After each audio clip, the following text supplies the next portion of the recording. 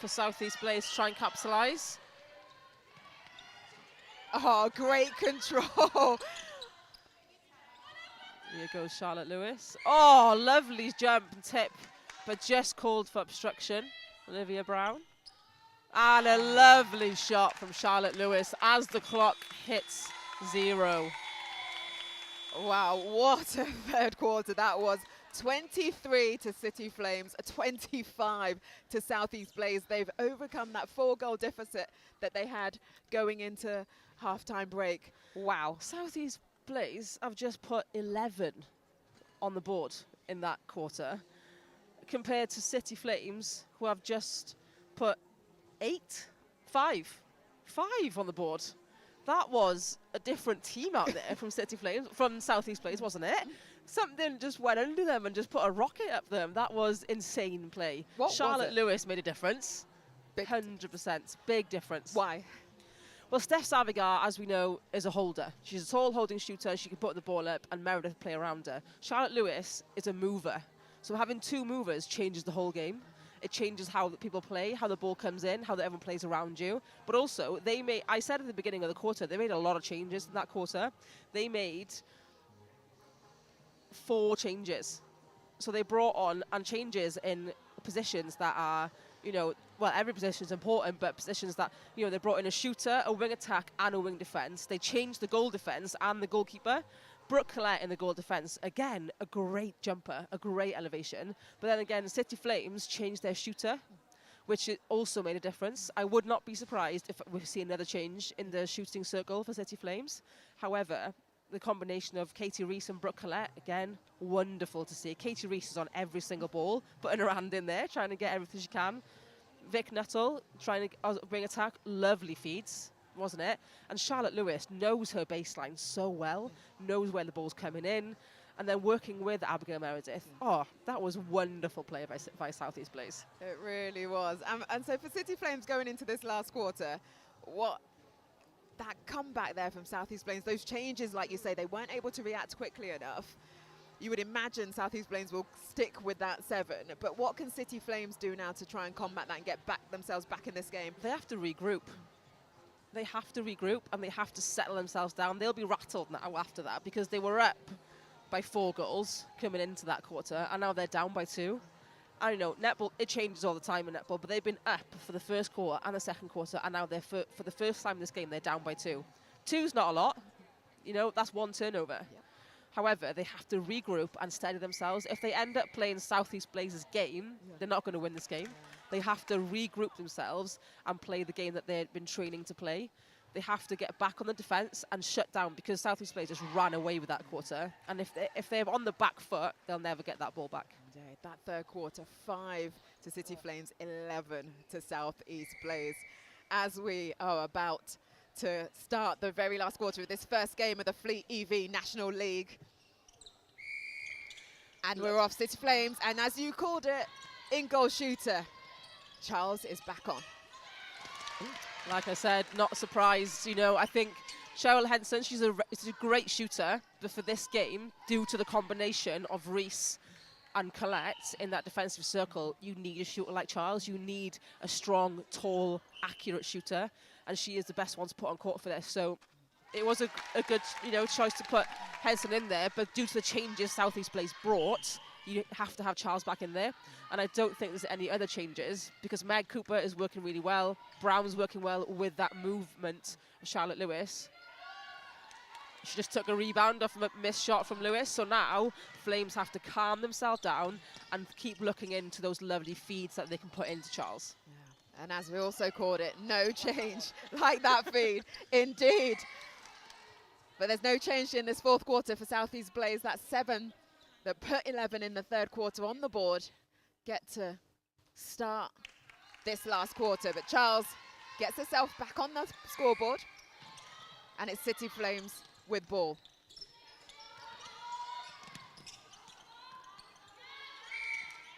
Bell was looking in, but just getting a little bit too close, Lauren Snooks. Katie Reese pulled for contact on Charles. Oh, and it just goes in. Even Charles almost wiped her brow with relief. Creeps in, doesn't it? Crept in.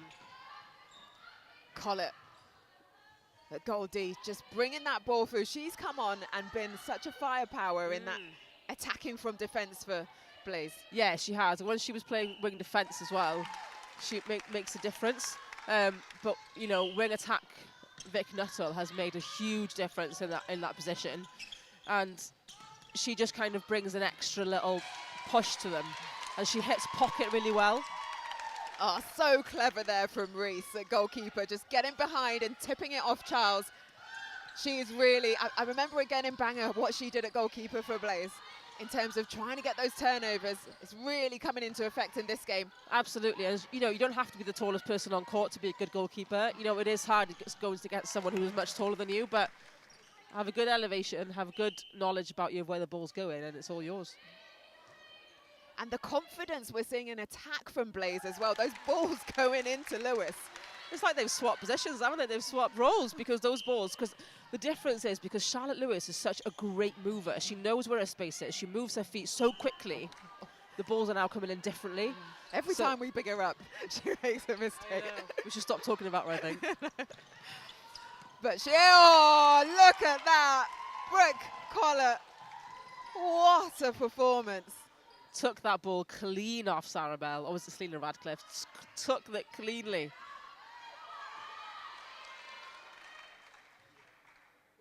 What a high shot there from Lewis. Just wasn't able to go through.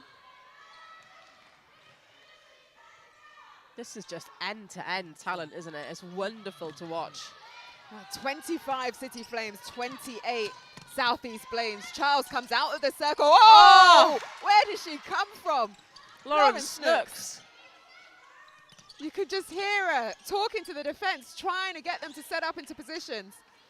Making it so hard for City Flames to get that ball into the circle. I know, and this is what's better now for Southeast Blazers. They are shutting it down at every stage. There's someone there, arms over ball. There's someone over every single player. Look at that. Oh. Hayward could not get that under ball, so she had to do something different. Yeah.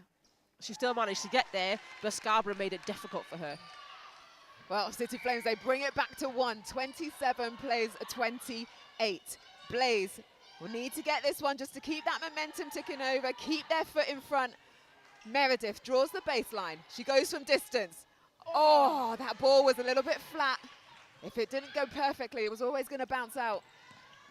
Flames, every time you think they might be crumbling, they come out with a little bit more firepower. I know. And even bring the ball up the court. Olivia Brown picked up Charlotte Lewis off the floor whilst going for a ball.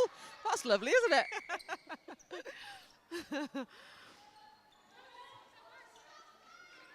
Oh, Sarah Bell shouting to her team. That is their ball. Play it before the Blaze girls get back, but they got in position very quickly there, Southeast Blaze, all 4 of them. And Charles capitalises. We're level again. 28 plays 28. 5 minutes left of this first match. Fleet EV National League. What a way to start the day. Oh, what a way. Well, if we weren't awake when we got here, we're definitely we're awake now. Oh, and Charles takes City Flames back into the lead. Southeast Blaze need to score this to stay level. And City Flames that just urging for a turnover. Lewis takes her time. Oh, wonderful high shot. With all the pressure from Olivia Brown, she's still got it over the top. To go up 1, here goes City Flames. Taking their time, playing the ball around. Just getting a little bit too close for comfort. Lauren Snooks at wing defence. Tasha Charles is setting up for that feed. There it goes from Hayward. Yeah, when it's to the edge of that circle and she's on that hold, it's all 100% going in, right? You're not going to stop that. No. You're never going to stop it. So 1 goal up again for City Flames. Blaze, MecTech and the Print Company sponsoring them for this season. Contact called from behind on Tizzy Birchhurst. Oh, lovely little pop from Meredith to Lewis. Oh, and look at that hold from Brown. She was urging for a 3-second call on that from Brown. She has a great lean.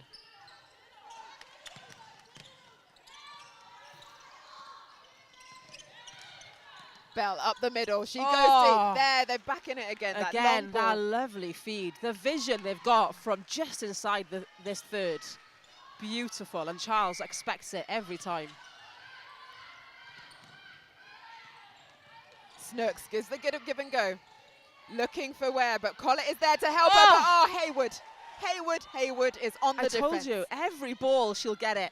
Lovely, lovely turnover by Elise Haywood. Straight into Charles. Little step. And the Diners netball player links into that attack to find her teammate shooter, Charles. Oh, Katie Reese, unfortunately. Ooh. Contact against Katie Reese. Ratcliffe quick to take that penalty pass into her teammate. Charles scores. And now City Flames 3 goals up. Turned this around. Can Blaze stay in this game? 2 minutes at least on the clock, which is plenty of time, isn't it, as we know? Indeed, but they just missed that shot. Charlotte Lewis just missed that shot. So Flames can now afford to take their time a little bit and not have to rush it. oh, the Lovely reverse ball. no-look pass. Oh! Brooke Collette. Oh, we're loving this, aren't we? What a take from Brooke Collette. Read that feed. So good. So good. And Lewis rewards her down at the other end. 2 goals the difference. 1 minute 40 on the clock. Left of this first game of the Fleet EV National League. Reese trying to get that ball, but strong hold from Charles. And South East Blaze needed that goal because it was their centre pass, so they needed it. But they've just lost that ball over the side. And a call for obstruction, so Selena Radcliffe will have another go. Yeah, she just took her time, didn't she, to set up the penalty. She knows. She knows. She knows. Blaze on the centre pass. Everyone's putting so much into every ball. There's bodies flying everywhere. Meredith comes through the top at goal attack, finds her teammate on the baseline. Nice lean there from Brown again, but so good in terms of getting that ball through Elise the net. Haywood Lewis. taking her time with 50 seconds, 45 seconds. But breaking on the centre pass.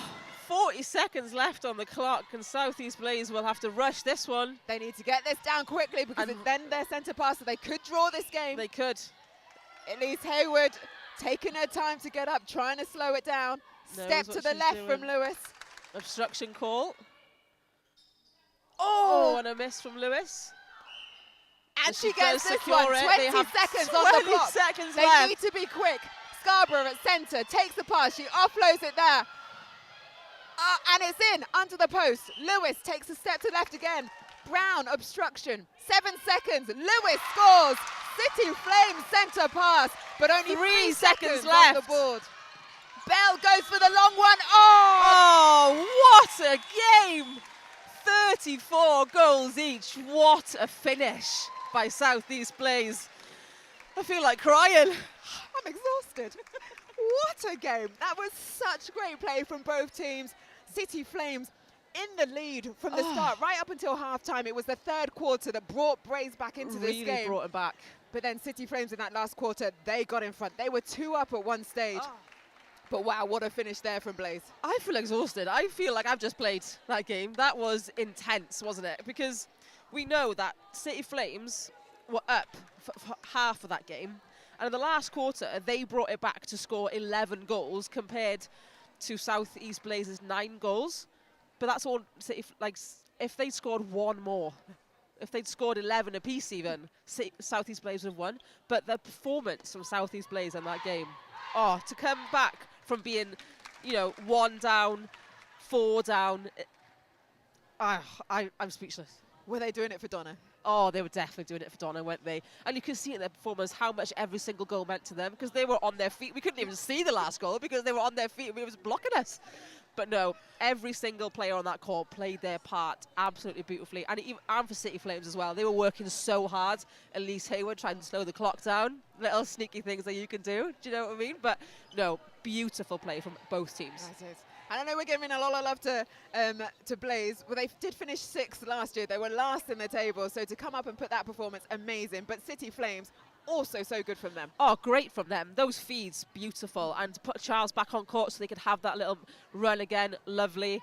You know, the work in the defence, the defensive work was so good. There was turnovers, there was tips, there was taking ball cleanly without everyone even noticing. It was just every single player on that court, both teams, wonderful.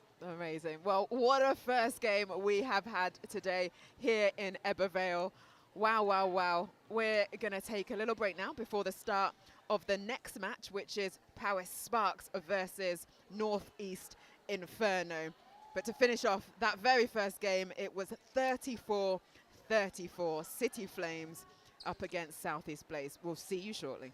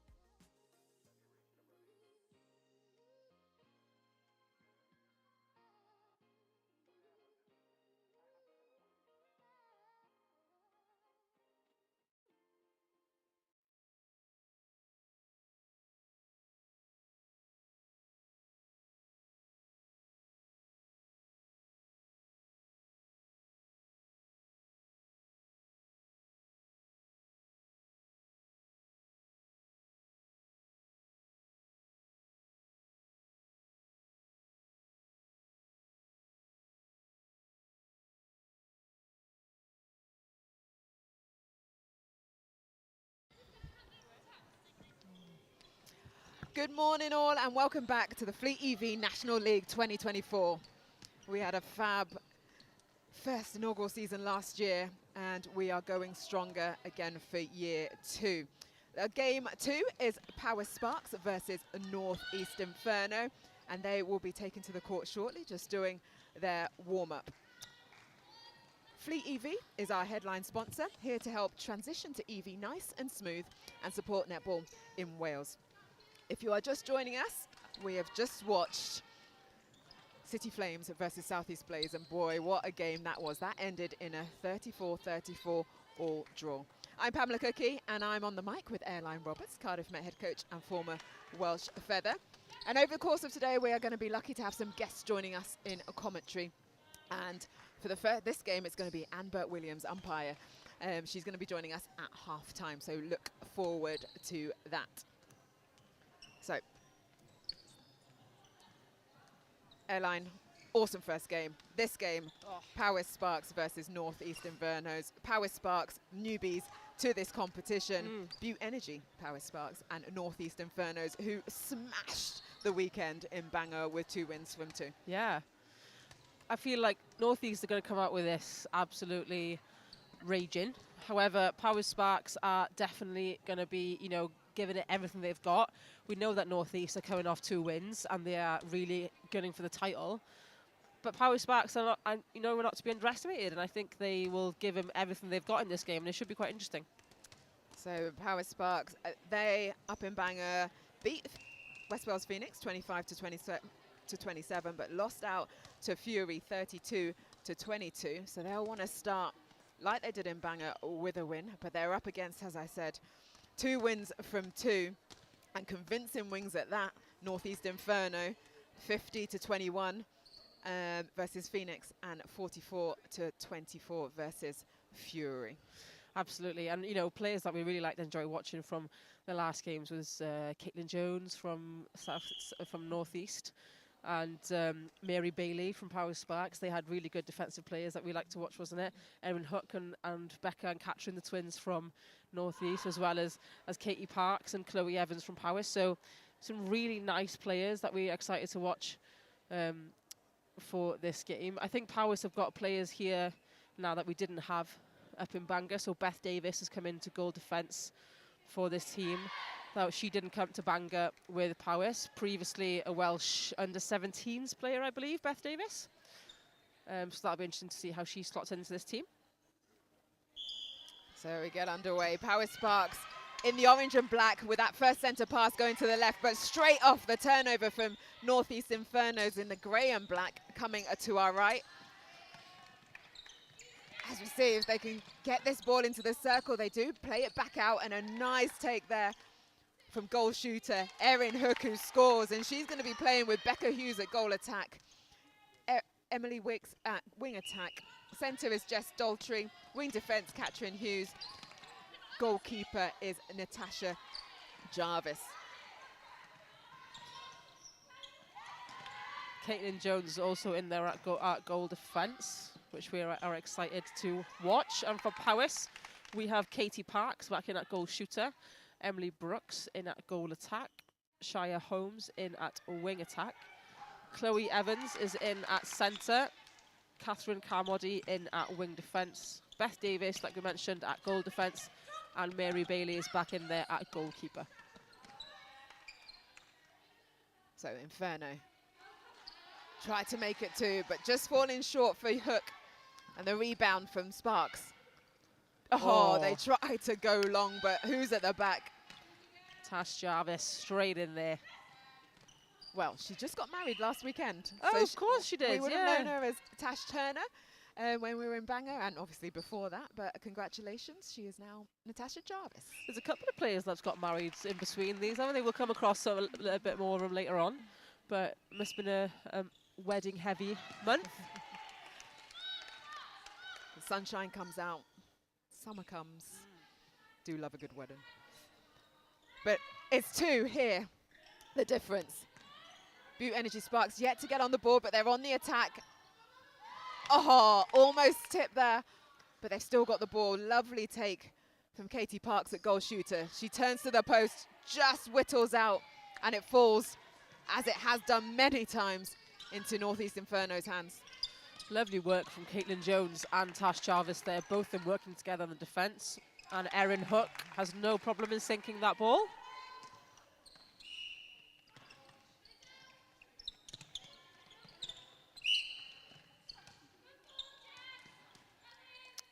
And Mary Bailey now being called up for obstruction. Hook takes a step in, this time straight through, no questions asked. 4 now on the board for Northeast Inferno. Sparks just need to take a little bit of time building that ball up. Forcing that ball into circle, I think, is not working for them. They need to hit circle edge better, because we know that Tash Jarvis and Caitlin Jones both have really good range and elevation, so they need to work a little bit harder to get the ball to circle edge.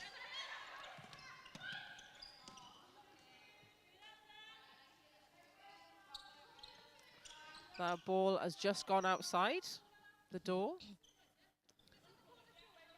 I'm not going to have a change this time. We'll keep using the same ball.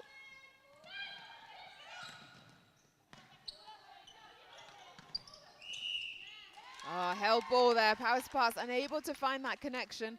The defensive pressure. Defensive, not defensive. From Inferno on it. So quick to get this ball into the circle. Hook takes a step to her left. Oh, a nice follow through on the shot. No problem for Erin Hook. Back on the ball for Northeast Inferno. Lovely work. Just working their option in. And Becca Hughes at goal attack. Twin sister is playing wing defence. Katrin Hughes. Just in case you think one of them's offside.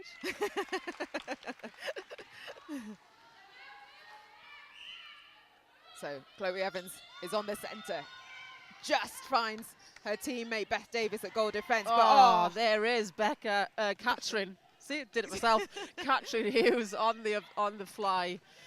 Great vision, Katrin Hughes. And she's such a workhorse, isn't she? She's constantly, she plays centre, she plays wing defence, she probably plays wing attack. Great player. Nice front hold there from Hook. And Inferno now leads 7 goals to 0. Coming to up to 5 minutes left of this 10-minute quarter that we're playing throughout today. 8 goals now on the board. Power Sparks yet to put a goal on the board. Lovely run there, though, from Chaya Holmes. On the baseline. Opportunity now. Oh, but just rolls what a off. take from Jarvis. That tip off this pass.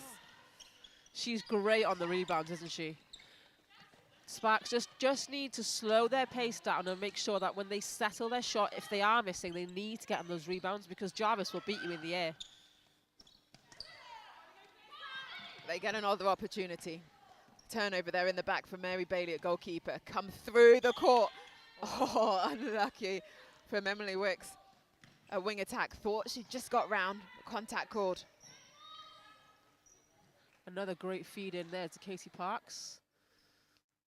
And she's missed again. that ball again. Has just gone over the net. So Northeast Inferno. Oh, long ball attempted by Katrin Hughes, but Mary Bailey was right on there for the fly. Bailey is then there a couple of times now. This time now, can Power Sparks make it count? Yes, she does. Katie Parks gets the first goal on the board for them here in Ebbw Vale. 1 to Sparks, 8 to Northeast Inferno. Northeast Inferno are that type of team as well that make goal difference count, don't they? They really want to get the goal difference on the board. So even though they're up by 8 goals now, playing 9-1, they won't take the foot off the gas. They will keep putting goals on, because they know that goal difference counts at the end of the day. Yeah, we have seen that play apart, and you're right. In Bangor, they put 50 on the board against West Wales Phoenix, 44 on the board against Northwest Fury. They did not hold back. Unlucky tip there from Caitlin Jones. What makes them so good? I think it's the way they are combined together as a team. So you've got, you know, it's not just the fact that they are individually good players. Oh, lovely interception by Mary Bailey. That was insane. She is really trying to get her team back into this game with those Yeah, turnovers. but she was on fire in Bangor as well, wasn't she? She was great in Bangor. But back to North East, they are individually really good players, but you can't have a team full of individual players. You have to have a team that's a team of 7, and as well as a team that works well in their combinations within their disciplines. So you have a good team of shooters, a good team of mid-courts, and a good team of defenders who can work well together as well as work together as a team. And North East Inferno have really nailed that together. And credit to their coach, because they have really worked on gelling that team together. Really much, because they're from different teams. Like you've got some from Chester, you've got D-Side Netball Club, you've got Man-Met University, Chloe Morris, who's currently on the bench and played for Manchester Thunder under 21s. You've got Mould Netball. So to be able to bring that together, so Lowry Barker, head coach, doing a good job. She is, and she's a previous player herself. You know, she played in the Wales age groups, so she really understands high quality netball. And it's really nice to see that no matter where you play club, when you come together, you can it's quick to understand how someone else plays. So it's nice to see that other people can watch someone like Erin Hook play with Becca Hughes and be like, right, that's how she plays, this is how I should play, and the combination work well together. You can't be a good player by being just one player. You have to be able to play together with a group of players. Netball, the ultimate team game. Oh, the ultimate team game. You could be a star if you're a winger in rugby, because you can just run the ball. There's the other 15 players can just play around you, but you can't do that in netball.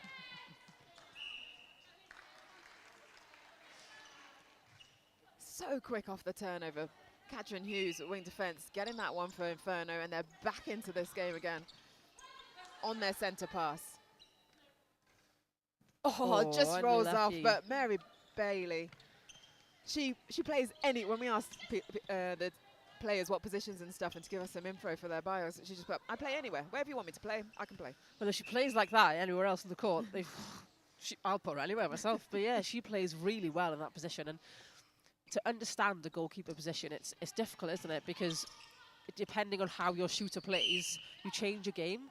I know it's the same through court, but mostly if you have a wing attack who just runs, you just run around with her. But if you have a shooter that's holding, shooter that's moving, does a little bit of both, might not come out, might come out, you have to change up your game constantly. And she does that really well with Hook, because Hook sometimes will just stand there, expect the ball, put it in. She'll quick run out. She'll do a little steps around. So she's a mover, but also a holder, which is a really nice thing to have. What a goal on the buzzer. 2 for Butte Energy Power Sparks to 15 for North East Infernos. They have really picked up from where they left Bangor up in North Wales in May. They just don't stop, do they? They're like a machine. And if they keep going, you know, they could hit 60 for this game. Yeah. That's even more than they played in Bangor. Yeah. So 50 goals in Bangor, and they're on track. If they continue, like you say. If they put targets on, I'd be like, right, let's hit 60. Yeah. Because if you put targets for every quarter and they hit 15 in the first quarter, why not? Yeah. Why not, indeed? From Power Sparks, though, really struggling to get this ball into their attacking third, and then under the post, yes, a couple of shots have been missed, but North East Infernos, they're getting turnover up the court as well. They are, and I think what's important for Power Sparks now, they have to keep their centre pass. They have to keep the ball that's given to them. 50% possession is given to them, and they have to keep that, and they have to capitalise on that. And if they can't score those goals, they've already lost that possession. So we can see that North East Inferno have taken their own possession and Power Sparks' possession, apart from 2 of them. So it's really important for them to keep that possession. And, you know, if you get the turnover, don't rush it. You have to be patient with the ball and don't force balls in if you're looking for an option. If your only option is to force the ball in, then try and reset it, because that force ball will never work against someone like Tash Jarvis and Caitlin Jones. It's not going to work. Indeed. Well, we didn't get a chance to introduce the umpires before the game started. You can just see them at the bottom of your screen. We've got Claire Williams and Pippa Barrow controlling this game. And they've been eagle-eyed on the court. Claire Williams, she's been to the Under-17 Netball Europe competition and umpired there.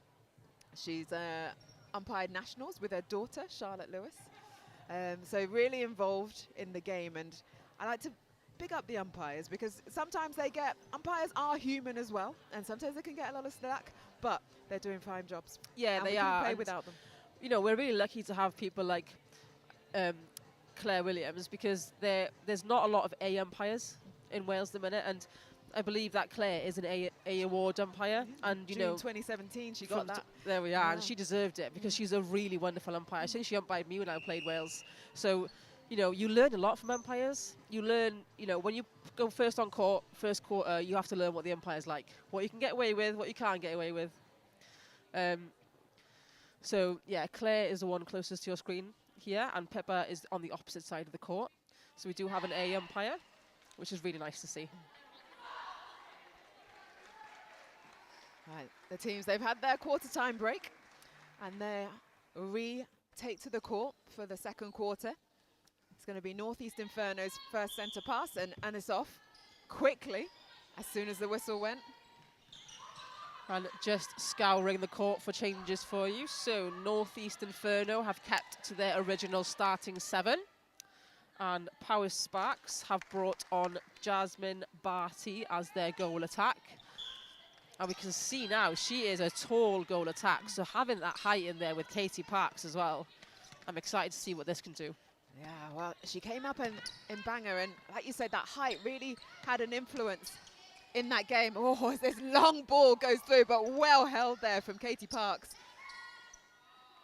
But that final feed in from Chloe Evans, just not in that right point. And you know when you've got a Northeast Inferno who are just blitzing this ball in different angles with such speed down the court, and have a shot like that on the end, you can't afford to make those mistakes. You've got to stop those balls, haven't you? Like, how do you stop that ball? 2 balls and they were down the quarter. So what you can't afford to do is be slow in your transition from attack to defence. Once you lose that ball, your transition to defence has to be sharp and it has to be quick. You can't dwell on the fact you've lost the ball, and you have to be on your 3-foot guard. You have to be shutting down. You have to be tracking your attackers, because Northeast Inferno will just run and run and run. And what a take we've just seen from Katrin Hughes. She didn't even have to get the intercept. The pressure she put on by coming so quick up that court was enough to cause the fumble, and the ball back in Northeast Inferno's hands. But that's the difference between the two teams. The transition from Northeast Inferno, from attack to defence, is so slick, and it's so quick, and it's just textbook.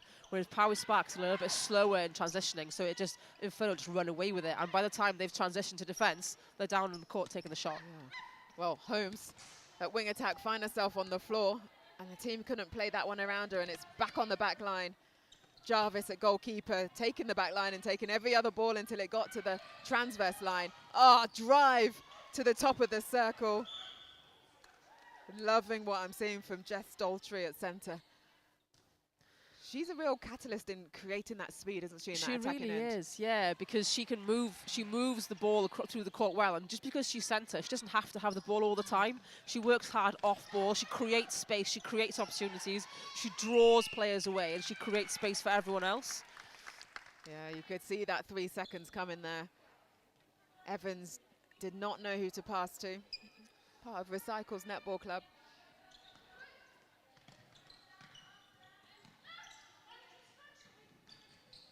And again, that just fast-paced, accurate passing down court from Northeast Inferno.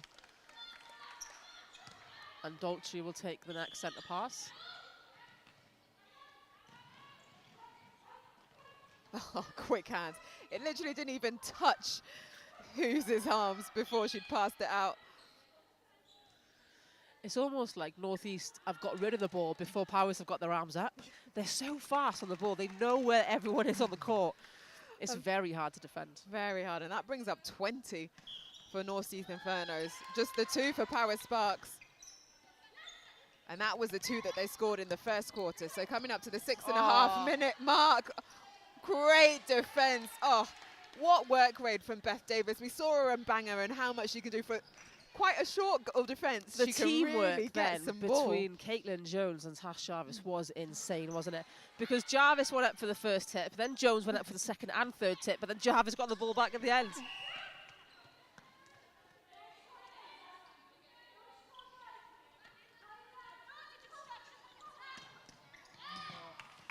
The pressure they put on that feed. So the feed is coming in from quite a while out. Again, they need to hit, Powys need to hit circle edge for that feed to be accurate enough, because Jones and Jarvis will just run into the space, and then the shooters are confused then about when the balls come in. It's very well executed.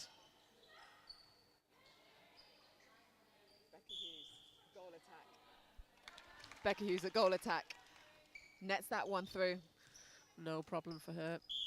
For those new to this league, tell us, Northeast Inferno. Oh, nice work there, Mary Bailey. Wants me to shush.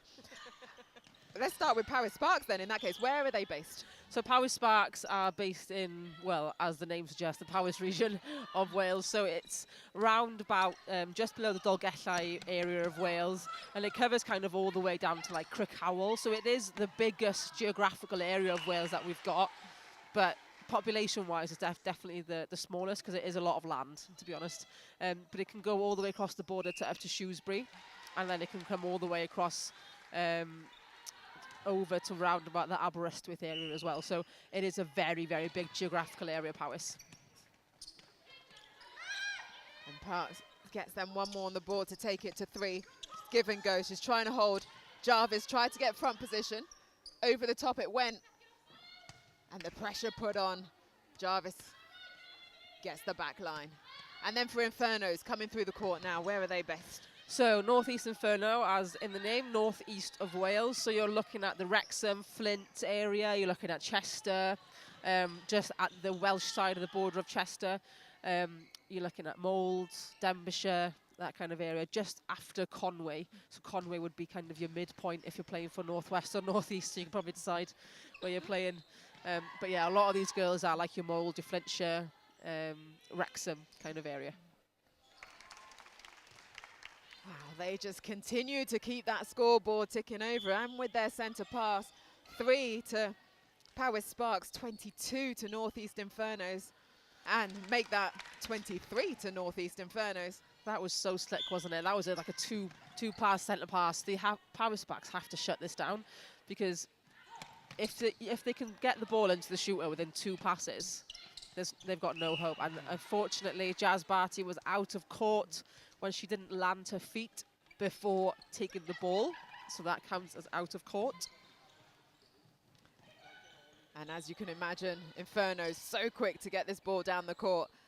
A few bounce passes to get under the defence, and oh, she just keeps ticking that scoreboard over, doesn't she, Hook?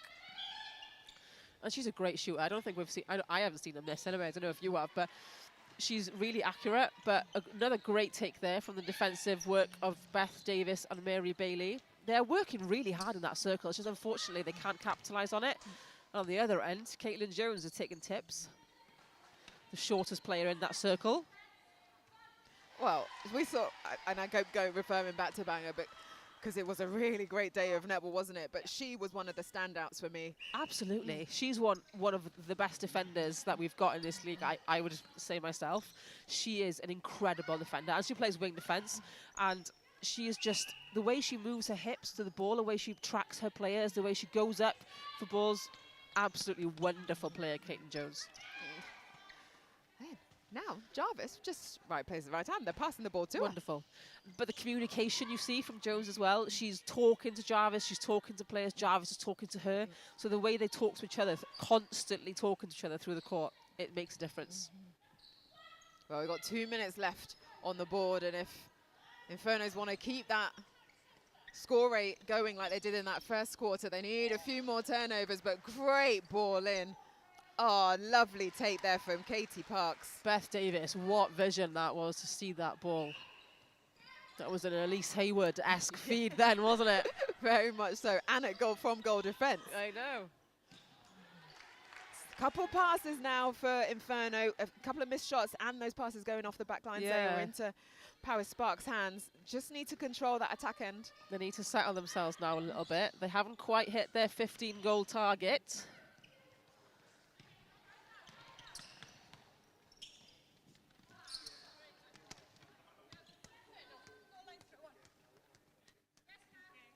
Inferno will now take the sideline and goes across court to Daltrey, back to Jarvis. Again, Caitlin Jones being a playmaker in there. Lovely ball. Daltrey just sped down court then to hit circle edge. With 50 seconds left on the clock. And Infernos take it to 25-5. So a better quarter for Paris Sparks. They've got 3 on the board so far with 40 seconds. But when you've got that woman at goal defense, Caitlin Jones. What can you do? And when you've got Hook as well, she's going to take that and punish you. 26 seconds left on the clock. Northeast Inferno center pass. Bring it back to the circle edge. But a mistake on the back line. Paris Sparks, 13 seconds to bring this ball through the court. They go long. Oh. Nice. Oh, just can't keep her foot. Oh, but she does get the ball. Katrin Hughes did see the feed, wasn't quite there. 26 plays 5. Not as many goals on the board there for Northeast Inferno, so they did keep them to a lower score. So they were, well, if I'm thinking they were aiming for a 15, but you never know. But they did get 11, so they did go over the 10-goal mark. And Paris Sparks scored 3, so a better quarter for them. Definitely Much improved. As you say, not as consistent in that scoring rate for Northeast Infernos, but still so good coming through that court and making it so difficult for Paris Sparks, especially in that defensive end. Those turnovers, it was through court, the whole 7 were on defense. Absolutely. But they were just bringing them in. Constantly bringing them in, and you see Paris Sparks are trying so hard to try and stop that ball, but they're just too fast, aren't they, Northeast? They're so fast in bringing that ball down court. Before you've even turned your head to put your arms up, the ball's gone. And they're so accurate in the way they put the ball up. And we've talked about Jarvis and Jones and how their communication is great in that circle. So all through court, Northeast are on fire. They are on fire indeed. And just as you can see on the screen, these are the games that we have got coming throughout the day. We've seen City Flames play Southeast Blaze. That was a 34-34 all draw. And now our second game is Paris Sparks versus Northeast Infernos, and it's Northeast Infernos who are leading the table, that are on 26 to Paris Sparks 5. So I mentioned it earlier before the game starts, we've got some nice guests coming in to join us in the studio, and our first one is the amazing umpire Anne Williams. And you're an A award umpire. I am. You've yes. umpired at Netball Europe. And you've just done some amazing things in netball, and you're so well respected in this games. Why did you become an umpire? I think originally it was basically because my club didn't have anybody, and I think that's how it starts a lot of the time, is we need an umpire in the league who fancies doing it. And, you know, I just thought, oh, I'll have a go at that. And it's something that I did from, I mean, I'm getting on a bit now. And no, it's something never. yeah, absolutely. And it's something that I did from probably early doors, but then only stayed at a lower level, as a C level, and it's not low level, but I only stayed at a C level for a long time. And if anything, I would say now is push forward for that, you know, a little bit sooner if you can, because I didn't get my B award until maybe after I'd had my children, and then A award was a lot later than that. So I think if I'd say anything is, you know, have a go at it, come on a course with Wales Netball, and you know, when we do the courses, we get everybody like sort of blowing the whistle straight away, try to get some confidence in there, and you know, hopefully you'll enjoy it, and then move forward from there. Indeed. Well, A award is the top you can have in umpiring officiating, so awesome work from you. Did you play as well before you umpired? Yeah, and I still do. And you still play? Yeah. What position? Wing defence centre. So a couple of my teammates are Northeast Infernos. So yeah, and I still do. So I don't know how long that will last for. It's a lot of hard work, isn't it, those positions? You have I to learn a know, lot. Absolutely. Nobody wants to play wing defence for some reason. Why is that? All I'm the always hard watching work a wing without the defence as an glory. umpire, so maybe that's why. Yeah. So yeah. really just come on and try it. You know, if you think you've got an interest in umpiring, we're trying to really make the pathway in Wales netball here, trying to make it accessible to everybody, and for us to move forward. So thank you for asking me to be part of it. Cool. So you're going to stick around with us, though, aren't you? I'm going to stick around with you for Amazing. these 2 last quarters. Yeah. Great. It'll be great to get your insight from an umpire's point of view. Absolutely. Fabulous. So the team's about to take to the court. Powys Sparks with the first centre pass of this third quarter after the half-time break, and they're off. Just looking at the court for you again, looking for any changes. And we are seeing a lot from both teams, I believe. So, goal shooter for Powys Sparks is now Jasmine Barty. Mary Bailey has gone into goal attack. She did say she plays anywhere, but let's see how she does in the goal attack position.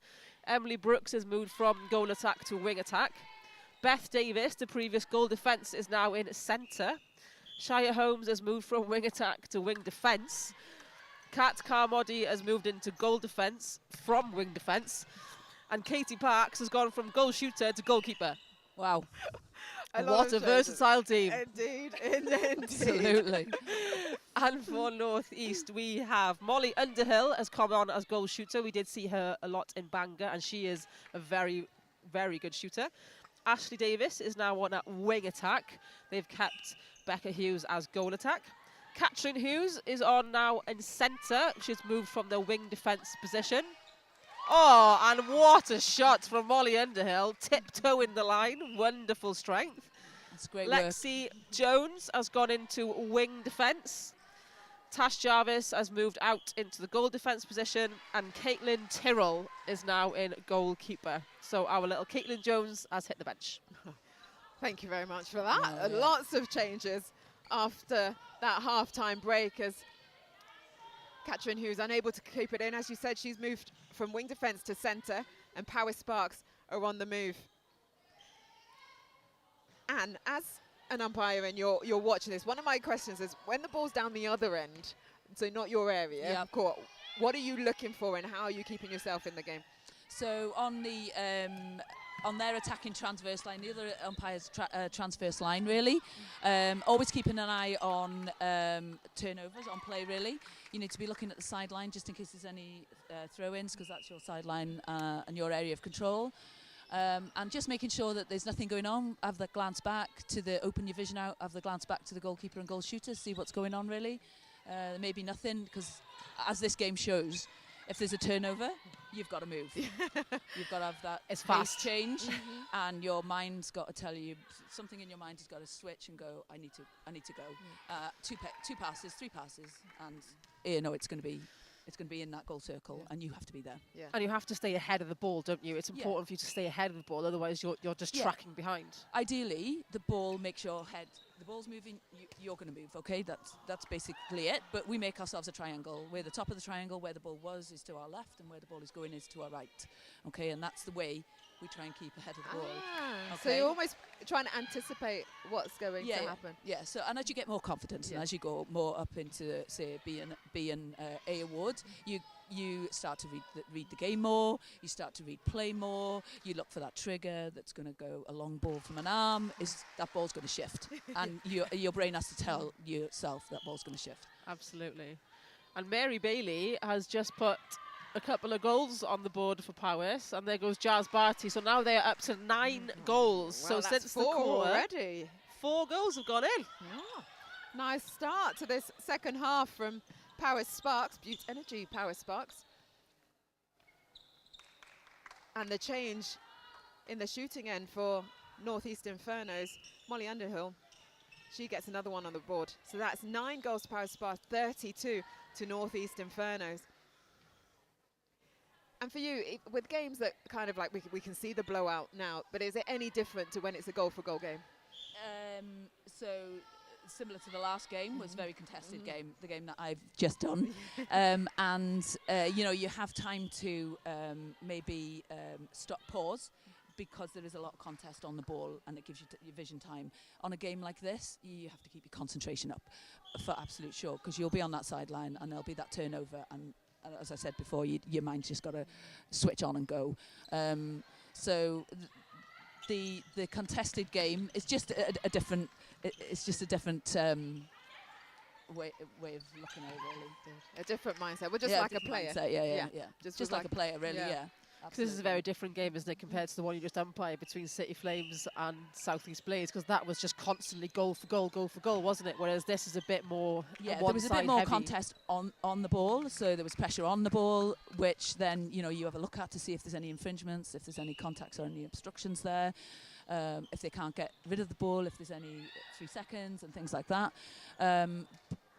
So it gives you that little bit more time to pause and think and make those triangles that I was talking about. Think about where the ball is going to next. Where are the players driving to? If they're driving to the far channel, as we call it, into the pocket, then you need to make a move because you need to get to the other side of that goal circle sort of earlier. Nice. So it's a different type of game. It's a lot to think about, isn't it? You need to be prepared for both. To think about in 3 seconds. Indeed. It is a lot. Indeed. And Katie Parks, she was a goal shooter. She's now moved to goalkeeper, just getting caught on that contact. But that quick rebound from Molly Underhill gets another on the board for Northeast Infernos. 9 plays 36, coming up to the 4-minute mark, and looks like there's another change happening for Infernos. Chloe Catherine Morris comes off, and Chloe Morris is heading into the centre position. She was just warming up next to us here. Chloe Morris from Manmet University. She was a Manchester Thunder under 21 when she was just 16. So a young star now coming in at centre. She makes that drive to the top of the circle. Oh, good strength to hold and not go offside. But that quick ball in from Ashley Davis, just not quite ready for Molly Underhood. I believe Power Sparks have also made a change during that stoppage, and they've brought Chloe Evans back on into wing defence. And when, even umpires have to think about it when you bring a different player on, because you've been reading the game from an umpire's point of view for the past, maybe 5 minutes or so, and then a different player can change that dynamic completely, and then you have to then reread the game and see if it changes the triggers and things. So just constantly change your players, basically, is the answer to get around an umpire. Okay, yeah.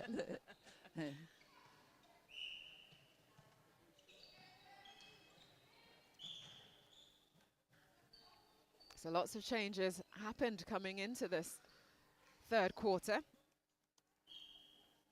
Both teams mixing it up. For Power Sparks, Airline, would it be, well, they'd only scored 5 in that first quarter, so we're needing to change up how they brought that ball through the attacking end.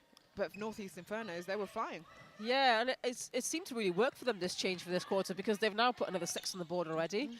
And, I don't know if it's the change in the attacking or the defensive or just through the whole court, but together, because, Beth Davis is a force in that centre position. She's a great defender, but she can also attack really well. And, maybe bringing Mary Bailey into that goal attack position has really changed it for them, because like she said, she can play anyway. But it might be that, add in Katie Parks into that goalkeeper position, whereas we know Mary Bailey's effective there, but it's where players are most effective, I suppose, against different kinds of teams. So if you have such a versatile team like Powys, it's where that player is most effective on the court, and I suppose this is it for them. Yeah. Well, you talk about versatility. So Beth Davis was goal defence, she's gone into centre. Yeah. You had Katie Parks was goal shooter, went to goalkeeper. Yeah. You had Mary Bailey, goal defence, went to goal attack. Yeah. I could go on. Yeah, you've got Chloe Evans, centre, went to wing defence. You've got, it's Kat Carmody went to goal defence and wing defence. I think everyone just kind of shuffled up a position. Or flipped. Or flipped completely, yeah. Or flipped completely, yeah. It's, if you've got a versatile team that can do it, and it changes up their game, because it's obviously worked for them. They've doubled their score. Well, exactly that, exactly that. So in these tight moments here where you're in the circle, there's lots of legs, lots of arms, everyone in there. How do you try and differentiate between who's going off the ball and who's there in front? So it's all around interference. Players got the ball. Is there any interference on that you need to think about, whether it's impacting upon like a turnover or anything like that? we encourage umpires to get back as far back as possible to use their peripheral vision, and that opens it out a bit, and then they'll see a lot more as to, and we encourage as much advantage as we can. As players, you'll know from your playing time that, you know, if we can play advantage on the set plays and things like that, then it's really advantageous. So we try not to do too much in the circle, but you know, it works, especially from the outside of the circle. You know, those wing defences that go offside in the circle, nothing worse. You know, you guys. So yeah, step back as much as you can, open up your vision, and see as much as you can as to what is interfering and what is impacting with the play. Oh, unlucky there from Beth Davis, right on the whistle. She thought she got a clean turnover, but she was just offside. Well, that third quarter ends 12 to Powys Sparks, 42 to Northeast Infernos. Like you were saying, Airline, a much better start from Powys Sparks in that quarter. Scoring 7. They've put a lot more on the board, haven't they? They've really built in that quarter, whereas Northeast Inferno put, what, 18 goals on the board? So they're building, they are building. They've kind of hit back up to their target now, but Powys Sparks definitely made a difference, those changes for them in that quarter. I don't know what the significant change was, maybe it was all of them. But again, Northeast Inferno are so quick, they're so slick, they're so accurate on every ball they give, so shutting them down is so difficult, but you have to capitalise on your own ball to even get a chance in getting into that half score. Indeed, right, like I say, 15 for Northeast Inferno that first quarter, just 11, I say just, in the second quarter, and now back up to 18, so keeping on track to maybe hit that 60 that you said. And since we got you, I want to ask, quarter times and half times, so players, as a captain, used to come over and have a little chat with the umpires just to kind of, you can only, you tell me how you can clarify, but you can't give advice or coach, obviously. Yeah, so basically what you're asking them, what you need to ask them is, what rule are you clarifying, really? They'll want to tell you that she's grabbing me here, or she's doing this, or she's, you know, so it's tricky for umpires in that situation. So really you want to know what rule are they clarifying? Are they clarifying the obstruction rule? Are they clarifying the contact rule? And you know, the players probably want you to say, oh, I'll look out for that. But actually, you know, we umpire what we see when we see it. If we're in the right place at the right time, which is a massive thing with umpiring, you need to be there at the right time. And to be fair to the players, that's what you need to do. And moving on, so if they might say, oh, she's raising her arms or something, so she's obstructing off the ball, then I would say, oh yeah, I would say something like, a player can't obstruct off the ball, and you know, I won't say I'll look out for it, but I'll say I'll make sure I'm in the right place at the right time to see if that's happening. Yeah, nice. But you mentioned like communication is key in an umpire as well. Yeah, absolutely. So have that quiet word with each other, and the players, just keep that communication going all the time, because everybody just wants a nice, skillful game where the umpire is in the background as much as possible, really. Yeah, sure. Yeah, some of the best games you don't even recognise or see, absolutely, hear the umpire, because they've controlled it so well. So we're off again for the last quarter of this second game of the Fleet EV National League. Powys Sparks were able to get a few more on the board in that third quarter, 7, as we were talking about earlier, Airline. Any changes? Yeah, we are looking at some changes again for Powys Sparks. We have taken Mary Bailey off goal attack and put it on Misha Jackson. Leah Jackson has come on to centre. Don't know if there's any relation there. Wing defence is Melissa Mayers, and goalkeeper is now Becky Mumby.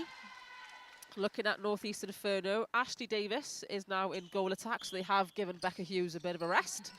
Chloe Morris is on at wing attack. Jess Daltrey is back in at centre. Caitlin Tyrrell has moved to wing defence. Caitlin Jones is back in at goal defence, and Lexi Jones is in at goalkeeper. So lots of changes in this game from both sides. Trying to give as many players as possible some court time. And it's Inferno with the ball in their circle.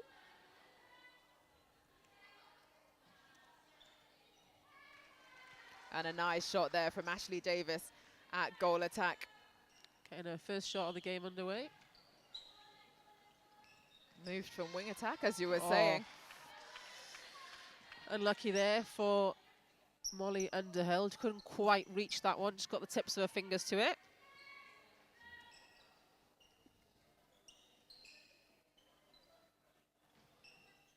So you just see this setup here. See how Northeast Inferno's always constantly moving, trying to confuse that space. A little bit of off marking going on, so not man on man, not tight to their player. But it's not quite a zone either, is it? It's not quite one or the other, but the way that they are defending is so well. They set up these little defensive setups really well. They almost like have a little diamond effect defense going on, and they keep their players either on the outside or they're all on the inside. And it's really effective. Oh, nice. Deep ball in. Oh, Barty unable to convert. But Paris Sparks still have ball in hand. Ashley Davis at wing attack. Emily Brooks, sorry, at wing attack. So many changes. And there goes Barty for the first point on the board for Powys. So that they are now on play 13, plays 45. Another long ball in. Two-handed pass. And overcooking that, Jasmine Barty. Newton and District Netball Club. She's coming now. She's kind of that target shooter in there. She is the tall one in there now. And Misha Jackson right around her.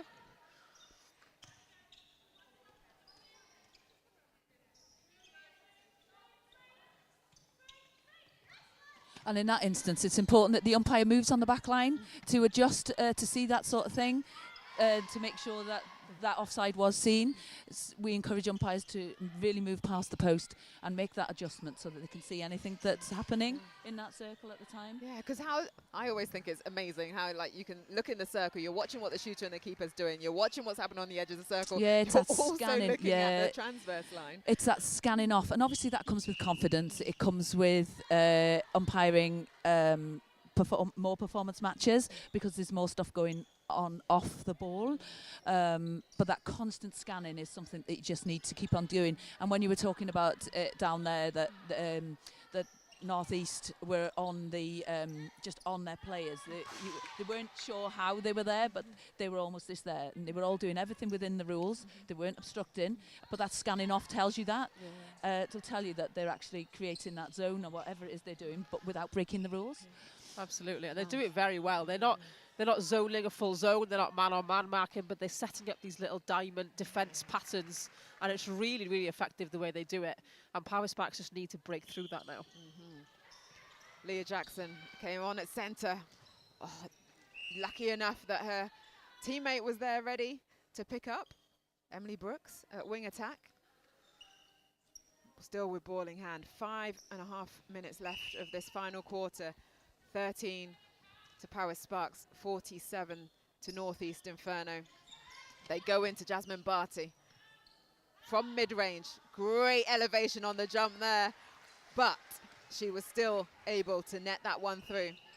Lexi Jones at goalkeeper, giving it all. Oh, and Chloe Morris just gave that ball right into the hands of Melissa Mayers. I believe that was just a miscommunication between the Northeast girls. So Leah Jackson will take the sideline ball. So Anne, whilst we've got you, can you just tell budding umpires what the pathway is for umpiring in Wales? Yeah, absolutely. So our first, their first protocol would be Intro to Umpiring, which is just an online course really that they can take that gives them some confidence to go out, to go to their training sessions with the whistle and know the basics of footwork, the less technical things that are happening, contacts, obstructions and things like that. And then hopefully they would then come on, that would sort of spurt them on to come on to a C Award course. And that is, we now do, since COVID obviously it was tricky, but we now do insist on some face-to-face contact. So we'll do 3 hours online theory and we'll do 3 hours on the court, which is invaluable, absolutely invaluable when you're talking about positioning and timing, the technical applications of the competencies that we require them to pass when they pass their C Award. And then again move on to the B and then hopefully just keep on going. You know, we try and get as many people through as possible. We need volunteers. As such, you know, we need our mentors. We need that system to be set up. We need everybody to work consistently throughout Wales, and we're getting there. And the numbers are getting up, so that's good. I think, Anne, you were there when I did my B award. You and Quite Pearl possibly. up in Quite possibly. yeah, up in the north. Yeah. So Nice. one of my mentors. Ah, you see, I love that. Giving back to the youngsters. I'm going to call you a youngster. Absolutely. I'm young. Of course you are. A lot younger than me, anyway. But exactly that. It's what we need. People like you that are so generous with your time and with that knowledge after you've worked so hard to get up until that Yeah, level. I think it's important to give back. Absolutely. I mean, we have to see umpiring as a discipline in a way, as a sport. You know, I have to work hard at my fitness to be in the right place at the right time for games like this. Yeah. You know, You can't just turn up on the day, can you, and just expect to do it? You know, there's a Not- lot of warming up and stretching and making not sure really. that you're fit enough for I the game. class it as a discipline. Yeah. You know, if somebody says to me, "What do you do?" I'll say, you know, I ski, I walk, I run, I umpire netball. Yeah. It's part of that for Yeah. me, really. Defo. Good on you. Because like we always keep saying, we can't do it without our umpires. Well, Can't run the game without you. we would try, and it would be anarchy. It'd be chaos. Sometimes still is anarchy. Oh, well, Northeast Inferno just keep turning the screw. 54 on the board with just under 2 minutes left to play of this quarter. We thought they might hit that 60 mark, but time might not be on their side, but still, it's going to beat what they did in Bangor. 50 was now their on highest score against West Wales Phoenix. 55 now, plays 14. So they've got a minute and a half to score 5 goals. I don't know if that's quite possible. No. Well, 4 goals now. 4 goals. I said they probably weren't going to make it, but with the scoring rate that they're doing, if they can get a quick turnover here off the Power Sparks, They might get centre another 2 pass. in. could get, I'm not quite sure, but the back line is on now. They got to be quick. Got to be quick. Goalkeeper Lexi Jones, she takes it, she goes long. Caitlin Tyrrell at wing defence. Oh, what a feed there, but oh no, who is it? It is Katie Parks. She doesn't want to get them to get that 60. We're in the final minute, but a 3 seconds called. Is it 1 Mississippi, 2 Mississippi, 3 Mississippi in your head? Elephants, whatever. Elephants. 40 seconds on the clock. It's one of the most favourite things that we do on the C Award course is tell them to get out their phones and see how close they can get to 3 seconds. Marshmallows. 30 seconds left, 57 on the ball. Underhill is found under the post. She nets. It's Inferno's centre pass. Sorry, it's Power Sparks centre pass. So I don't think that 60 mark is going to be made. But can Sparks get another one under their belt? Caitlin Jones again for that turnover. She's on fire. So good. Such a workhorse. They're You being can quick. tell 10 seconds. Can they get this? They're pushing, aren't they, for those It's goals? a score. They've got 6 seconds to get this back, but no one seems to be rushing. We're wanting it to happen.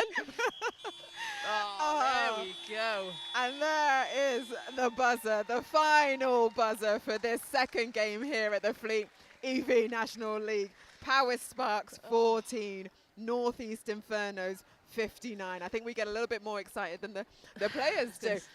Jess Daltrey knew she wanted to get to 60 and she looked at the clock and she went, oh. I think she was the only one that was even bothered, actually. That's more than a goal a minute.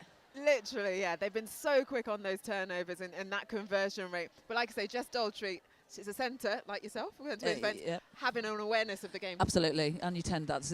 And then that said, the umpires also have that awareness. In a way, you're not clock watching, but you want to give them the most playing time they can. It's your responsibility to get back there, get that centre going, and to be able to move quickly to the reaction of the players. Really. So. Amazing. What did you think of that game? It's a tricky game, isn't it? I did one very similar at Bangor, which included Northeast Infernos, and I just realised that if you start to replay, then you make that move a lot earlier because that ball's going to fly. Yeah. And it's almost, unfortunately, as Power Sparks did give themselves, they did a really good second second quarter there, but you realise it's a game of 2 quarters, unfortunately. Yeah. Either you caught 1 or 3 or 2 or 4. So anyway, thanks very much for asking me to come on here today. It's been really interesting. Thank you very much for sharing your insight. It's been a real pleasure, and I know you've got another game coming up this afternoon. Oh, it's now, so you better go quickly and get ready. I will enjoy watching you. And we'll be seeing whether you're doing all the things that you've been talking about. Obviously, you will be doing. Thank you so much, Anne. Thank you. Airline, just a quick closure of that last game. For Paris Sparks, they had a great third quarter in terms of they put 7 on the board compared to the 3 in the first. Sorry, they had a good second quarter compared to the others. They put 3 on the board in the first, 7 in the second, 2 in the third, and then I believe 2 in the last quarter. 2 in the last quarter as well. Yeah, the third quarter was definitely their best quarter. All those changes came in, all the changes for North. A little bit. It can be quite disheartening when you see that score from Northeast, and then you're thinking, well, we're never going to get to that score. We're not even going to get to half, and it is disheartening. But like we've said throughout this, the whole competition is, you have to keep going till the end because you can get points. You can get points for coming within half. You can get points for, coming within 5. But if they just keep, but they did, to be fair to them, keep going. They kept pushing and pushing and pushing. It is hard when you do lose by that kind of margin. But credit to them, they made loads of changes. Every player gave everything they've got. And if you come off the court thinking you could have given more, then that's something you have to deal with yourself, isn't it? Indeed. You never want to come off the court thinking, oh, I could have done this, I could have done that. So you would think every player giving their all when they step out. As you said, you get 5 points for a win, 3 points for a draw, and 2 points for losing within 5 goals, and 1 point for scoring more than half of the opposition's goal. For Paris Parks, unfortunately, they couldn't do that in this games, but Northeast Inferno, they continue to roar on in their play. They are definitely the team to beat in this competition. Looking forward to seeing their next match when they do play City Flames later on this afternoon, so that'll be exciting. That indeed, that is at 3:25 this afternoon.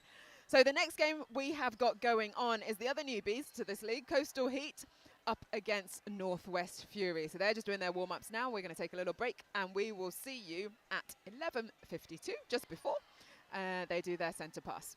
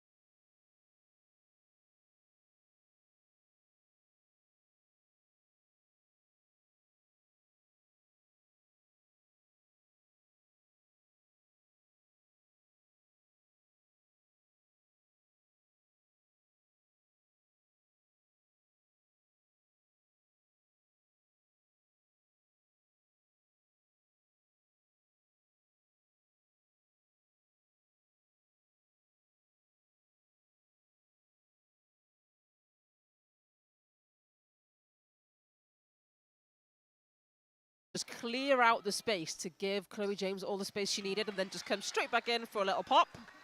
Really nice duo work. Beth Ann Phillips, she goes back. Oliver Smith at goal defence finds her again, and oh! Well disrupted in that defensive circle from Coastal Heat.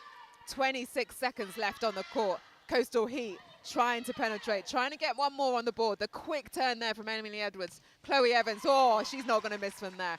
16 seconds on the board, and it's their centre pass again. Can they put another one on the board? 17 plays 12. They go through the middle. Oh, they want one. They want one. They definitely want it. 5 seconds, 4. Oh, just blows over. Match today, starting sevens for the teams that we're looking at now today. Valley Volcanoes are starting with Jade Balderson at goal shooter, Keris Reynolds at goal attack, Nick Cook at wing attack, Gwenor Davis at centre, a new player that wasn't with us up in Bangor, Sammy Joe in at wing defence, Caris Llewellyn back in at goal defence, and Tish Kidner at goalkeeper. Over for West Wales Phoenix, we have Lauren Evans at goal shooter, Hayley Lewis Howell at goal attack, Ellie J Jones at wing attack, Maddie Thomas in at centre, Jessica Thomas at wing defence, Emma Roberts at goal defence, and Josie Sivak at goalkeeper. Another new player that wasn't with us in Bangor who's joined this West Wales squad. Sarah, thoughts on games that's happened today already? Sorry, apart from your own. Yeah, so start off with our first game. Obviously, we had a draw with South East. Very close game. It was kind of up and down throughout. We took the lead, then they took the lead. A couple of changes made throughout the game, obviously to try and change things up, but it wasn't quite enough for us. We were kind of minute left, 2 goals up. Breaking call by myself, which I still haven't quite got over yet. And unfortunately, they did well under the pressure to bring the ball back. So yeah.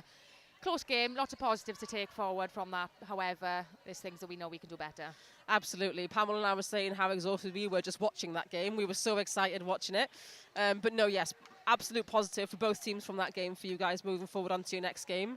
I think you are playing Northeast next, I believe. So Inferno. Northeast Inferno. Yes. Yeah, so you'll be watching their game against Powers Sparks that we just watched. Girls, coming off the back of that game, how are you feeling?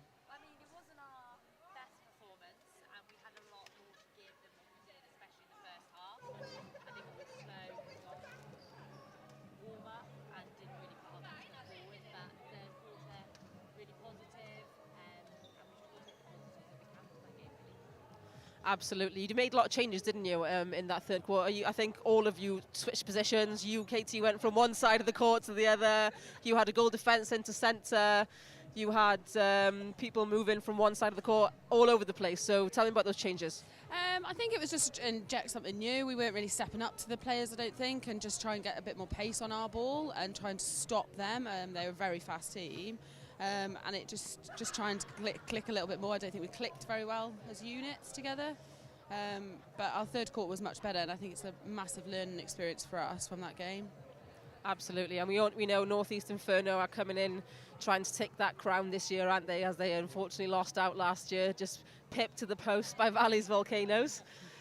But now we are just watching these two teams get ready to take the court.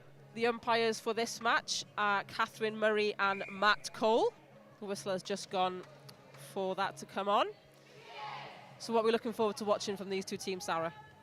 Do you know, I know we said that Valley's are unbeaten so far and West Wales Phoenix haven't won a game, but I think we can't underestimate Phoenix. They've got some really strong players on there, and knowing some of those girls and watching them play, they play in the same clubs, they've got really good connections. So it'll be interesting to see actually how they put out against the strong defence of Valley Volcanoes. I know Volcanoes haven't got Steph Williams in to start, but they've got Caris Llewellyn, who did a great job up in Bangor. So yeah, it'd be good to see the connections with West Wales Phoenix and TAC, and looking at how they're defensively then, like Kidner, can obviously turn over some ball for Valleys. Absolutely. So the whistle is gone, and here we go. Phoenix take the first centre pass. Just working it in, and we see Lauren Evans free as a bird in that circle. I think Tish Kidner might have read a fly. I think Tish came out for the fly. That was a beautiful ball, well read there by Phoenix. Whether they'll get away with it again. And now Valley Volcanoes are on their attack, and Jade Boulderson straight in to take the score equal to 1 apiece. We see Gwenno Davis in centre trying to call the centre pass. Phoenix coming out strong in this first part of the game. And these are those strong links in attack that they've got. You know, I know lots of them play together in clubs, so they need to keep that up throughout the game. Absolutely. An unfortunate miss there from Lauren Evans and goal shooter, but Valley Volcanoes are fast down the court, aren't they? Quick hands from Cook through that court there. Absolutely. Powys guys, you haven't played Valleys yet, have you? No, we've played the blue team. I can't remember the name. You played West Wales Phoenix? Yeah. Yeah, we played against them. We got the win, but it was a really close game, wasn't it? And some of their long-range shooting, it was fabulous. So, you know, let's see whether they can pull out the bag today. Yeah, they do have really great shooters in West Wales Phoenix. Lauren Evans is a very long-range shooter, so is Lewis Howell. We saw Lewis Howell in as a centre and a wing attack, didn't we, up in Bangor? So a very versatile player. And there goes Jade Boulderson again, scoring for Valleys. Jade Boulderson starting where she left off up in Bangor, because she had some great shooting stats in Bangor. And just tipped off the back line there from Emma Roberts, the goal defence. And Karis Reynolds, her sister Rihanna Reynolds, one of the umpires here today. Not umpiring their games though. That'd be a bit unfair, wouldn't it? I don't know whether that'd be a good thing or a bad thing. So we're hoping that the feed is live and up for you now at home, and the scores that you can see is 3-1. Again, we are apologising for any technical difficulties you may have experienced. Oh, and Great Nicola hands. Cook straight up for that to turn the ball over as Phoenix tried to reset. Valley's got really quick transition today, haven't they, from defence through to attack. Yeah, I think maybe in Bangor they lack that a little bit, don't they? And we know that, you know, the travel can make a difference for like you guys from Cardiff area and these guys from the Valleys, but you have to settle, don't you? You just have to get on with it sometimes. And they seem to have settled quite quickly today. Caris Llewellyn just pulled up for contact there, coming around Lauren Evans a little bit too close.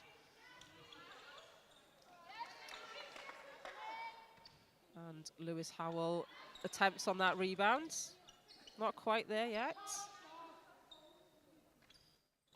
And there is that long range shot that you were There it talking is, about. nothing but net. Ooh, it's not like Nick Cook to drop the ball there. It's And not, pressure no. from Phoenix defence. So as a shooter then, Katie, when you have, you know, I know that you're a bit of a shorter range shooter, aren't you? So you would prefer to get the ball close to the post, right? So your range is different? Yeah, I think I'm just a safe ball, nice and under the post, not risky at all. But when we played Phoenix, they were really good at setting up, so they came off the body and kind of gave us that illusion that I had the space, and I didn't. And I think Northeast Inferno were good at confusing that space as well, weren't they? Yeah, they were really good at coming off the body and then going back. They were really fast on defence, I think. Yeah, a little bit of advice for you guys. They have a great wall set up, so unless you break that wall, you know, it's a hard ball in then, isn't it? A long ball, more time. And it's hard to feed that as well, isn't it? Yes. And here goes Lauren Evans with that long shot again. Just short on that one, and Tish Kidner, like you said. Sarah picking up balls. She puts the pressure on Tish. She's great marking the shot, and she's good at getting those rebound positions. And again, Valley Volcano straight down the court with a lovely ball in from Gwenno Davis. But, Jade Boulderson caught from not being on court. So she didn't land her feet on the court before catching that ball. Just shows how fast Valleys are. Too fast for their own good at times. Too fast for feet sometimes.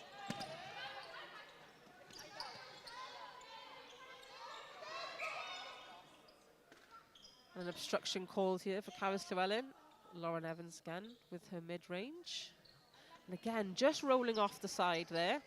Katie, as a shooter, how do you kind of build your confidence back up after missing a couple of shots? I think your teammates get behind you as well, and it's just kind of trying to forget those shots and just, you've got to keep going. You've got to get the ball in the net. So, yeah, it's just about keeping going, really. And that's that psychological mindset then of you've got to keep going. You've got to get the ball in the net. Sarah, you play goal attack as well. Do you agree? Yeah, I agree, because sometimes it's easy to shy away from the shots, isn't it, once you miss them. But it's important just to keep putting them up, build your confidence. I think it's just doing your job. you know, on court. I know it's silly, but if you're in defence, yes, that's centre court. But in defence, you know, if you're getting pulled up for obstruction all the time, you still got to put your arms up. You still got to go for those rebounds. It's the same. Absolutely, yeah. You have to settle into your little process, haven't you, of putting that shot up. And you know, if you do miss it, you have, like you said, you forget about that one and go on to the next one. As we see Jade Balderson putting the shot up now. No issues for her as we now bring the score to 6-2 for Valley Volcanoes. Phoenix doing a really good job on this first phase centre pass, because what Valleys do well is they set up a wall. And I know they've worked on that quite a lot in their training sessions. So the fact that they're getting free first phase, I mean, the wing attack, Jones is doing a really good job. Very quick, isn't she? Yeah, it is very good. And we see that Phoenix is trying to build up that defence, isn't they? And they are quite quick on transition, aren't they, on from attack to defence as well. Oh, lovely triangle work there between Reynolds, Cook and Balderson, and finishes off with a lovely shot. That triangle work is so important, isn't it, for the shooting circle? Really important. It just opens up different options, and sometimes we are guilty of forcing the ball in. And just the patience the Valley Volcanoes are showing there now is you know, it'll put them in a good position now later on in the game. Chloe, as a centre, do you try and set up those triangles for your shooters? Try to. Yeah, I think it just makes our job easier. If you've got that triangle there and your wing attack and centre is set up on the D, you know, it's easy. But Chloe does like a long ball. Talking about long bombs, that was Lauren Evans' long bomb into the net just then. Again with that long range.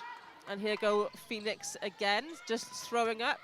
And Kerris Reynolds with that little tip just over the line for Kidner to pick up. And Volcanoes will build up their play again. Gwenno Davis finds space so well, doesn't she? Really well, yeah. She's a great player. You know, she's, as a centre, she's great in attack. She finds space, but she can also get back and defend. She is a very good wing defence as well, doesn't she? Plays a very good wing defence. Gwenno Davis, a PE teacher, going to Dubai next year. Lucky for them. And again, Kidner with the arm up to knock the ball off. Nice space from Lewis Howell. And again, Kidner in with that tip. She reads the game so well. She does. You know, she hasn't changed one bit since she stepped off the international court. She reads the game so well. She's really deceiving as well. She makes the space look free. And she's there. And like we previously mentioned, a lot of previous Welsh feathers. Again, Kidner with that tip. A lot of the previous communication with her team as well, just brilliant. You hear her all over the court. But there are a lot of previous Welsh feathers on this court. Not part of the criteria. If you're a previous feather, that's absolutely fine. If you're a current feather, unfortunately cannot play in this league.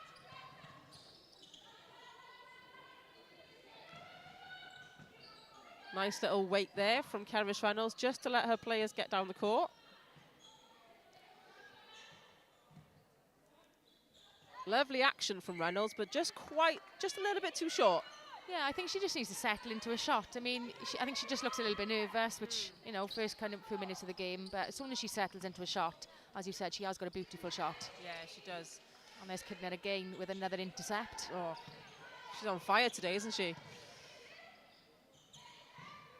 And I think we have to emphasise the work these defenders do off the body as well. We were talking about it with you guys at the beginning about Northeast Inferno as well. The work off ball is almost as important as the work on ball, isn't it? Oh, completely. Deceiving the space, ready for an intercept, that fly, you know, is brilliant. And that's what they're doing really well, the Volcanoes today. They're making the space look available. Exactly. Things off. Well, 20 seconds left of this first quarter, and Volcanoes lead 9-3.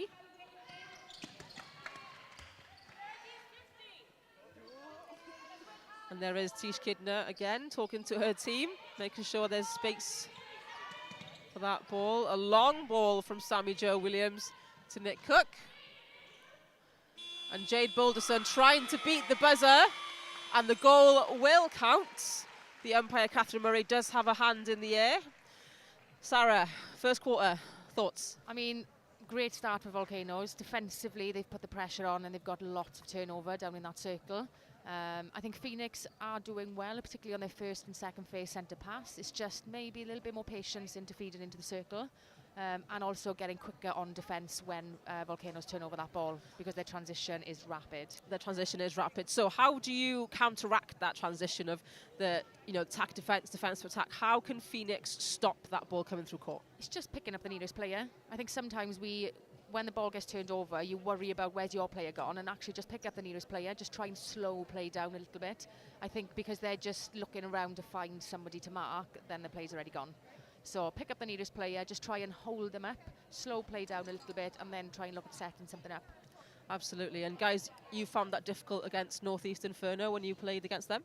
Yeah, I think we got stuck behind them. I think as we got a turnover, like defence did awesome turnovers, we then got behind our players and we didn't come through and kind of confuse the space from them. And then we just ended up kind of trying those long bombs, but they were too aerial to go.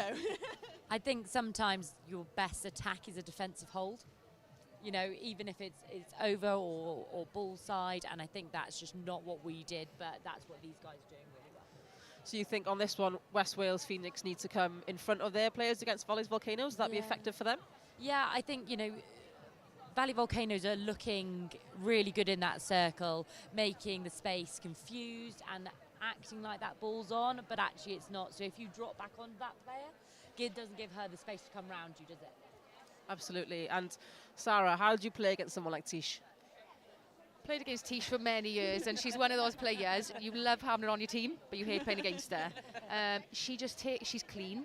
She doesn't get blown for much contact. She will take clean balls. She's fast, and you don't think she's going to jump up as high as she does.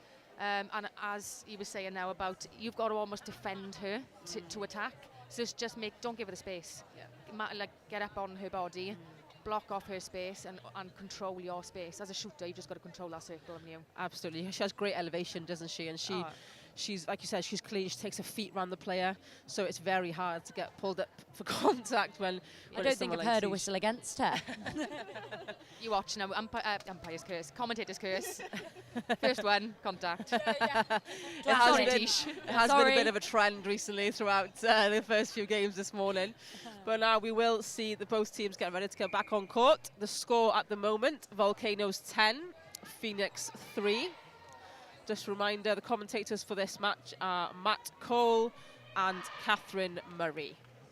Just looking to see if there's any changes been made by the team managers. I can see one change coming onto court. We've got Georgia Jenkins, who comes on to goal shooter.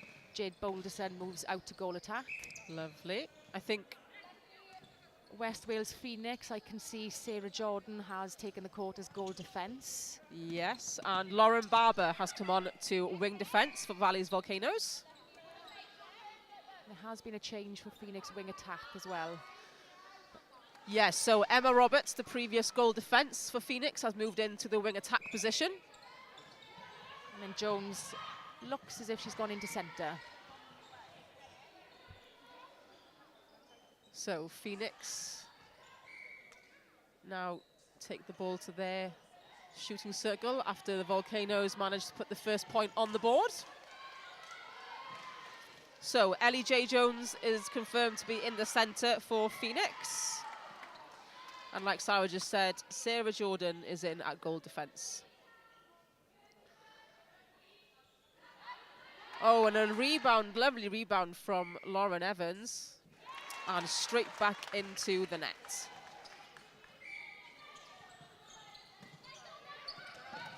Jade Boulderson, very agile, goal shooter, goal attack. Yeah, she's a great player across both positions. She can shoot and she can move.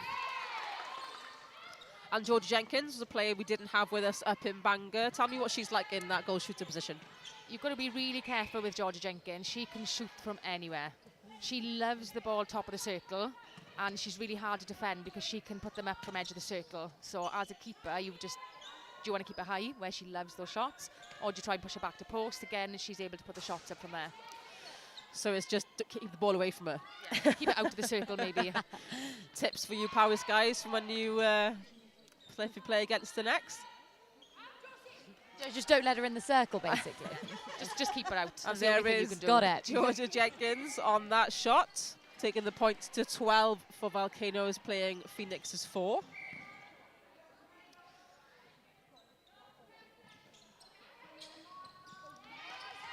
And a little tip there from Jessica Thomas in that wing defence.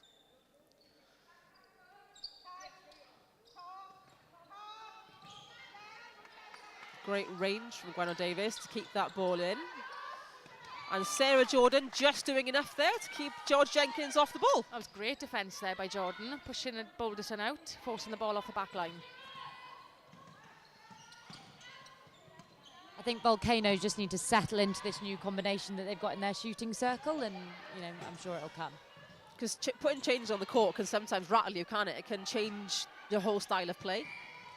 Yeah, it's just working in different units, isn't it? It's getting used to each other and what you can and can't put on that ball. So it's good just to get that settler, especially as a shooter. You need that settler.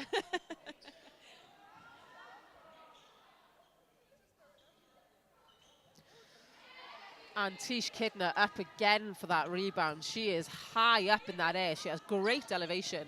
And talking about elevation, so is Gwenno Davis to take that ball. That was a great take on the top of the circle there.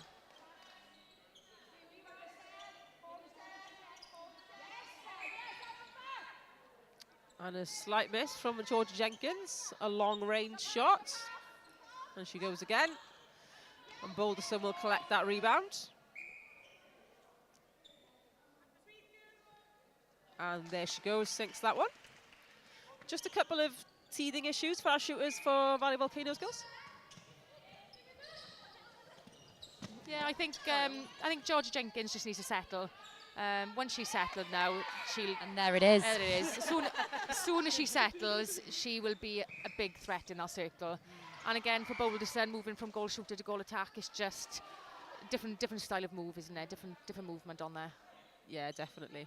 I think coming on second quarter, it's always really hard, isn't it? Everyone else is warm. You've been sat down for 10 minutes. You've got to come on and try and make that impact, but without being on court and not putting any shots up for 10 minutes. And also not playing against a team that the others have been playing against for 10 minutes. So you're right, it does take a little bit to settle. But Lauren Evans has no problems in sinking that shot, taking the score to 14-5. Two long-range shooters either end of the court. Ooh, dramatic, isn't it? Ellie J trying to outrun Gwenno Davis in the centre of the court. That's a great battle between the two centres there. Ooh. Got some really good height matches across this court, haven't we? It's quite equally balanced across all this court. You don't see much of that recently.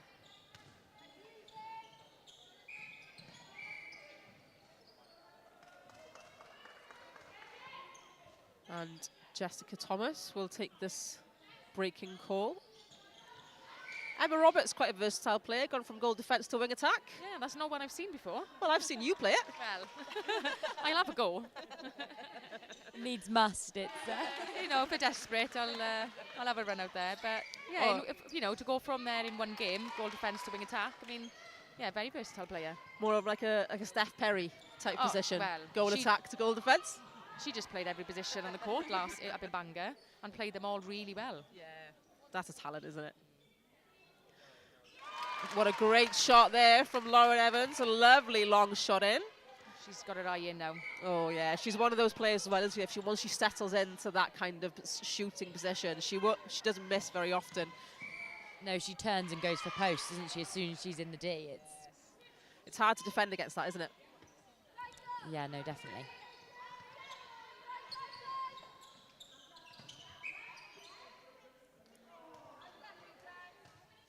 So Phoenix being called for contact there. Both players called out, and here goes Georgia Jenkins again on that long shot. It's the battle of the long there bombs. She goes. Now her eye is in as well. That's it. She loves those long shots. It's so comforting as a feeder to be able to have someone that can just pop them up from anywhere, isn't it? Absolutely. And did you watch the Southeast Blaze game this morning against We watched City a little Flames? bit, yeah. We were just eyeing up the other players and getting our tactics ready. Ready for your game this afternoon? Yeah, hopefully we'll get our units going, get up, energised. Just such a tight game. It was brilliant to watch, actually. It's really well contested on both teams. And also, it's quite nice not to see both teams not just kind of take their foot off the gas at any point during that game. Yeah, because we were talking about this earlier, about the point system. So you get 5 points for a win, 3 points for a draw, 2 points for coming within 5, 1 point for coming within half a score, and then obviously no points if you don't do any of those things above. So you got 3 points earlier for your match against Southeast Blaze.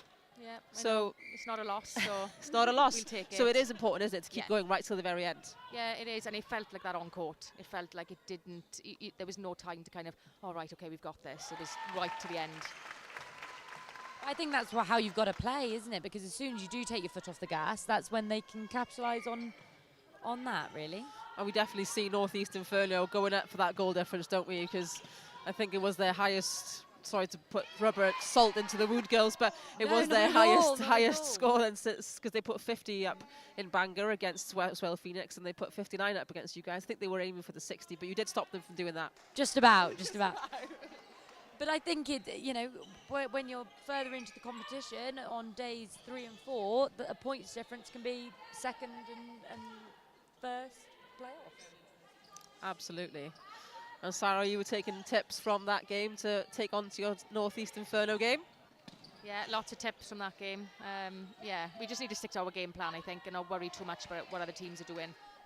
I think that's the point, isn't it? I think when you're coming up against someone like Inferno or Volcanoes, you see the pedigree on court and it can get intimidating. And actually, it's play your own game, take your time. And that's how, you stay composed and hopefully do as best as you possibly can. Absolutely. And speaking of composure, here goes Georgia Jenkins. Another long shot. Both of these shooters have really got their eyes in, haven't they? And they are hitting the back of the net with no problems at all. 19 plays 9 now in the final minute of the second quarter. 10 goals in it. Swing across the circle. Oh, and Lauren Evans, a lovely little 1-2, 1-2. And that's what they need in that circle with, the likes of Llewellyn and Kidner. They need that quick, fast ball, triangles. That's the only way they're going to get a nice, clean ball in. Yes, absolutely. Oh, just the hand from Gwenno Davis. Couldn't quite capitalise. And Jess Thomas was there to collect that ball. Phoenix taking their time to get through on this court.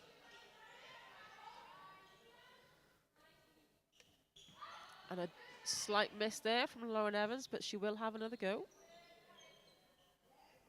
And this time she does not miss. Takes the gap to 9 goals. And Gwenno Davis will not take that centre pass, which means Valley Volcanoes will get to take that centre pass first in the third quarter. So 19 goals to 10. Volcanoes did score 9 goals in that first quarter, so 1 less from that first quarter in the second quarter. But Phoenix managed to put 7 on the board. Thoughts on that quarter? Much better quarter from Phoenix, as the scoreline suggests. I think they were a little bit more patient with the ball. They definitely moved the ball around the circle a lot better, which didn't allow Kidner as many intercepts as what she got in the first quarter. I still think Valley Volcanoes are great on their transition from defence through to attack. They're bringing that ball down nice and quick. I think Gwenno Davis in that centre position has been really solid for them in that kind of transition through court. Yeah, great quarter from both teams, and I think that'll be a good confidence boost from Phoenix now going into the next one, because 9 goals, it's not game over, is it? It's not game over, not at all. And that's what, 5 turnovers, and you get 50% possession. Yeah. So keep your possession. It's easily done, girls. Exactly. If you can score in your own centre passes, the hard work's done, isn't it? Yeah, and I think Phoenix were really patient with the ball in the circle then, because they knew the range of those defenders. They could, the elevation of them were incredible. So they're really patient at playing front ball rather than those balls over. It was really good. Lovely stuff. So we see the coaches now giving their best advice. So what would be your advice, Sarah, if you were West Wales Phoenix's coach? Well, I'm just looking at Helen Thomas here now, giving some feedback to the girls, and I know Helen's such an experienced coach. She coached me from a young age, and you, Elaine. So I owe all of my netball to Helen, and I know she'll give it to the girls. She'll tell them as it is. She's a great coach. She's probably telling them, to keep that patience, to keep playing the ball through. They had quite a lot of turnovers actually in defence there. Look, quite a lot of tips on the ball. It looked like they were kind of off-marking a little bit at times, and it was working for them. So I'm pretty sure they'd probably tell them to keep doing what they're doing. And again, just with the centre passes, and they're just looking after your own. And Katie, as a goalkeeper position that you donned in that last game, how do you shut down such a long bomb shot like that? I think is kind of trying to keep moving around them and try and confuse that space and coming off. And I think some of the times they play pocket ball, so trying to look for that fly and going for those. It was fast ball, so you've got to try and trust the people in front of you to get those arms over and stop them from hitting circle edge. Absolutely. And players like Gwenno Davis and Nick Cook, how would you, as a centre court position, how do you come up against players like that? I mean, it's always going to be difficult, isn't it? But it's actually just not letting them run. I think, Phoenix are running with their players. Sometimes it's stepping up and holding them and making sure that, no, you're not going to run into that pocket. Which so I know is hard to do. Defensive attack, being that attacking defence. Yeah. Absolutely. So, shutting down that ball before they get to the point is almost the best way to defend, isn't it? Yeah, because if you look at Cook, she is a powerhouse in the middle, isn't she? I know she's wing attack today, but she does not stop. No. She's so absolutely. fit. She will go for a ball and go again until she gets that ball. And she's just really clever with the way she moves on court, her experience. So, yeah, you've just got to you need to say to her, you're not running there. You've got to kind of step up of you and stop it early. And it's hard to do that all game, It's tiring. It's tiring, and it is easy just to run with your players, but it's the crucial runs you've got to stop. It's not every run, but it's the crucial ones. And you have to figure out which ones are crucial, don't you, as well? I think all of them are when you've got two long-range shooters. So here we are, ready for the third quarter at the Fleet EV National League up in Ebbw Vale today. Coming back onto the court is the Valley Volcanoes and West Wales Phoenix. Volcanoes currently leading 19 points to 10, and a few changes coming on the court. For Volcanoes, we are seeing Kerris Reynolds in at wing attack, so Nick Cook has taken to the bench. Laurie Jenkins is in at centre, so a player that we didn't have up in Bangor. She's joined us back in for this one. I believe Caris Llewellyn is... Sorry, not Caris Llewellyn. We have a new goalkeeper on for the Valley's Volcanoes, which is Ashley Bourne. I think West Wales Phoenix have also done some changes as well, so we are seeing Rachel Griffiths in as a goal shooter, and Sarah Jordan is still in at goal defence. That's all the changes, I believe, that we can see. Yeah, I think so. I can't see any more changes on the court. It'd be really interesting to see Laurie Jenkins now in at centre for Valley Volcanoes. Again, another kind of defensive centre similar to Davis. But, a clever player as well and really demands his space.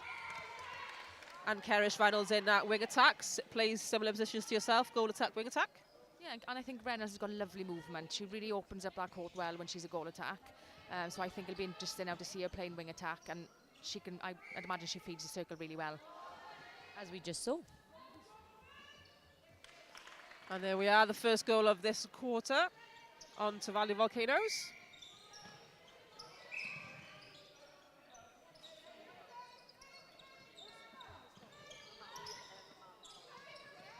And there goes Rachel Griffiths out of the centre shooting circle. A bit more movement now in the attacking circle for Phoenix. Yeah, a very different circle now for Phoenix, and something for Valley Volcanoes to think about. It'd be interesting as well because we've also see the Kidners taken to the bench. And still a bit of a range by Griffiths as well. Maybe not as much as Lauren Evans, but a great range from the shot. But Kidner resting her legs, and Ashley Bourne getting to take to the court. I think with these games, and you're playing 2 games in a day, it is about player management as well as winning. You've got to have depth on your bench. Absolutely. I mean, we were talking earlier about how you manage that, especially with the travel and stuff. I don't know, you guys have probably travelled quite far today. I don't know where. We came down last night, so it took us just over 2 hours. Well, Chloe didn't. Chloe had an early start. Yeah, I travelled down this morning, so maybe that was why I wasn't quite awake in the first game. But it is a lot on the body, isn't it? Especially when we talk about player management, and to play the first game as well. It's quite a lot. Yeah, it's a lot, and I think it's just waking up, being on court, and being present. That can be hard at times when you've had a 2-hour journey in the morning and stuff. So, but you've got to get on and do it. You haven't got a choice. And you have to fuel your body as well. You have to make sure you've had your breakfast and you've had enough fuel to get going for 2 games a day. Yeah, no, exactly. I mean, I can't say I'm the best at fueling my body with the best ingredients, but yeah, you've got to do it. I mean, you know, especially as, you know, they're intense games. You know, you're going to try and play as much of them as you can. You've got to. And like your game earlier, you know, if one of you hadn't fueled correctly in that, you know, shooting circle or something, and that last quarter, it's all the difference, isn't it? And another swing across the circle from Rachel Griffiths. Just a contact call against Lowry Jenkins. And Karis Llewellyn is really pinning Lewis Howell, isn't she, to the back line, using that back line as an extra defender. Yeah, she's doing a great job. And I've been Banga, she came on and had an impact in defence. So, very clever player. Very clever, yeah. And combines well with her wing defence and her goalkeeper as well. There is wing defence, Lauren Barber, straight over to Jenkins. And Keris Reynolds, a fast runner, straight into Jade Boulderson around the top of the circle. Josie Sivak wins that ball, first hands on the ball.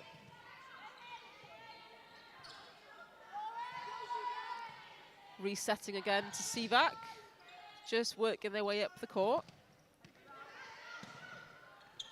And Roberts did see Griffiths' run, didn't she? But she just changed her angle. I think Bourne was on the end of that ball then, as you just saw. And a great tip and intercept there. And it's just a fast transition, isn't it, from Volcanoes? They are so fast in bringing that ball down the court. You know, it's 4 passes from one D to another. And everyone has to be on, don't they? Everyone has to be focused for that to happen. Yeah, the timing is spot on through court. Oh, that was unlucky there by Llewellyn for that ball to bounce off her feet. And out of court called for Ellie J. Jones, who was just chasing that loose ball.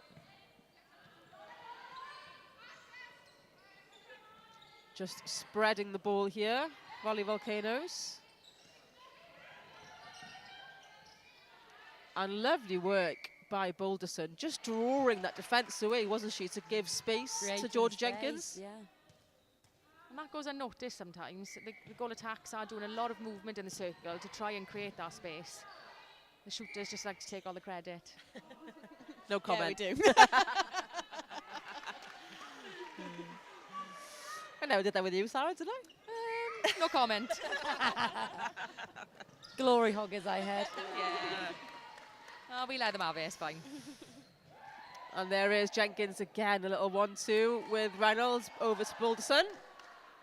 And a lovely shot in. The score now sitting at 23-12. So the gap not quite closed yet by Phoenix, but it's not run away either. No, it hasn't. You know, it's still, what is it, 11 goals. You know, it's not a huge gap. You know, Phoenix, if they are going to try and pull it back, they do need to, you know, get a bit tighter on the defence and, you know, try and get those rebounds now and a missed shot. Because they have got some height in that circle, haven't they? Sivak's quite tall, you know, Sarah Jordan's quite springy, and it's not as if Valley Volcanoes have the tallest shooters. No, they haven't. They, you know, they're probably the team without a tall shooter, I'd imagine. But what Georgia Jenkins maybe lacks in height makes up for in a shot, because she can put them up from anywhere.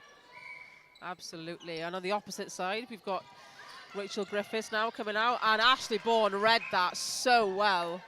But unfortunately lands her feet on the outside and land in the lap of head coach. Fancied a break on their bench. Yeah.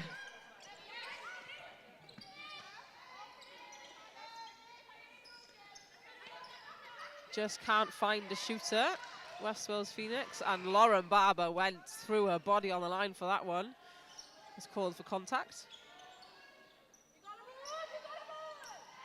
A good backup option there from Phoenix. And there is Ashley Bourne again, but unfortunate call from Karis Llewellyn to be called for contact. And Rachel Griffiths, no problems in shooting that one. Can it get frustrating sometimes if you're getting constantly picked up for obstruction or contact? How do you feel about it? Yeah, I think your head can go down. I know I got called quite a bit, and I was like, no, you just got to keep going. But yeah, your head can go down quite quickly, I think, as a defender when you're getting called all the time. But again, it's just about managing that, and you've just got to take that extra step back. And it can vary, can't it, with different umpires? Different umpires can maybe pick up on your 3 foot, 4 foot, 5 foot guard, so it changes through court. And you've got that umpire all game, so there's no point complaining about it. You know, you just got to get on with it and take a couple of inches back, haven't you? Sadly.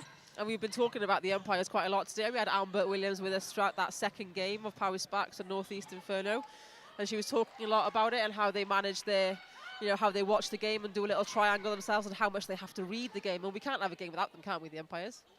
That's the thing. You can't play without them, and you feel like sometimes you can't play with them either. But I have to say, the competition's had super umpires throughout every game that we've played. Yeah. You know, you can't complain too much, No. can you? I mean, I wouldn't want to be an umpire, so I take my hat off to them.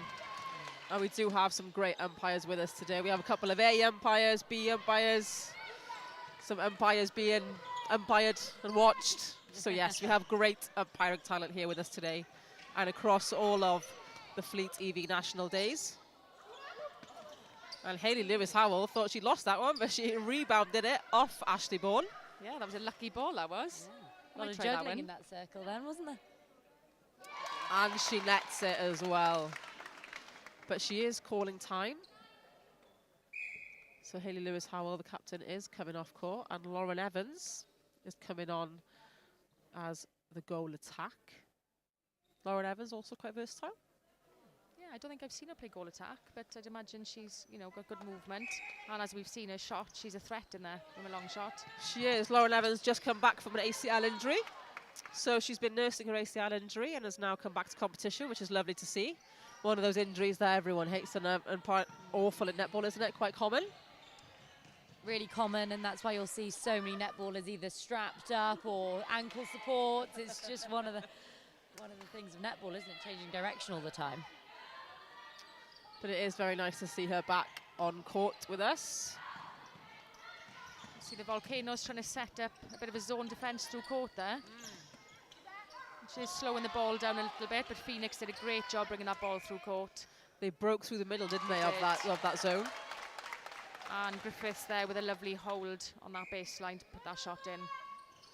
So 30 seconds left on the clock here of the third quarter. And the score is 26-15, so still only 11 in it.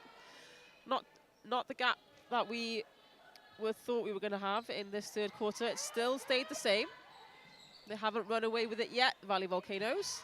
It's been a very close quarter, isn't it? I think it's only 2 goals in it for Valley Volcanoes. If they score this one, it will take them to 27. But I think Jade Balderson will just do that. Yes, she will.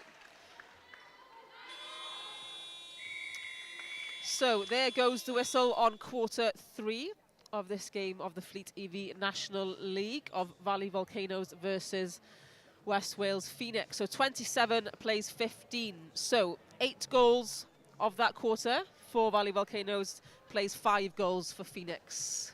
What are we thinking? Quite a low scoring quarter, wasn't it? You know, I know the other quarters have been, well, the first quarter was 10-3. So great from Volcanoes. But yeah, I think from both sides there, quite a low scoring quarter.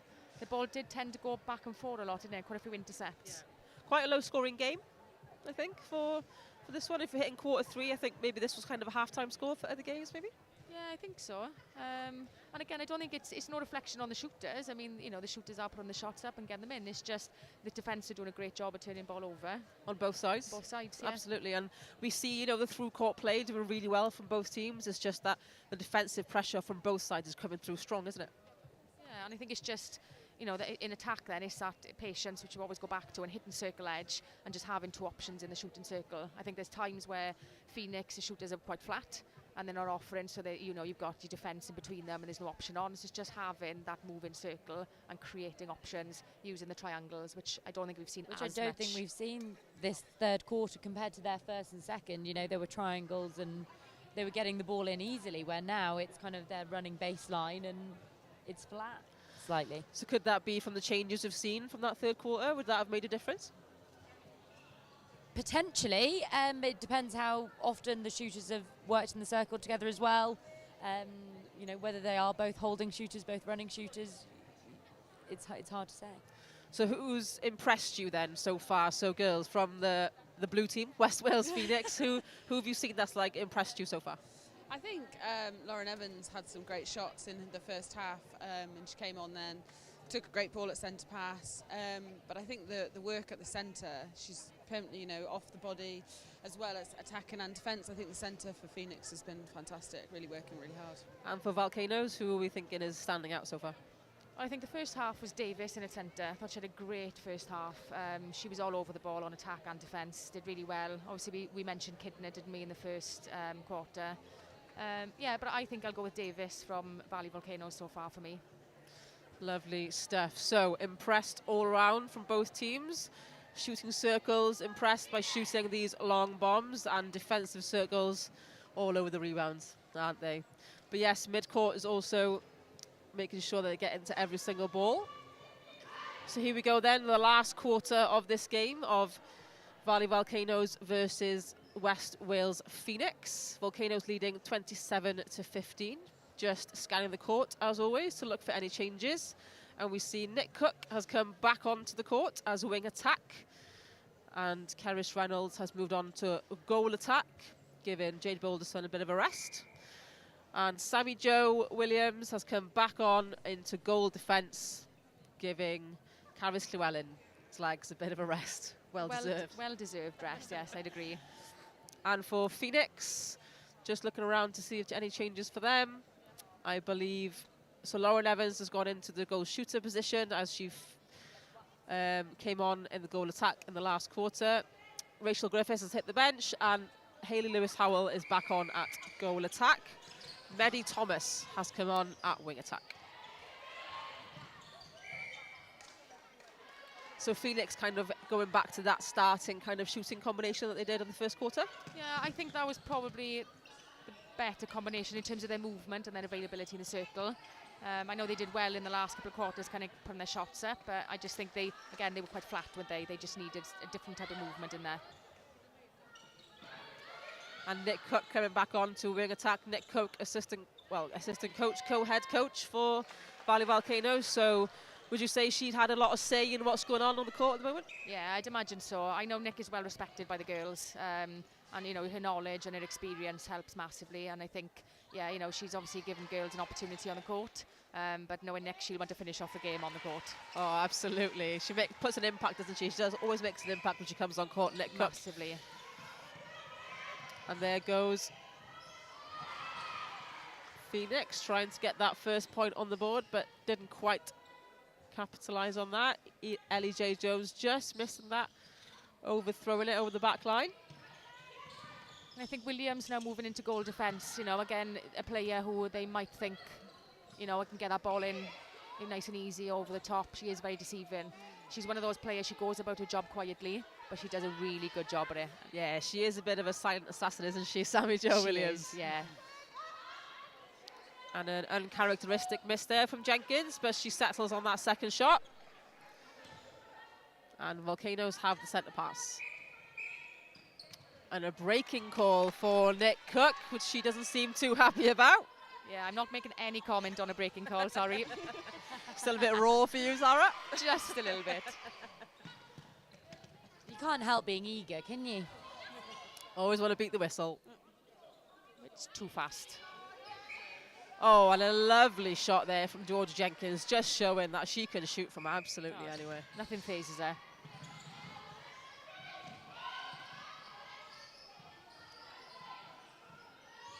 And there, 3 seconds call for Lewis-Howell. She didn't really sure where to put that ball. She had no one to pass to. Ended up giving it to Ashley Bourne. Great defensive pressure there from Valley Volcanoes. They're setting up a lot of zone defence.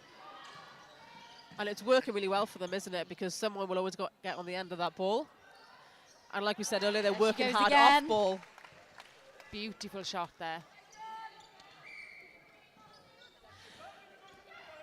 Thank you very much for joining us, ladies from Powys. You go and warm up, ready for your next game. And we will very much enjoy watching you.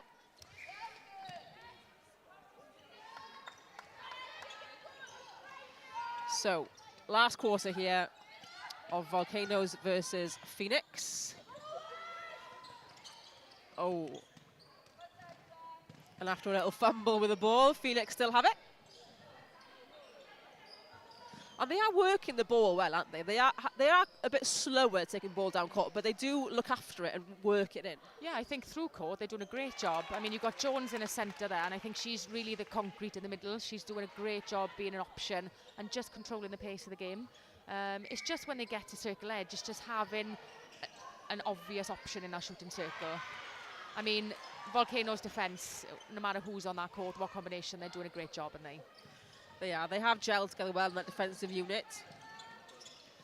And then you've got Nick Cook a little bit too fast for Jenkins. I don't think Jenkins knew where that ball had gone then. It was so fast. I think Nick was still expecting it to hit her own hands. She's had a quarter off now. She's got too much energy to burn. Oh, there is Lauren Barber with that tip off the side of the court. And that is her bread and butter. She will go for all of those high balls. She's so rangy. She's very rangy, yeah. She's deceivingly rangy, isn't she? She's not the tallest player, No. but she has arms for days. She picks off some intercepts, and I just wonder where she's come from. Oh, and unlucky there again. Maddie Thomas in defending that ball. The Volcanoes just charge up the court. And Jenkins, again, from long range. She wasn't sure about that one herself, was she? She wasn't, no. Just about rolled in. And Nick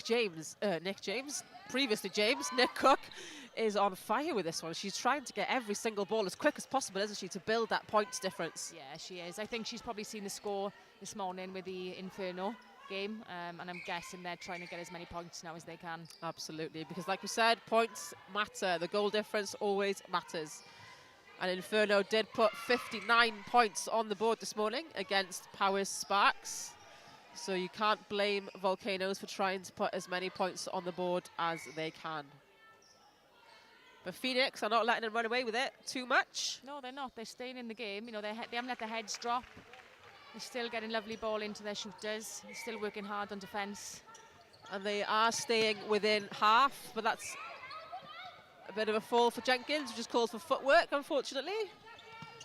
Just a bit too fast to the ball at times in Bay Volcanoes. I think sometimes it's just slowing the pace down, letting players run into their position. Quality of the pass will then allow you, won't they, to take those extra balls. But a lovely shot again from Lauren Evans. She is shooting. Her shooting is on fire today. Like I said, Phoenix still within half, so they will get some points from this game.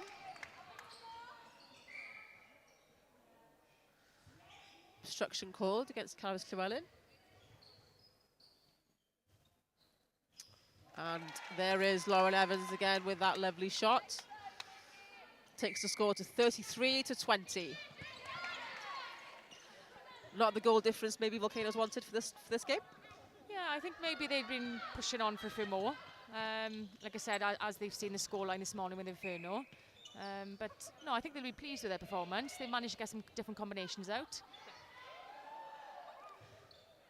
And it's nice to see, isn't it? Both teams have put players on the court, and it hasn't, as you've seen from the scores, it hasn't affected the play too much. It's have different combinations on, as we're saying again now. Hayley Lewis-Howell is coming off, and Rachel Griffiths comes on to goal attack. So they're putting combinations on from both teams, and the play hasn't dropped or anything like that. It's nice to see the same level of play. Yeah, players have adapted well to whichever combination is on the court. And I think that's really important, especially in a level of competition like this. You know, games can go either way. As you saw with our game this morning, you know, it was going both ways. You know, one team is up than the other, and it's just who adapts quicker, I think, to changes made. And there is Rachel Griffiths putting her first shot of this quarter up, taking the score to 34-21.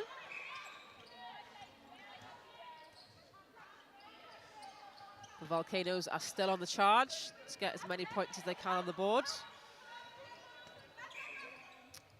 And Ellie J. Jones is trying to cause as much chaos as she can, isn't she, in that centre position? I don't think she was happy with that contact call then, was she?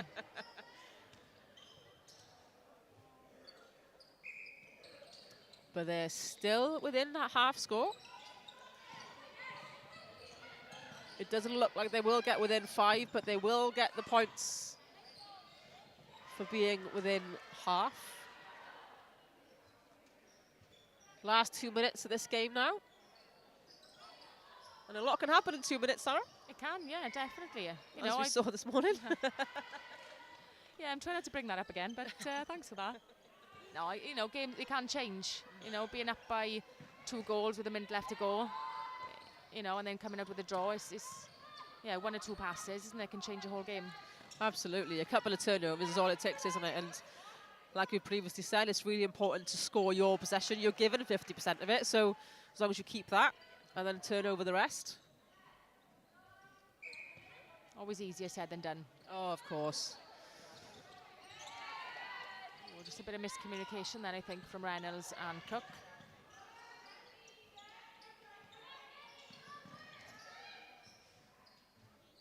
And a lot of crowd around the ball then, trying to save it. But there goes Ashley Bourne, called for footwork inside the circle, so it is a free pass. Out it goes to Ellie J. And Evans with the long shot again. Beautiful shot. She's not afraid to put that ball up from far. She has really found her range and her shooting eye today.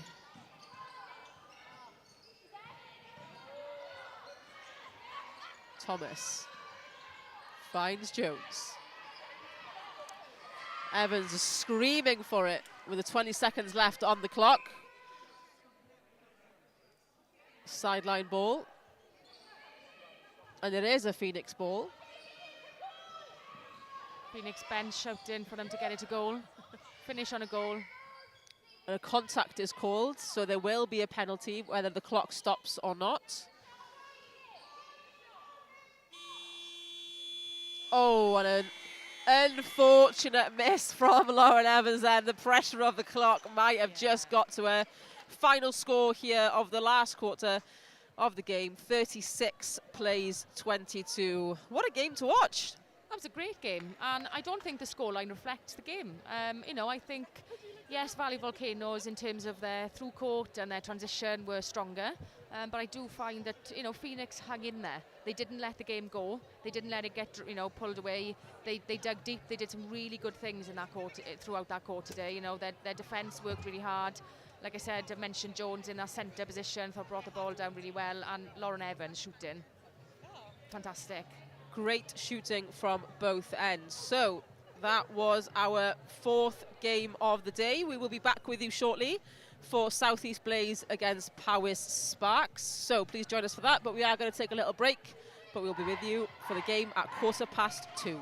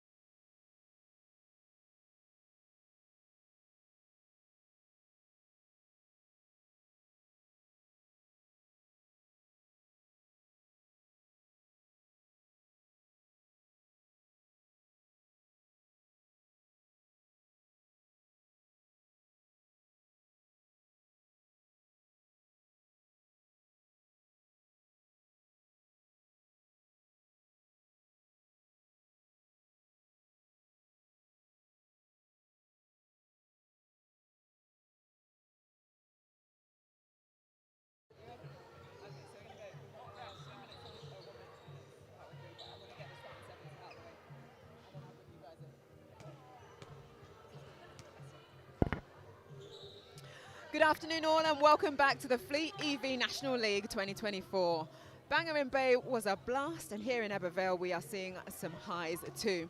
This is the highest level of netball in Wales at the community level. It's all about participation. Yes, you would have seen some ex-Welsh feathers taken to the court, but in order to qualify to compete, you have to be able to answer no to the following.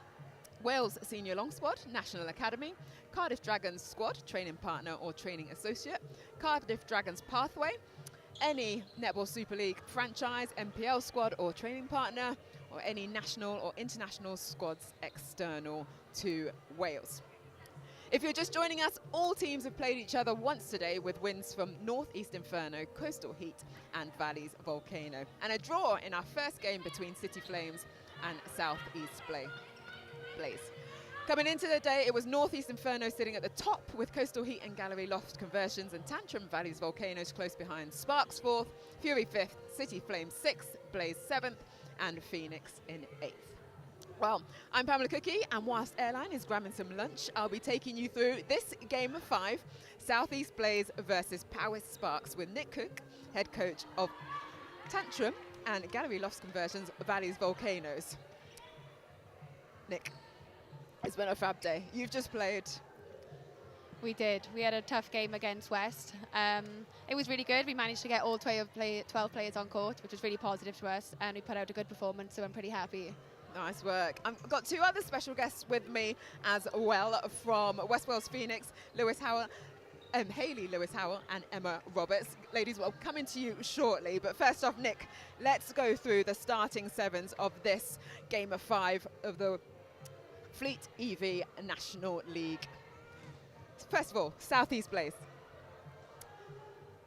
Not quite ready for us to go through those on screen, so that will come to you shortly. But Nick, in terms of that transition from Bangor, now in Ebbw Vale, you guys were sitting seconds in the league, just pipped on goal difference.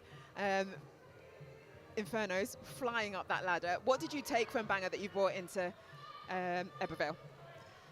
We had 2 tough games in Bangor, and I think coming into today's tournament, we had another 2 tough games.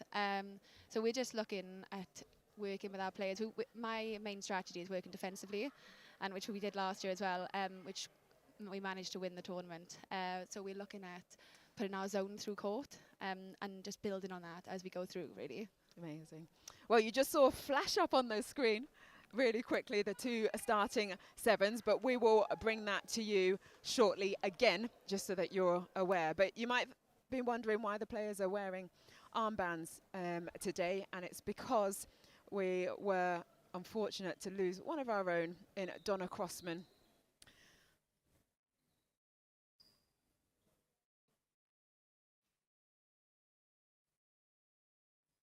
So earlier this month, we lost a wonderful member of the netball family here in Wales, as I said, Donna Crossman. Donna was not only an exceptional Wales and Celtic Dragons team manager between 2014 and 2018, but also a beloved member of our community, particularly in the Southeast region, where Donna was most recently team manager of Southeast Blaze in the first edition of the National League in 2023. Donna's dedication, passion and commitment to netball is unparalleled. Her leadership and spirit inspired everybody around her, leaving an indelible mark on players, colleagues and friends. She will be profoundly missed by many people. We will now hold a minute's silence in her honour.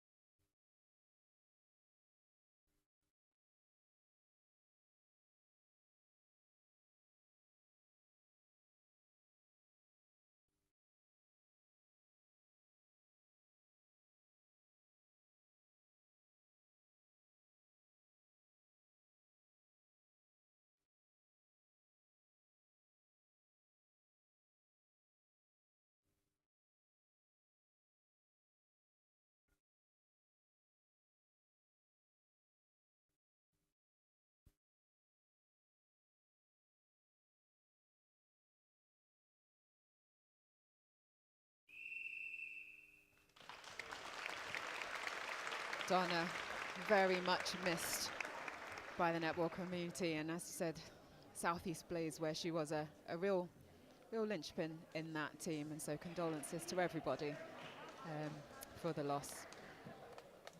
So we are Fleet EV National League here in Ebbw Vale for the 5th game of today.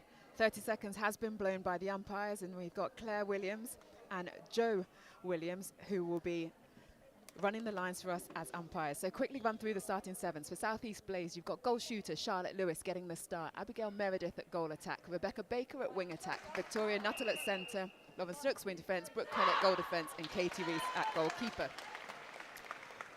And for Power Sparks, Jasmine Barty goal shooter, Parks goal attack, Brooks wing attack, Holmes at centre, Evans at wing defence, Davis goal defence, and Bailey at goalkeeper. And it's gonna be Power Sparks that have the first centre pass. I think this will be a really positive and contested game. Straight away, Brooke Collett is in for that interception because she's been called for contact. Yeah, so it's Power Sparks in the orange and black. They're going to the right of the screens. And as I said, it's going to be, we hope, a well-contested game. And it's Blaze will intercept. Oh, not the tip, sorry. With Katie Reese, who was on fire in the first game, where they got the draw against City Flames, but it's Power Sparks that get the first on the board. And whilst Southeast Blaze get a nice quick pass into Lewis, a goal shooter, she gets the start, she goes high, and she nets. Let me introduce you to Hayley Lewis-Howell and Emma Roberts from West Wales Phoenix Ladies. So great to have you joining us. You've been watching, but you've also been playing. You played in that last game. What is it like for you being back on the court and here in Ebbw Vale?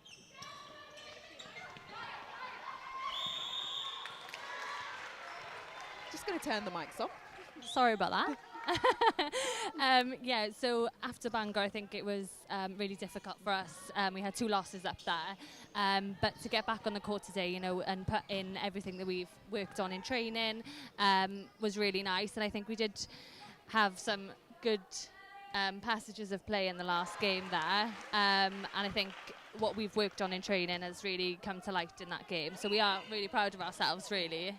Yeah, you're pushing through, aren't you? Pushing on, trying to improve every game. As we're seeing from these 2 teams on the court, Coastal Heat's one of the newbies into this league in 2024, and Southeast Blaze, after finishing 7th last year, looking to climb up that ladder. So 3 goals to Southeast Blaze, 1 to Power Sparks. And Nick, what are you looking for? Because you're a player coach, and I still don't know how you still do it, and you're still doing the amazing stuff you do on court, but also able to talk to your team to be able to implement your game plan. Yeah, it's really difficult, but I do think that when you're on the court, you understand the players better, and actually the play, you feel like you know what's going on, and it's much easier to give feedback. You're more involved in those combinations and our situations, and it's easier for the players to come up to you. They're very open and honest, and especially playing with each other week in, week out, and in training sessions. I think it makes them feel more comfortable. Indeed. And so our coaches for this game, for Southeast Blade, Rebecca Baker, she's player coach, Brooke Collett, working alongside her. And for Power Sparks, we've got Trish Sterling and David Lindley, all trying to impart their wisdoms into the players 7 on court when they get those opportunities. Because once you're on the court, you can't be looking to your coaches, can you, girls? No. You can hear some of them maybe on the sideline. You can definitely, I can definitely hear your coaches. Helen, yeah, you can hear her. But yeah, once you're on that, it is down to you and the 7 that are on. Yeah. So Lewis, she takes the shot at goal shooter, goes up and goes in. I love her technique. It's such a high shot. She's so accurate with it. And it being so high, that makes it really difficult for the defenders to mark it, right? Oh, what a take there from goal defence, Brooke Collett. They've had 2 really clean turnovers, one after another. I think Blaze are going to try and make a point in this game from drawing in the last game when they actually took the lead against City Flames. So I think they're going out for the win. Well, they've changed up their starting 7 to what did start that game against City Flames, and it was their 3rd quarter, wasn't it, in the game that they really pushed forward. And this I believe was that starting 7. Yeah, they're really quick and their feeds are really accurate as well. So they hit the circle edge. Not many feeds are going up to the transverse line, which is really positive. And they haven't got a lot of height in there, so that's the way that they can play it. But a lot of them, they are quick on their feet and they come out of nowhere. Oh, they've extended that lead to 4 goals now, and everybody's on defence. Even Rebecca Baker at wing attack. As I said, a player coach getting in on the action, but a little bit too much on that feed into Meredith on the baseline. And it gives Powys Sparks the opportunity to attack, but over a third. Bit of lack of control there. Yeah, I think they're putting on so much pressure onto the ball. There's lots of turnovers and they just need to keep driving onto that ball. The drive was on there for Blaze. Get the turnover, get the goal, and now it's their centre pass. But a contact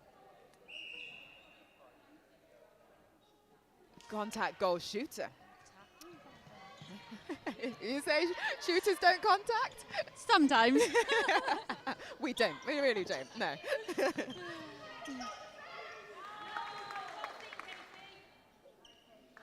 That was a nice feed in. If you notice the Blaze defence, they're pushing everyone wide and they're trying to force that feed in from Powys Sparks.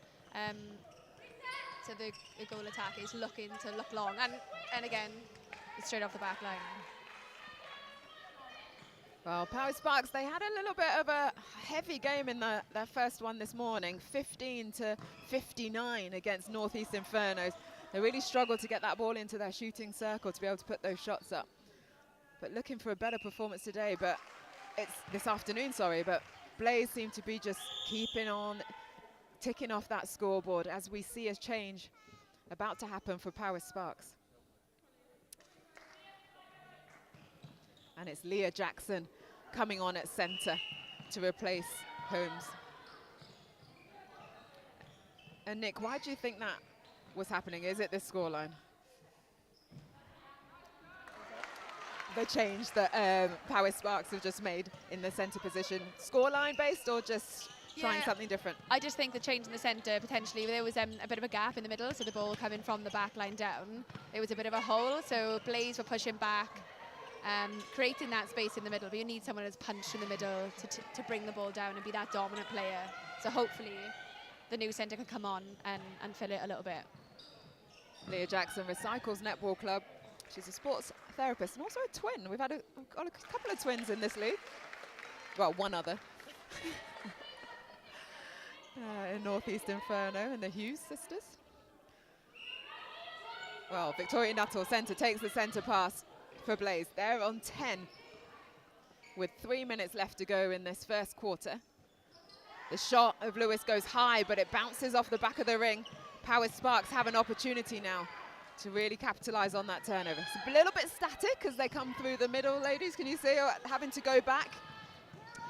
I think they're all pushing out to the outside channel, so somebody needs to cut through the middle channel and just not force that ball, work it in, play short and sharp balls as opposed to forcing that ball into the circle. Some key words there from Hayley Lewis. Howell, thank you very much. They've got a really interesting defensive strategy on centre pass. So if you watch, the wing defence and the goal defence drop the circle edge and they just leave the centre on the transverse line, which I've never tried before. Might give it a go. But what they're trying to do is push the wing attack and the goal attack high and get them to bring it to circle edge so the defence can come forward on it. So another change there for Powys Sparks, which I know is Mika Jackson. She's come on at wing attack. A Diesel Netball Club player and a PE teacher. So changes happening in the attacking end as Powys Sparks are about to try and penetrate into that circle.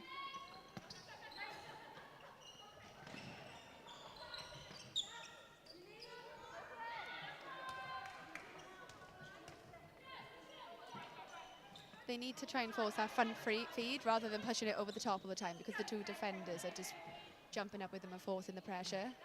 Oh, great leap there from Brooke Collett. Really put off Jasmine Katie Parks at goal attack and got the rebound. Some hops on her. She got some airtime. Quick transition through the court for Blaze. They draw the contact, which Meredith takes from distance, just overcooks it, hits the furthest part of the ring. But a tip off Power Sparks means they've got the back line. They've got 45 seconds left on the clock. Wanting to score this one always. Lewis goes round the front. Again, just unable to sink that one through. Baker tried to get an intercept. Still in the hands of Power Sparks. Butte Energy Power Sparks. 24 seconds. Want to get this ball down the court, but they're taking their time and passing to a phantom player off the back line. 10 seconds left on the clock. They have an opportunity. There's always time. 10 seconds, you can easily get this ball into the circle. 5. Meredith comes out. She goes for the long ball into Lewis. And that is the buzzer for the first quarter. Every mid-court's going to throw that ball in. You see the 10 seconds on the score button, just going straight in. They see it. Give it a go. And you give it a go. You just never know. You might get a contact call and you got a penalty pass or shot. But after that third quarter, it's Southeast Blaze, MechTech Company and the Print Company, Southeast Blaze and Power Sparks. It's 11 to Blaze, 3 to Power Sparks. Nick, just kind of give a brief overview for me of that first quarter. I think Blaze are putting a lot of defensive pressure on. Like I said, they're trying to push them off the circle edge. They're making Power Sparks freed from out wide, and again, the defensive turnover. Blaze is attacking end. They rotate in the circle really well, particularly the goal shooter. She's coming in and she's working her way around the defense. And then on the Power Spark side, I think we just need to hit be more dominant on the centre pass, bring it to circle edge, and use the triangles and the rotation. Everyone knows I love a triangle, but at the moment they just forcing it in. I think that's where the errors are coming. So if they can go out now, a bit more structure in the play, some give and goes through the court, I think they could have a significant improvement. Indeed. Emma from West Wales Phoenix, what have you thought in terms of what Southeast Blaze have done and the confidence that they're showing on court? I think their defence is really, really strong all through the court. You know, everybody's working as a team to shut that ball down from Power Sparks. You know, their shooter as well is holding really well. I know how difficult it is to get around a really good holding shooter. So she's done really well as well to hold her space and, you know, dominate the space and show where she wants that ball, you know. So I think they're just working really well as a team, and they're shutting that ball down from Power Sparks. Indeed, indeed, yeah. What good things are Power Sparks doing that they can build on? I think they can, you know, they are bringing the ball down well. They're hitting a spot, a gap really in the mid-court. So I think if they just drive forward, or, you know, you can get, I know for myself, I can get stuck when I play wing attack in the middle, and if nobody passes me the ball, I just stay there instead of moving away and letting someone come forward. So I think that's what, they are bringing the ball down well, but I think that's what they could improve on then as well, yeah. Indeed. Well, they made changes in that quarter in terms of this changing the centre and the wing attack. For you, Emma, Hayley. Getting confused now, long day. Hayley, was that a good change? What difference did it have? I think it did make a little bit of a difference. Some of the balls just need to be worked closer to circle edge, though, to feed that ball in a little bit better. Yeah, cool. Well, the teams are ready, about to go back on court for the second quarter of this Fleet EV National League. Game 5 of today. Quick reminder, our umpires are Claire Williams and Joe Williams, the two Williams, taken to the court. Claire is at the top of your screen and Joe is at the bottom. And it's Blaze that had the first centre pass.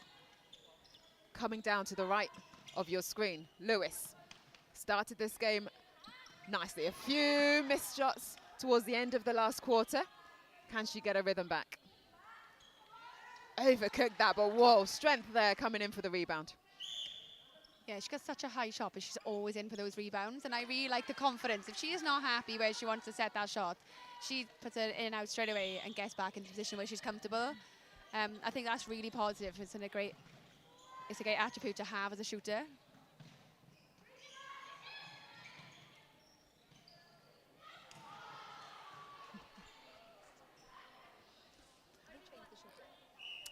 So we do see some changes coming into this second quarter for South East Blaze. We've got Beth Hale coming in at wing defence, and for Power Sparks we've got Kat Carmody coming in at goalkeeper and Mary Bailey coming in at goal attack.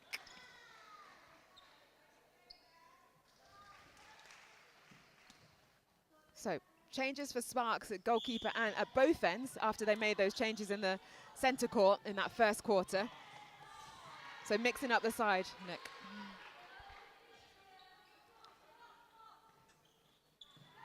Yeah, they're looking to feed the holding shooter, but I think unless that that feed is perfect, it's not going in because there's so much defensive pressure.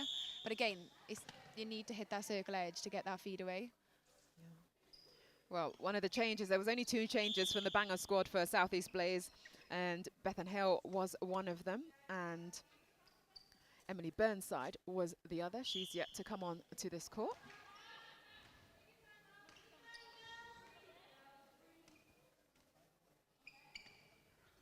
Meredith, she takes the shot from the goal attack position. She knows that's one more on the board, 14 for South East Blaze. To the Butte Energy, Powys Sparks, just the 4 so far. Baker, she finds Meredith on the baseline. Couldn't net that one though, and quick on the rebound was newcomer Kat Carmody.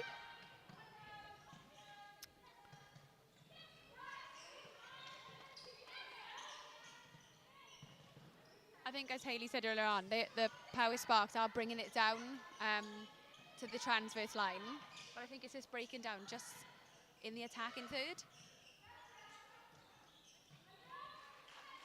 It's just around that circle edge, even if they reset and go again, just to give themselves a bit more width.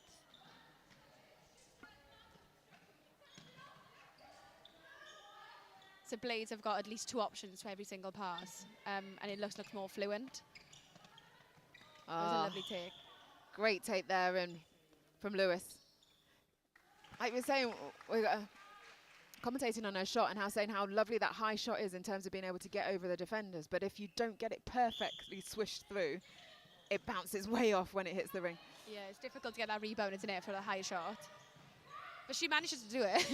So she does. Keep doing it. Exactly. Oh, nice work to find Jasmine Barty under the post, and she nets. Good communication there with her teammate Leah Jackson at centre. That was a much better passage of play in the attack.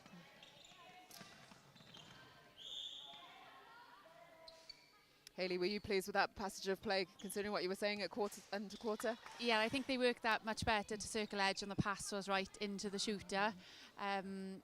Shot the goal, successful, so hopefully we'll see more passage of play like that. Indeed, and what we see down the other end is Meredith just keeping that scoreboard ticking over. After that draw they had this morning against City Flames in our first game of the day, which was so exciting to watch.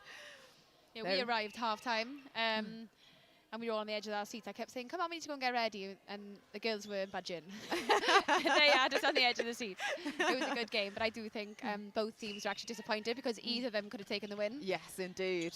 There's lots of positives to take from both sides, but I think they're both going to try and get the wins on their second game today. Oh, Brooke Collett. We saw this in the game earlier. She just coming out with balls at crucial times. But it did seem like South East Blaze were the more happy for that draw, because coming from behind, whereas City Flames a little bit disappointed. Yeah, and I think they didn't look comfortable at times, whereas I felt like Blaze, they went from strength to strength. But like I said, like prime example, Brooke Collett, she's fit, she's fast, she's strong. She manages to get around players. She takes those flies and manages to stabilise herself as well and bring the ball down the court effectively. Well, she's played county from under 14s right through to adults. She's played in Bucks and Welsh unis. She's really loving her netball. And the opportunity to play in this league as the other defender in that area. Wing defence, Bethan Hale, who's just come on in this quarter, gets a 2-handed intercept. And so Power Sparks, a few contact calls, just need to watch themselves now. but the pressure they put on, the turnover comes, and it goes into hands of Catherine Carmody.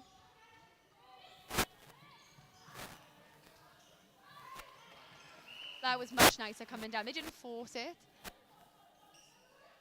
I think earlier on they were trying to throw more diagonal passes from different channels, but straight and square was a much better option. This defensive work rate. Oh, Reese tried to help out the teammates, but bashed it off the back line. Powys Sparks with the back line.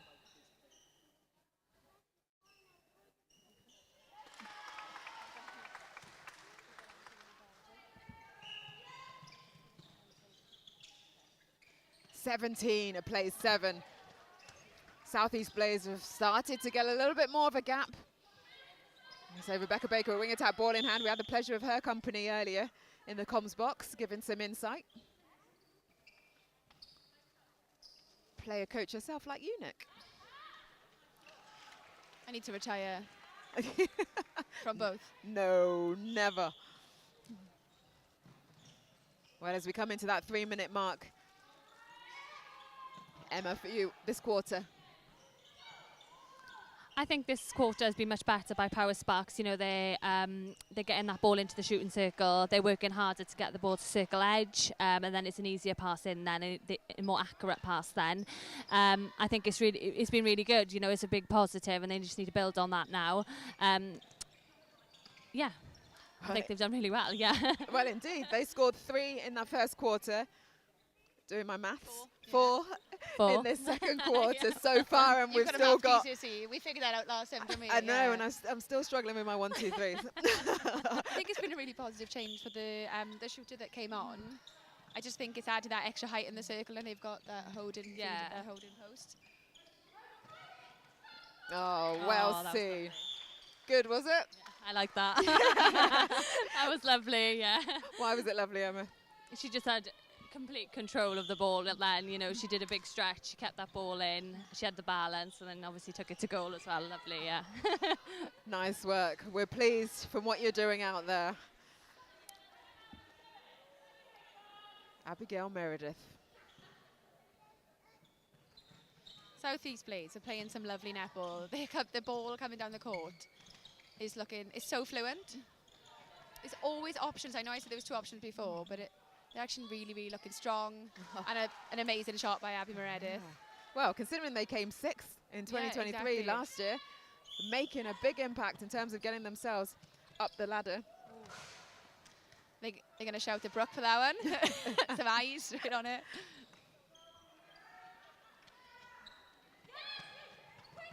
So Sparks on the attack. Going back 1-2 between goalkeepers. Carmody. And their goal defence, Beth Davis. Beth Davis again, trying to find her attackers, doing some work in defence and bringing that ball through the court. Goes up. Oh, what a jump from Reese. Like her standing elevation, well, her standing to elevation, sorry, is phenomenal. Yeah, neither defenders are particularly tall in that circle compared to the shooters. They're doing really, really well. Oh. Yeah, we spotted that all the way over here. You've got to be on the court to catch the ball, not come out from off court on. Brooke Crodder helping out on attack. Great patience in there. Oh, and that's the timing, isn't it? And that triangle. Yes, what a lovely passage of play. The triangle that I'm going to change teams now.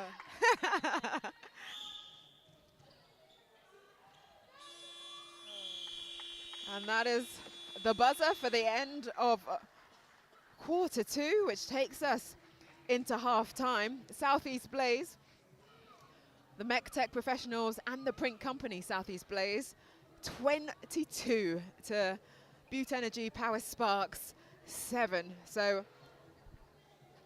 it was another 11 on the board for Southeast Blaze. Sorry, Powys Sparks, they were able to get more in that second quarter, put a few more on the board. We were talking about it throughout the quarter and what had changed. Give us a little bit more in terms of from Powys Sparks' point of view. Hayley, you've been tapped on this, you've been Yeah, I've Put been up. prompted for this one. I think Power Sparks have been consistent. They scored 3 in the first, 4 in the second. What they did a little bit better there was working together as a team, playing the shorter balls, using the width of the court. It's just getting that last pass into the circle. Like Nick said, the defence are quite tall.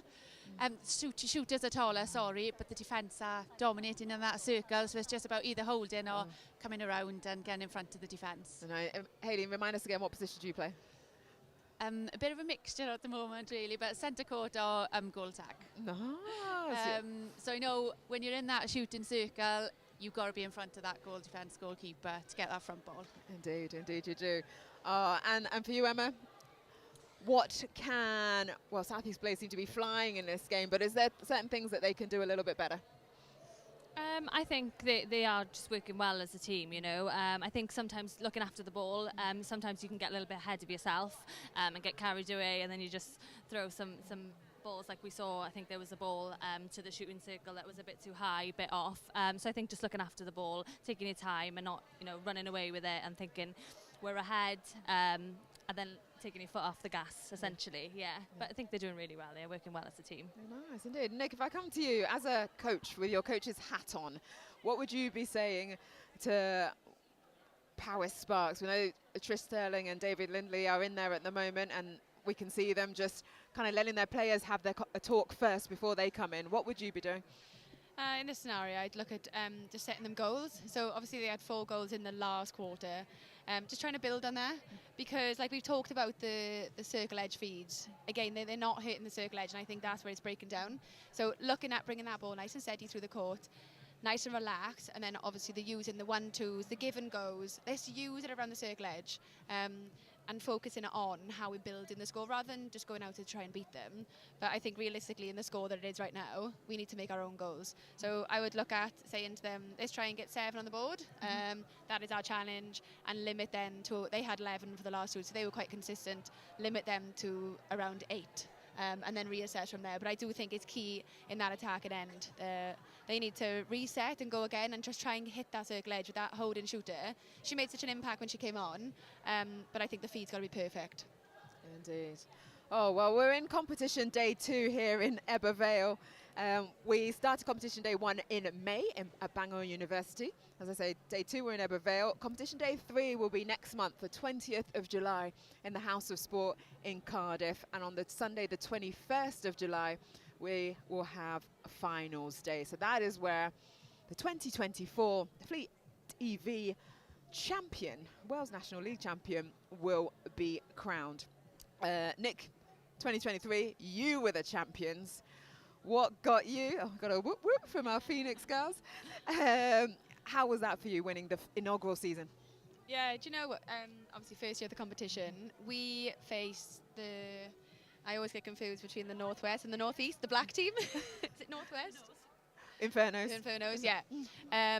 We faced those up in Bangor, and we actually lost the first game to those. And we literally came away from that game and thought, right, we need to start again, brand new team. We put a lot of things in place in training, came back, and we ended up obviously winning in the end, playing them in the final. Managed to, I think, in the end, win by 10. But we were probably a little bit complacent going in. We were unaware of the teams. We didn't know who was playing. Whereas this year, I think we've lost a few players from last season, and we've had a bit of a restructure. And it's actually been really difficult because we've got a lot of players to choose from who are all really talented. But the main issue for us is actually working out in what combinations are the best.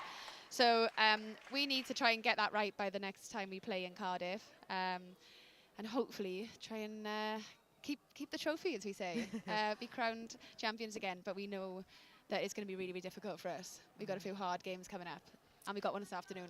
Indeed. Finding is there's no easy game, is there, ladies? No easy game as we start off this third quarter, the second half of game 5. South East Blaze, MECTEC Professionals and the Print Company, and Power Sparks Butte Energy. And it's Blaze that get the first one on the board, and we've got a few changes from South East Blaze. We see Steph Savigar come on at goal shooter, Emily Burnside at wing attack, Charlotte Scarborough in at centre, and Nia Fishlock comes in at goal defence. So a few changes there, and just one change from Powys Sparks. Chaya Holmes comes in at wing attack. So nice hands there. Bethan Hale at wing defence, getting the turnover. Brooke Collett, goal defence on the transverse line. Meredith, who has been on song at goal attack, being that playmaker. Will be interesting now to see what she does in this new shooting combination with Savigar onto the court. That was an unlucky shot, but I just like the way they play in that attack and they are not afraid to reset it and go again. Get into that position they want to be in. It's actually really frustrating as a defence to play against people like that. Whereas, unfortunately for Powys Park, there's only one option to the ball, so the defenders know exactly where it's going to go. Regardless if they're putting a zone up or man-to-man, it's quite an easy turnover for them. And I think that as a coaching staff, they need to look at just two options to the ball and turn in post every time, because when our angles are not right, the defence are reading it.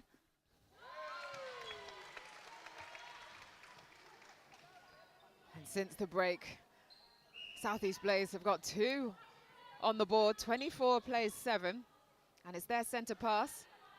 Savigar, big step in, hits the front of the ring, but she gets the rebound. This time, second time it goes through the net.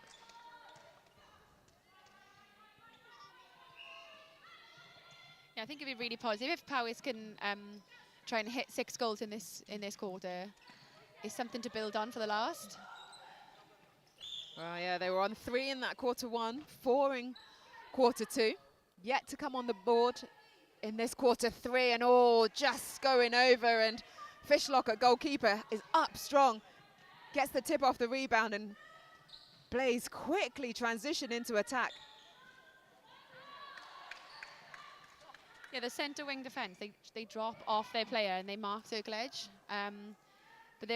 Which is quite good, because obviously you're limiting the vision, but the centre wing attack have got free range to hit the circle edge then, so there's no arms in front of them. So as coaching as well, I'd probably be saying man-to-man. It's a lovely turnover by Brooke Collett once again. We can get our tally chart out, do we? We do, but she's thrown 2 off the back line though, so I think this is Take 2 off it. Take 2 off that, but she's been phenomenal on defence. Just needs to rein in some of those passes. You can see her, when she does, it releases from her hand, she gets annoyed with herself. We need to have a leaderboard of how many turnovers there are. Yeah. The goal defence from Inferno's last time, I think she had about 20 yes. turnovers in a row. Indeed, she was phenomenal. Yeah, she was very, very good.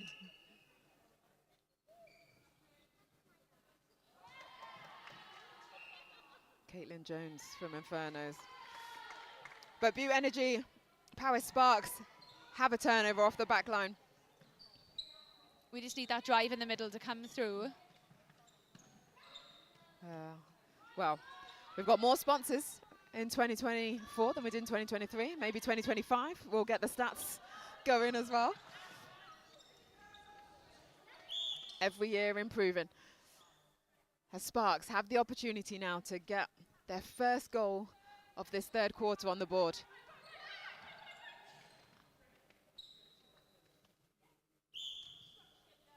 Mary Bailey didn't fancy it from distance, but Jasmine Barty a little bit closer. And they did it. Oh, I was going to say, off the Blazers centre pass. Luckily, still have it in hand. The nice centre has got such a wide span. Who are you looking for? The southeast centre. Charlotte Scarborough. Charlotte, she's got such a wide span when she puts her arms out. She's really difficult to play against. Well, we had her and Rebecca Baker earlier in the comms with us, and Rebecca was saying exactly that. It's so deceptive, Charlotte's wingspan, and how much space she can cover in athleticism. Yeah, she's not ideal to play against on a centre pass. I keep saying to my players, go wide. I can't see. Very fit girl, and there she is at centre, hitting the top of the circle, Scarborough. Meredith from distance, just goes off that back line. Coming up to the 4.5 minutes left of this third quarter.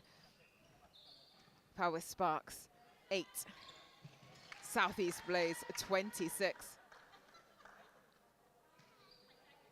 Yeah, they're playing a very tight man-to-man game. not one player is catching the ball without a South East Blaze defender on you or flying across you.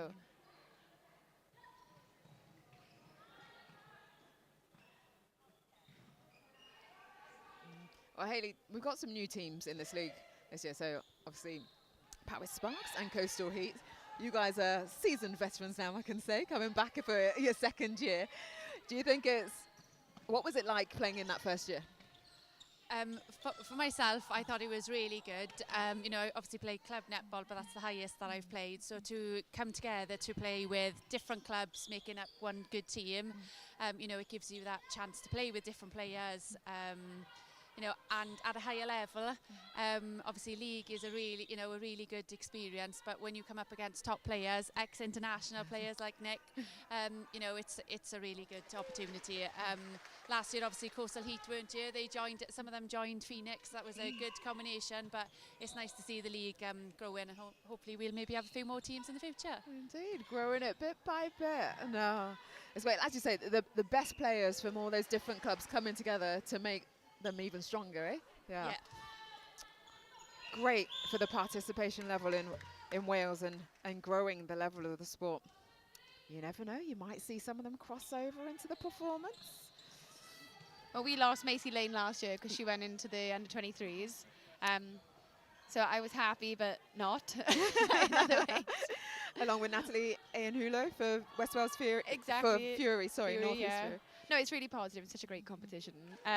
We've had a lot of positive feedback from our girls. It's just, like Hayley said, it's just something else. Obviously, we like playing club, but it's lovely to step up another level and having the players from different club teams coming together.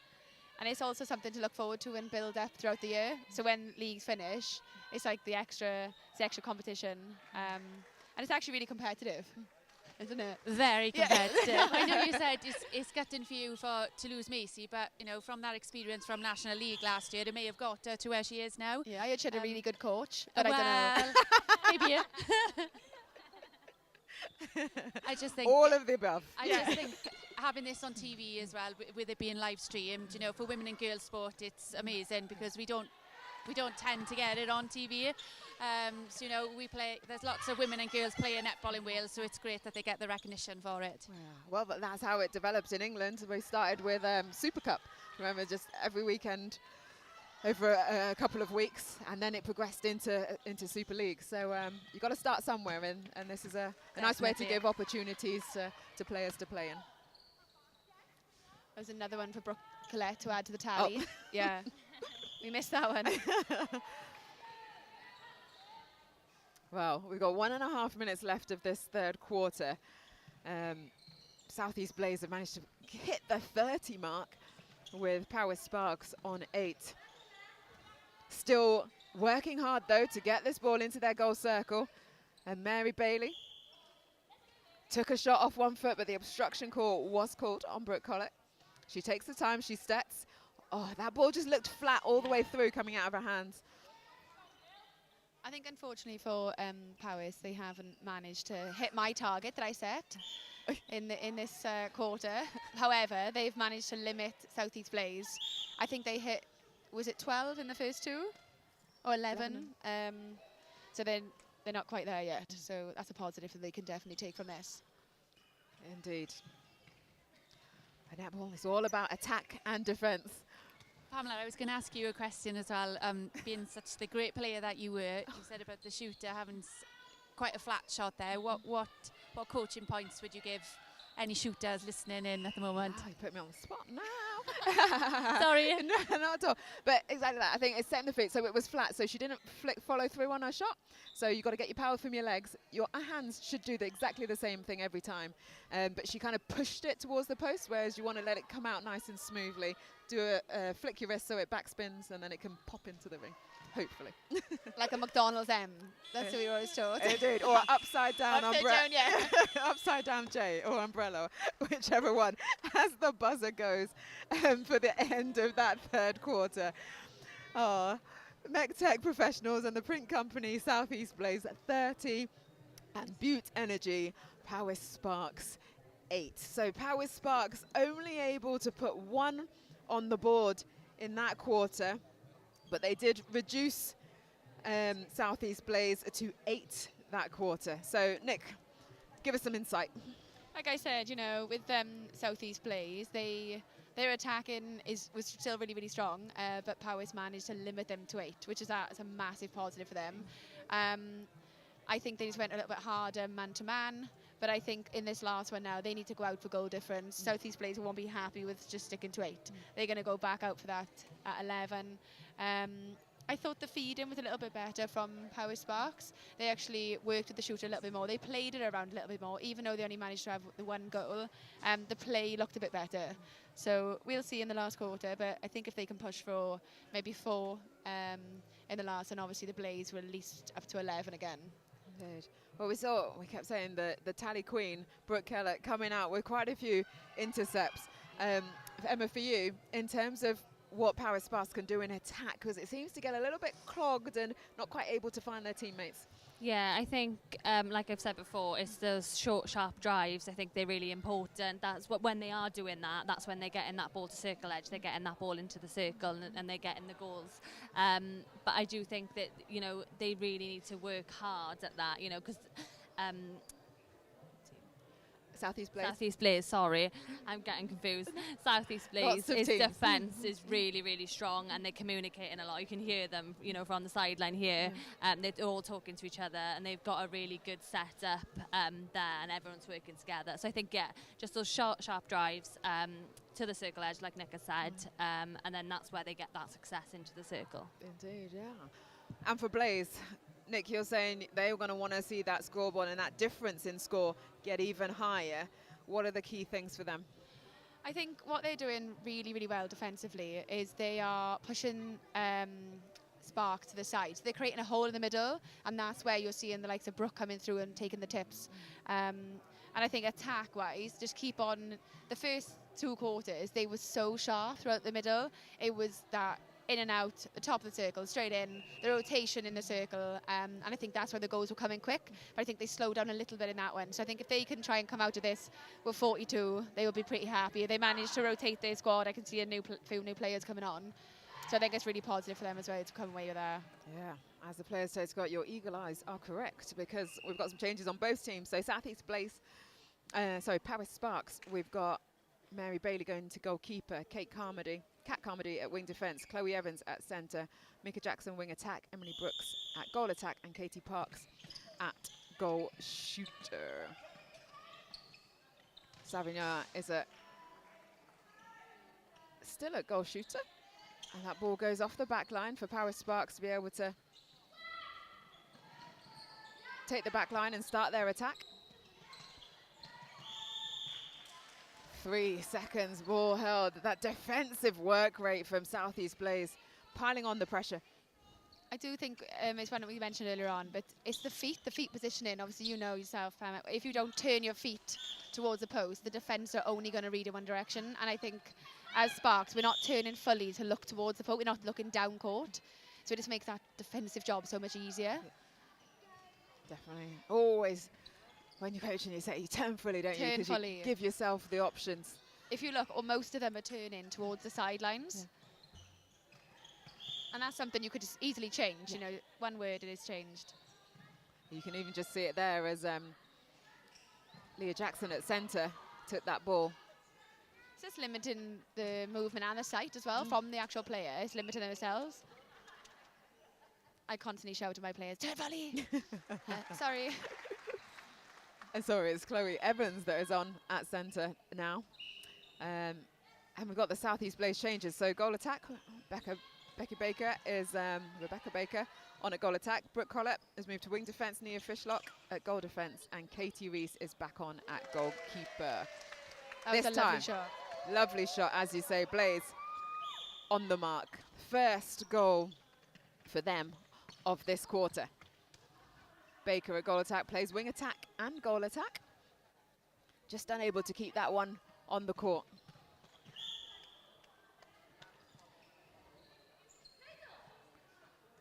Bit of confusion there as they were taking that penalty pass. Evans tries to find a shooter. Still get the back line, Power Sparks. So big defense now. I think they're quite hesitant to give that first time ball.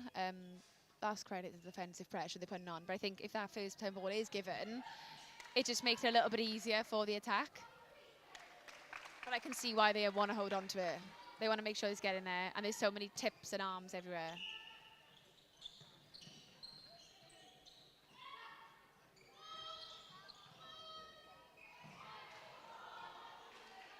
I was unlucky, that defensive turnover.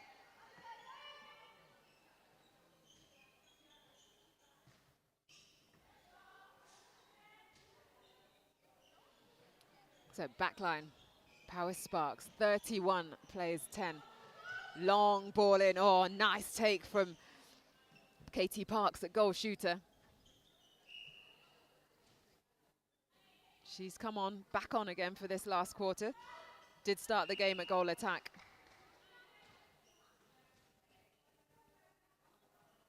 The West Midlands Regional 2 player and a PE and maths teacher. We've got so many different professions on court. It's like a jobs fair. You just come here, pick up a lawyer, estate agent, math teacher. My team's full of police officers. Or real women doing real stuff. I love it. And doing the business on the netball court too. Yeah. I still got a speed in finding the day though. They couldn't back me up. Could they not help you? No, they couldn't help me. Probably best. I know. Deep ball in. Parks is able to keep it in. Goes back to the line.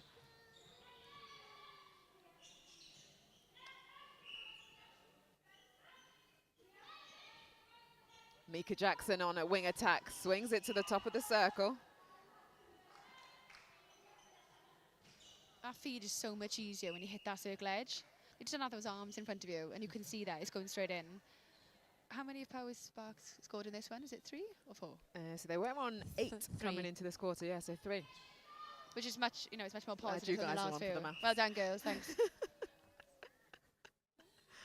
You tell who went to school. Bit of friendly teammate banter going on here. I think Sparks have just been a bit more patient with the ball as well. Their placement of the ball, their timing has improved, so it's clear to see they're getting that ball into the circle a little bit easier now.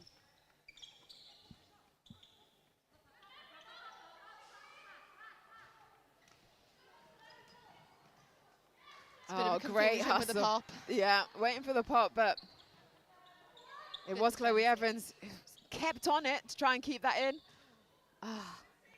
But just when they have the opportunities, Emma, they're just not cherishing them. Yeah, like I said earlier, it's looking after the ball, isn't it? Not throwing those long balls and putting maybe another player in an awkward position, to try and keep it in. It's keeping that ball safe. And I think what Powers need to do as well is, like Nick said, they need to turn their body, but they also, through court, need to give that first-time ball. They need to have confidence in their players, and maybe draw that contact from the other team as well, So, but yeah.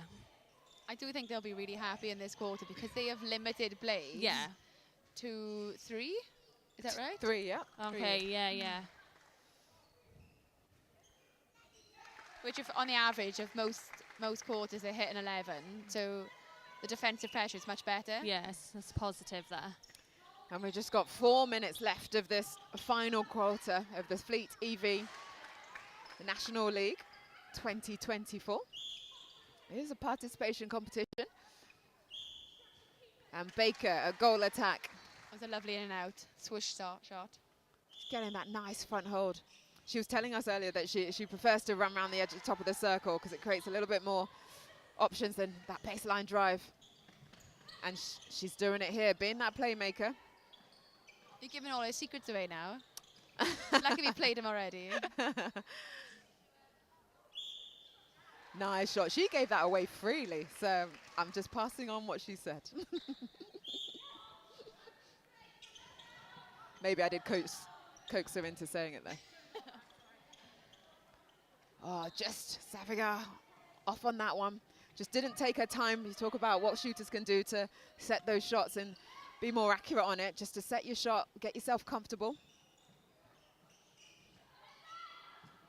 Nice there from Reese. I've really enjoyed watching her play at goalkeeper. Yeah. Really on everything, isn't she? She's really athletic. And like I said before, she's not particularly tall. You wouldn't look at it and think, but her jump is insane. But that movement in the circle in Sparks is so much more positive. It's confusing the defence a lot more. Oh, nice take and pass there. Oh, Evans at centre, Chloe Evans. She just put it in the best possible place for a goal shooter, Katie Parks. I think they've reached my target, or nearly. They've scored 7 in this one. So they've scored nearly as many goals in the last quarter as their first 3. So they've really picked up the game in this last quarter. They must have been listening to the commentary and the words of wisdom have come through. They've had lots of changes to the squad. But now it does seem the 7 have gelled nicely, finding their way. Yeah, it's much more positive. It's coming through the middle of the court rather than being pushed wide. And they're Lovely finding take, Parks yeah. in a goal shooter. And she's scoring for them. 8 now. This is their best quarter by far. Yeah, and you're right. Yeah, they're not far from half score now. If they have a couple of turnovers, we've got a minute and a half left, so a couple of turnovers and they could possibly get half score, yeah? Indeed, that's 1 point for scoring more than 50% of the winning team's final score. So Powys Sparks all to play for.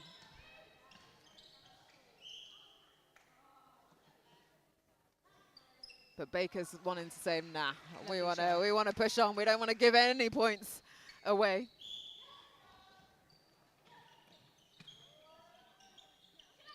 I think Blaze would wanted to have finished stronger than this quarter, but I think it's really positive getting the whole squad on. It keeps everyone's motivation high and that competitive element alive. Indeed, it has that. As you say, every single one of the 12 that have travelled here today from South East Blaze have got onto the court. And with just 40 seconds left on the clock, they're still pushing away, trying to keep that scoreboard ticking over, not give Powys Sparks a chance to get that 1 point. Sparks, you see, where has that been all game? These quick passes, the confidence that in first each other. ball, confidence that, you know, the player at the end of the ball is going to get there. You know, like you said, where's that been? We'd love to see a bit more of that. But I do think Powys Sparks have really come out of this last quarter really confident, really strong. And like Hayley said, you know, they've scored nearly, is it more? 8 goals. I'm looking for the mathematician here. I need a help and support here with the maths. No, but they've done really well. Oh, they have. Well, 16. That is double, as Hayley was saying, than they did in the first 3 quarters. Well, the same as what they did in the first 3 quarters combined. But it is South East Blaze that come away with the win at 38 to Powys Sparks 16. Nick, final words for us on, well, how good were Blaze and what can Powys Sparks do to continue doing what they did in that last quarter? Yeah, I've been really impressed with Blaze this season. Their attack is really, really strong. They have a lot of structure there. The defensive unit, it's actually quite off-putting. We played them in a friendly last week and it was a really good challenge for us. And from Sparks, I think from where they started to where they finished, it was a massive improvement. They were hitting circle edge, given the first-time ball, and they were bringing it down from the defence end. So it was really positive for both teams. Oh, what a good game there. Well, I've had Emma and Hayley. Well, we've had Emma and Hayley on the mic. Thank you very much, ladies. You've got another game coming up. Who you will be playing? Northwest Fury, yes. We're looking forward. I think, you know, it will be a really difficult game. We've seen them play. We watched them this morning, and they're a really strong team. But we are looking forward now to get back on court and put, you know, all the positives we took from the Valleys Volcanoes game and, you know, to the next game. So we are looking forward. And for you, Hayley, watching this game just now, and your commentary has been fabulous, both of you. Thank you very much. What have you learned that you can put into your next game? For me, it's getting that 2 options as opposed to just the one driving on to the ball. If you're in the space and you're in the way, clear out for somebody else to drive in. Oh, well, get out of the way. Oh, well, Hayley Lewis Howell and Emma Roberts from West Wales Phoenix, you've been stars. Thank you very much. Thank you very much. And to everyone else, well, that was the 5th game of today, and we've got more coming your way. The next one is City Flames versus North East Infernos. So stick with us, and we will see you shortly. sorry, before I cut out, Nick, thank you so much for being my co-com. It's no problem. We just pretend like I'm not here. You've just been seamless slotting in. It's been a pleasure. Your insight, well, you're a coach, you're a player, you know everything. Thank you very much. And good luck for your next game. Thank you. Thanks for having me. See you later.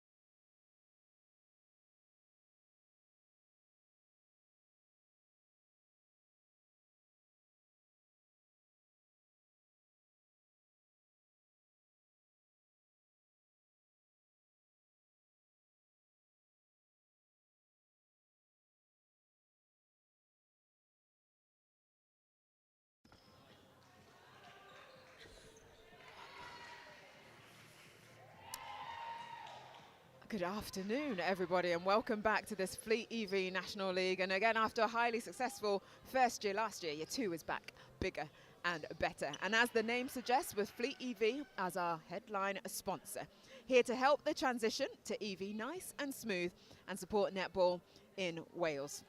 If you are just joining us, we are playing 4 quarters of 10 minutes with 3 minutes between quarters and 5 minutes at half time. All teams will play each other in a round-robin format with 2 games each day. We started in sunny Bangor last month and here today in Ebbw Vale, then to Cardiff, House of Sport on the 20th of July. And the 21st of July as well, Saturday and Sunday, a weekend packed of netball. I'm Pamela Cookie and it's been great to take you through competition day 2 with Airline Roberts, former Welsh feather. And Airline, it has been non-stop action all of today so far. Oh, it's been wonderful, isn't it? Even from the first game of the day, we were almost on our feet watching that one. And it's from there that the talent and just the action has just been continuous. So there's no complaining, is there? This netball has just been out of this world. Steps up every time they step on the court. Oh, well, up next, as you can see on the screen, it's Game 6, City Flames versus a North East Inferno. And let's get straight into those starting 7s. Yes, so starting 7, starting with City Flames. We have Tash Charles back in at goal shooter. Sarah Bell has moved to the goal attack position. Elise Hayward has moved into wing attack. Megan Cooper starts in the centre position.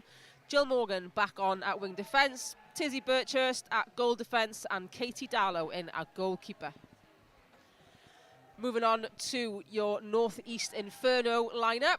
Erin Hook is on at goal shooter. Becca Hughes back on at goal attack. Jess Daltrey on at wing attack. Katrin Hughes is on at centre. Lexi Jones at wing defence. Caitlin Jones at goal defence. And Tash Jarvis at goalkeeper. Nice indeed. And she tried to keep it quiet, but we're going to say a big happier 30th birthday to Katie Darlow, goalkeeper of City Flames. That was yesterday, and her teammates found out, and they've been giving her some birthday celebrations today. So we're looking for a birthday performance when they step out on the court. Absolutely, everyone loves a birthday performance. But you know, when you hit that age, you try and keep it quiet. But isn't 30 the new 20? Indeed, it is. I did struggle when I hit 30, but once you pass it, you're all good. I'm a bit anxious about turning 30 next year. All right, we know you're young. I say City Flames versus North East Inferno. The both teams are just having their final team discussions before they step out on the court. Up in Bangor last month, City Flames lost to Coastal Heat, and they also lost to Valley's Volcanoes. You talked about that really fabulous first game of today where they drew with Southeast Blaze. For North East Infernos, they have been flying. It was a 50-21 win in Bangor versus Phoenix and a 44-24 versus Fury. And again, this morning, they put on a victory up against Powys Sparks, 15-59.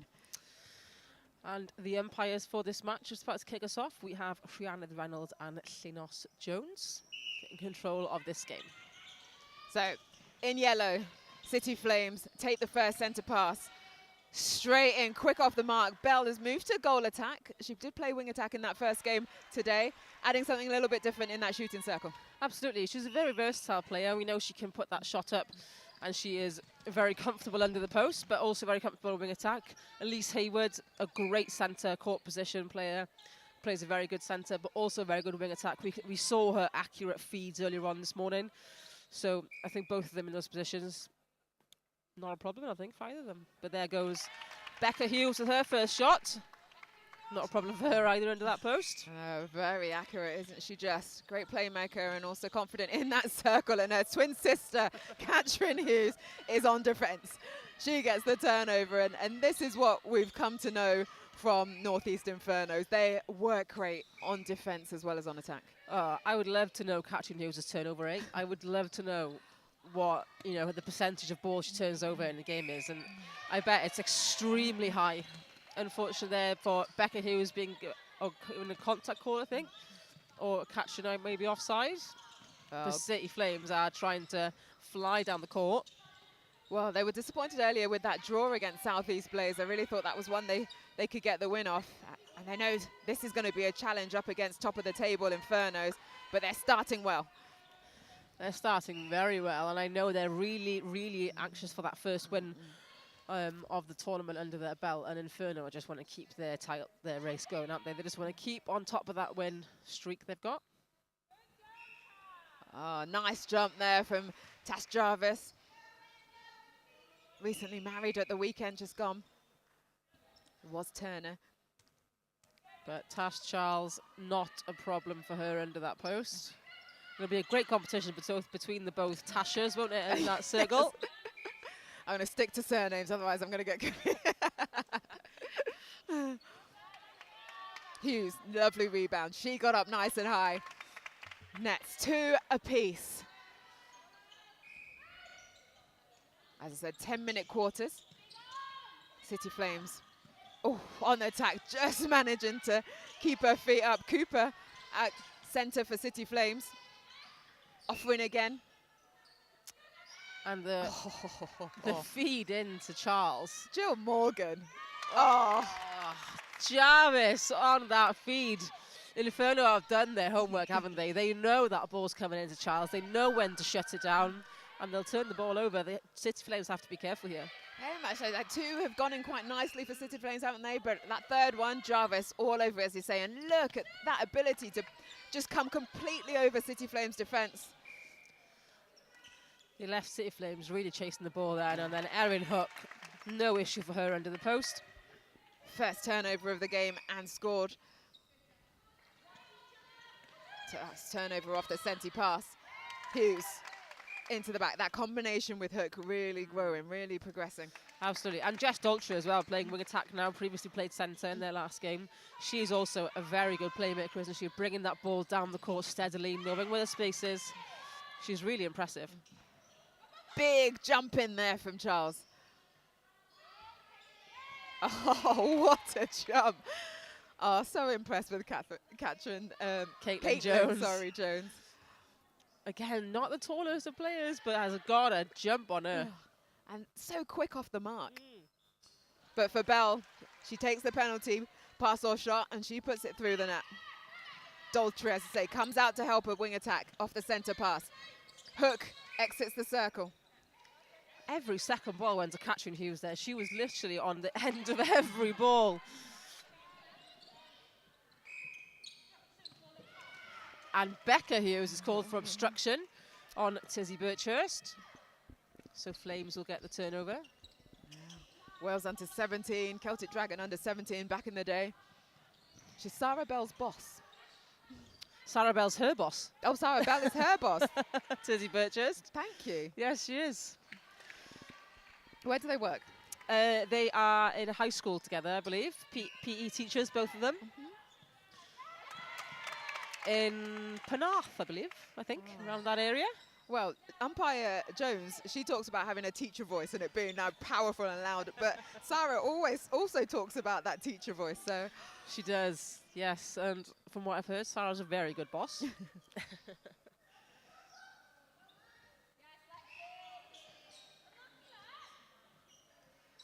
And there is Sarah Bell trying to pop that ball into Charles, but Jarvis getting a hand on it. Top of the circle, finds Cooper. Put the obstruction on that backline pass. Gets a penalty pass or shot. Gets it high. She goes for post. Nice. Yes. Well, I would have thought she would have done that on the last play rather than look for Charles. I think for Sarah Bell, because she, was playing wing attack in the last game, and she didn't have the best shooting status in Bangor, but she then settled into her game. It can sometimes take a little bit for her to settle into a game, but when she does, she has great. She does wonders on the ball.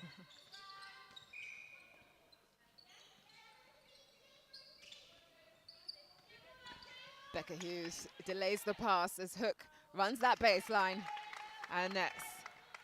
It is 5 apiece with 4 minutes left of this first quarter. There is Elise Hayward with those fast hands and fast feet again. Wow, what a work rate she put out in that first game versus Blaze. Looks a little bit more restricted in this game. Doesn't seem to have as much freedom to run around. Maybe it is because she's in a wing attack instead of a centre position, but we don't seem to see as much of her at the moment. No.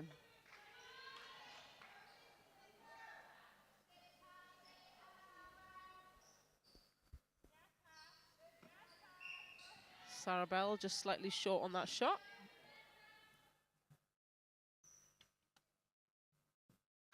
And a quick little pass to Charles. She's like, you have a go. Charles under the There we post. go. She puts it. They go one in front, City Flames, with Northeast Inferno's centre pass. This will be a tight game. It's what we like to see. Oh, we isn't love it. And We- there it is, straight back in the draw. 6 goal apiece. Ah, and those were one of those schoolgirl errors. Off your own centre pass. You don't want to break the line. Infernos. You need to keep those centre passes, don't you? You need to make sure you score your own, because especially with a team like Inferno, they will capitalise on every mistake you make. Like Erin Hook has just done. 7 plays 6, and Inferno have the centre pass. Daltrey, long ball down. Finds her good strength there. Morgan just getting the contact call.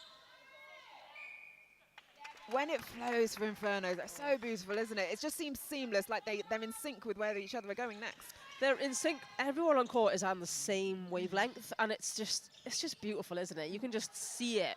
When the ball is over at the far end, you know where it's going to end up, but it's almost as if every single person knows. And it's almost like everyone's got twin telepathy. It's lovely. Yeah, indeed. Oh, there's the birthday girl. There it is. Oh, Katie Darlow coming out with a two-handed intercept. Read that nicely. Birchers just had to reset herself before giving that ball. But what we've seen Northeast do time and time again is confuse the space so much and set up their little defensive areas. So City Flames want to give that, we saw it twice then, want to give that ball and they have to come back on it and then give the second ball, because they think the space is there, or they run into the space, but then Northeast are there straight away. So they're covering so much ground, Inferno.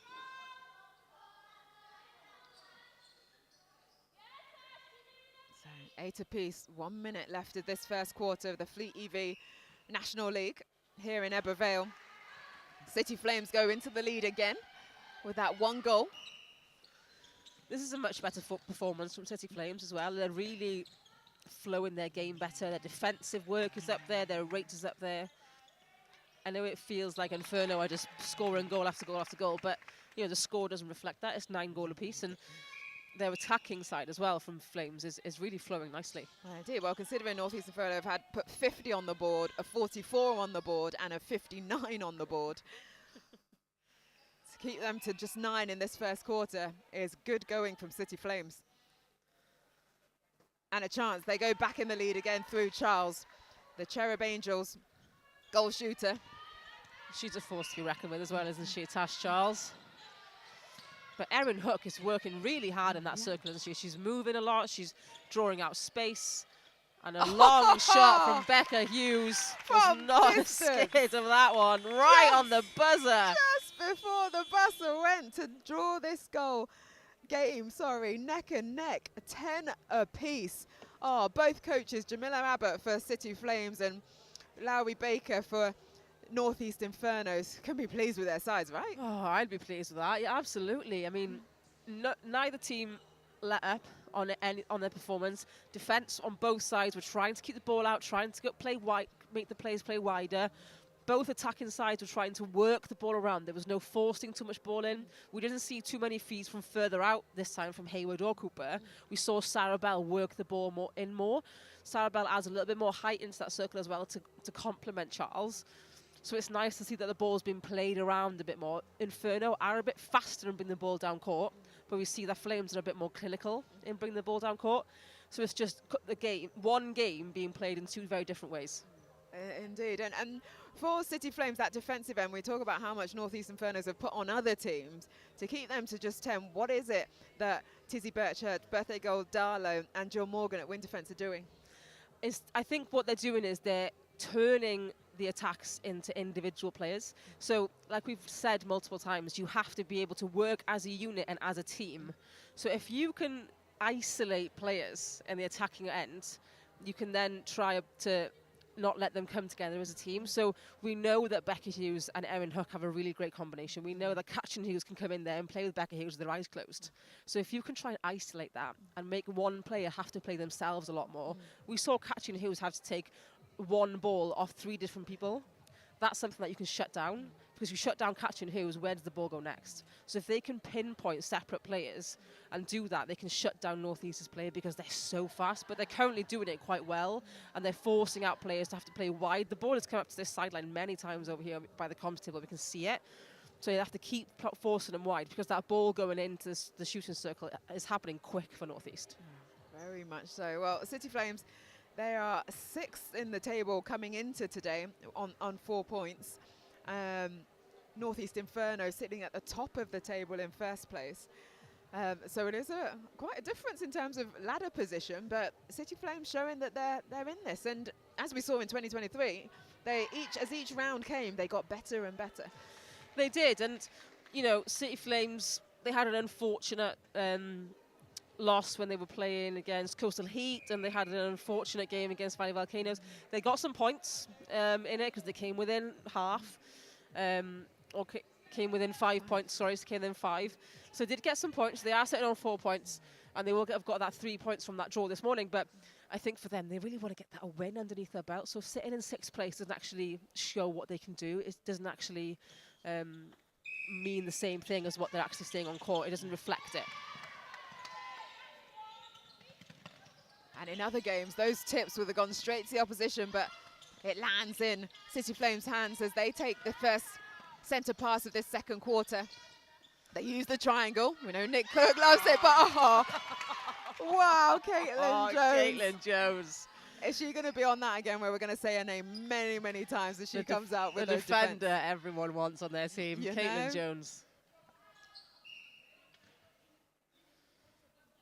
And not just taking the ball and tipping it, but taking the ball, following it through and giving the pass. That's really important, isn't it? Just tipping it is great, but then it comes to a throw in. But if you can tip the ball, take the ball and give the pass, take your feet and follow through with the ball, that's clinical. Indeed. Well, head coach Lingunch used to say, if you can get a hand to it, you can catch it. So no, tip and pull these balls in, which she did so nicely just there. Becca Hughes steps in, leans back. Oh, just pops out, but rebound there from City Flames, but the contact is called on Katie Darlow. And Infernos have managed to get a 2-goal lead coming out of the quarter time break. City Flames have to go back to the line, all the way back to Darlow at goalkeeper. Regroup themselves though, and then start to attack down. Hayward, wing attack. Hayward looked in at that space then behind Charles. She had all eyes for Charles, like she wasn't going to pass that ball anywhere else. She was looking nowhere else, was she? I think Charles on that one just let her space go a little bit too soon and allowed Jarvis to come around into that space. So if she had held that a little bit longer, she would have taken that ball easy, because Hayward would have just placed that in the space for her.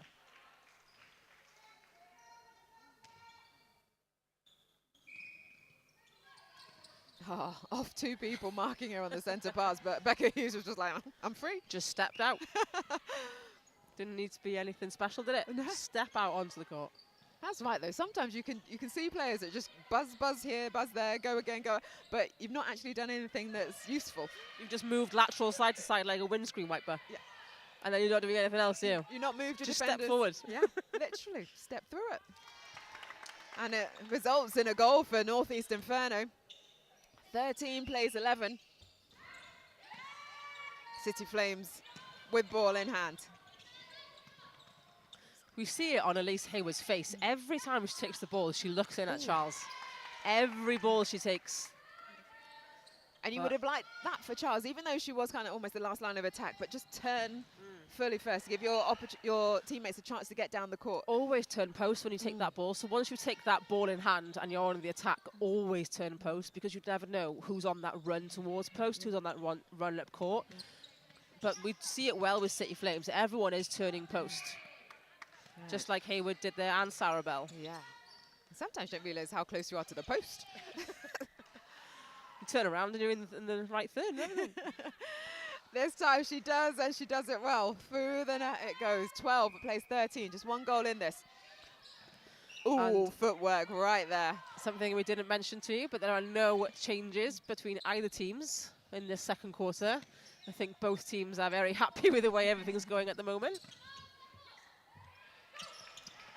A very good quarter, as you say, from both teams.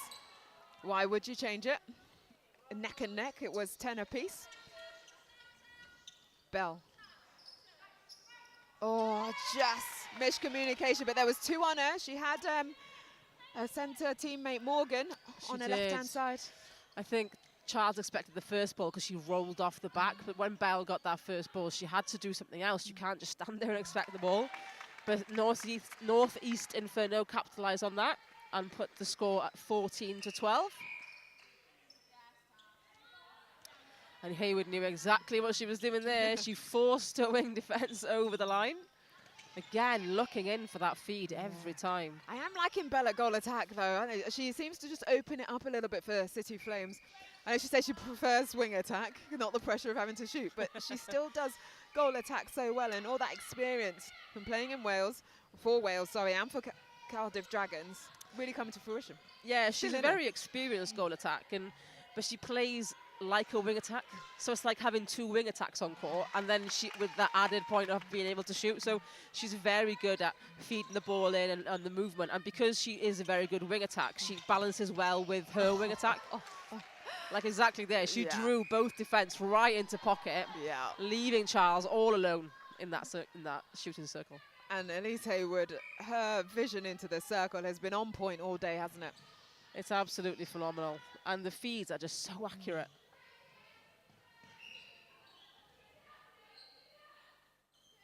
Burgess just giving that penalty on the edge of the circle.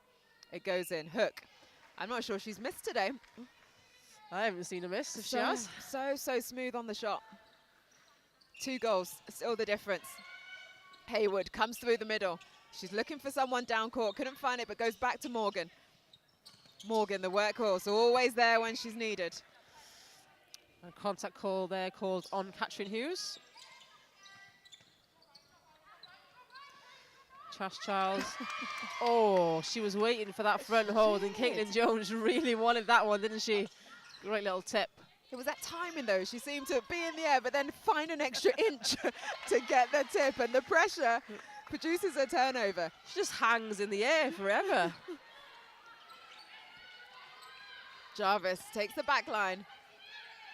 Hughes into Daltrey, down to the other Hughes. Back sister to sister, in, out, onto the post. Boom. She didn't even look at her then, she just knew she was at the post. And this is what Infernos can do to a team, isn't it? When they get their noses in front, just try to push it forward. You think they've hit 5th gear, but they've got a 6th, haven't they? It's always the same with Inferno. Literally. You think you've pushed them to their top level, but they go another step ahead, and you're just trying to catch up with them all the time. There is a change here for City Flames. Jill Morgan has come off the court, and on at wing defence comes Caitlin Bennett.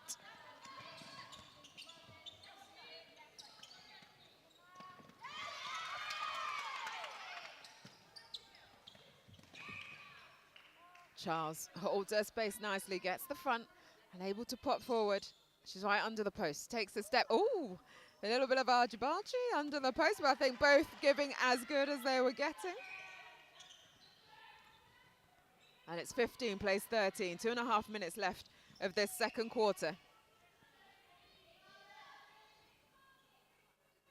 Oh, nice shot there. Another sinker from Erin Hook. 4 goals the difference now.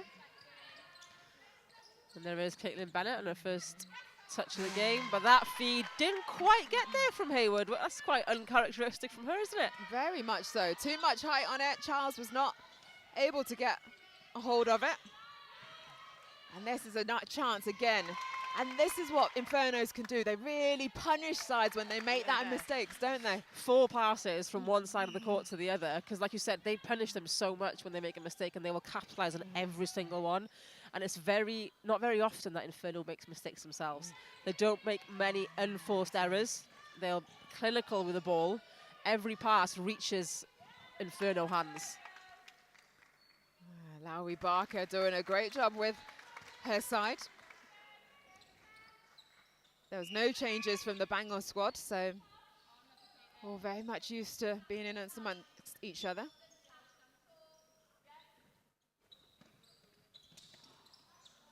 And another great draw by Sarah Bell there. Took Caitlin Jones away from Tash Charles, just to give her that front hold. It's like we were saying, when you've watched, obviously people would have watched Bangor and saw what Caitlin Jones can do. And so, well, take out that threat by sacrifice yourself. I'm going to drive hard to take her away and have confidence in the rest of my teammates that they can bring this ball down. Yeah, and Tash Charles has got a really strong hold, even a front hold. So if Sarah Bell can just literally run one direction and so convincingly that Caitlin Jones goes with her, easy ball into Tash then. So Bell comes out for first phase of centre pass. Jarvish, she's able to get round, but it comes off her for City Flames back line. And Hughes. Catherine Hughes once again. Twinkle toes around the edge of the circle. How she got that front position, I do not know. But look at the speed that she's coming down through this court and the timing. Can't even get my words out before the next pass is made. Can't even finish a sentence and they've scored. Awesome work here from Infernos. Two passes that took to get to that goal. The Infernos are on fire. They have now, with the rear buzzer just about to go, or just gone. Wow, they take it to 24 for Infernos, to 16 for City Flames. After that 10 apiece in the first quarter, they put on the board 14 goals. Remember, we're just playing 10-minute quarters, so that is no easy feat. And they restricted Flames to 16, Airline. So that is insane, isn't it? Because they've put 14 goals on compared to 6. That's more than double the amount that City Flames have put on. And that, again, that's more than 1 goal a minute. And to have to score on to get the possession on every other centre pass, you can maybe get 2 centre passes in a minute, maybe a little bit more. That's more than a goal a minute. And the fact that they can move balls so quickly, like we saw just now, 2 passes from the centre pass to Erin Hook and it's in the goal. Like we saw Catherine Hughes twinkle toe around one player, take a tip, and that without one pass being passed, she was then down the bottom of the circle edge. Their clinical ability to be so fast and so accurate on the ball is what makes them the team they are. Well, they finished second in 2023, so they were sad to lose out in that final game in the finals in Cardiff. But this year, they have just come out with a bee in their body going, we want this trophy. We want to take it in 2024. No one's going to take it away from that. They're not going to let anyone take it. Are you going to say it now? You're saying it. Are you putting it out there? I don't want to call it. They're not going to let anyone take it away from them, are they? Let's just say that. Thank you. They don't want to let anyone take it away from them. In that, apart from when they're decided, we'll find out. But currently, they are looking like the clear leader. Well, they are the leaders, but they're the clear leaders. No one is yet to shut them down. No one's yet to come close, are they? As I said, and I'm going to keep saying it, 50 they put on against Phoenix, 44 against Fury, 59 against Sparks. So, even the goal difference is insane. It's not just how they perform and, they can put up X amount, but they are scoring so many. Like, you can get this kind of score in an hour a game of netball. Yes. This is a 40-minute game of netball, and they're still putting this score on the board. Every single one of them is doing their job to a T. And you have that kind of confidence in your team. Why not believe it? Indeed, indeed. Well, we're yet to see them come up against Coastal Heat or Valley's Volcanoes, who are sitting second in the league. So come Cardiff next month, that will be very, that'll be a great one. That'll be great to watch them, especially against Valley Volcanoes, because I think they're a bit bitter about last year, because they lost out to them in the final. But I think City Flames, they put 6 on the board. I think they're not concentrating enough on shutting down Northeast Inferno's attack, because they end up chasing ball so many times. Because it moves so fast, their transition to defence is not quick enough and it's not slick enough. Their attack is doing all right. They're managing to get the ball to their shooters. They can put the ball up, but it's working. However, when it comes to their defence, it's just not slick enough. We saw it in the first quarter and it was working nicely, and Darlow and Birchers were working really hard off ball. But now we need to see more from them shutting down the pace of the ball. They have to take the pace of Northeast's ball, because once it gets going, it's not going to stop. No, because going back to Inferno, but it's not just the pace of the people or the players, it's the pace of the ball, as you've just said. So you've got two things that you've got to contend with. So how does City Flames do that coming into this third quarter? Well, to take the pace off the ball, it's difficult because once they get the ball, they turn and release. They turn and release, because they don't have to think about where to give it. They already know where to give it. And that's because of the pace of the people. So you have to shut down the pace of the ball, you have to shut down the pace of the people. It's like chicken and an egg, innit, really.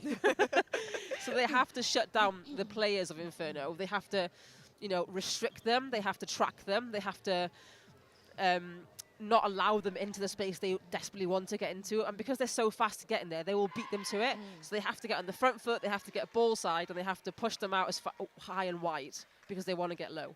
So is it about then maybe you let the first ball or the second ball go and you sag back really quickly so you can push them up and you're able to get that 3 foot mark on them rather than contesting the ball and then being out of play? If you contest every single ball, you're going to be chasing. Yeah. There's no point going for that first and second ball because they're going to beat you on the ball and they're going to beat you by running it.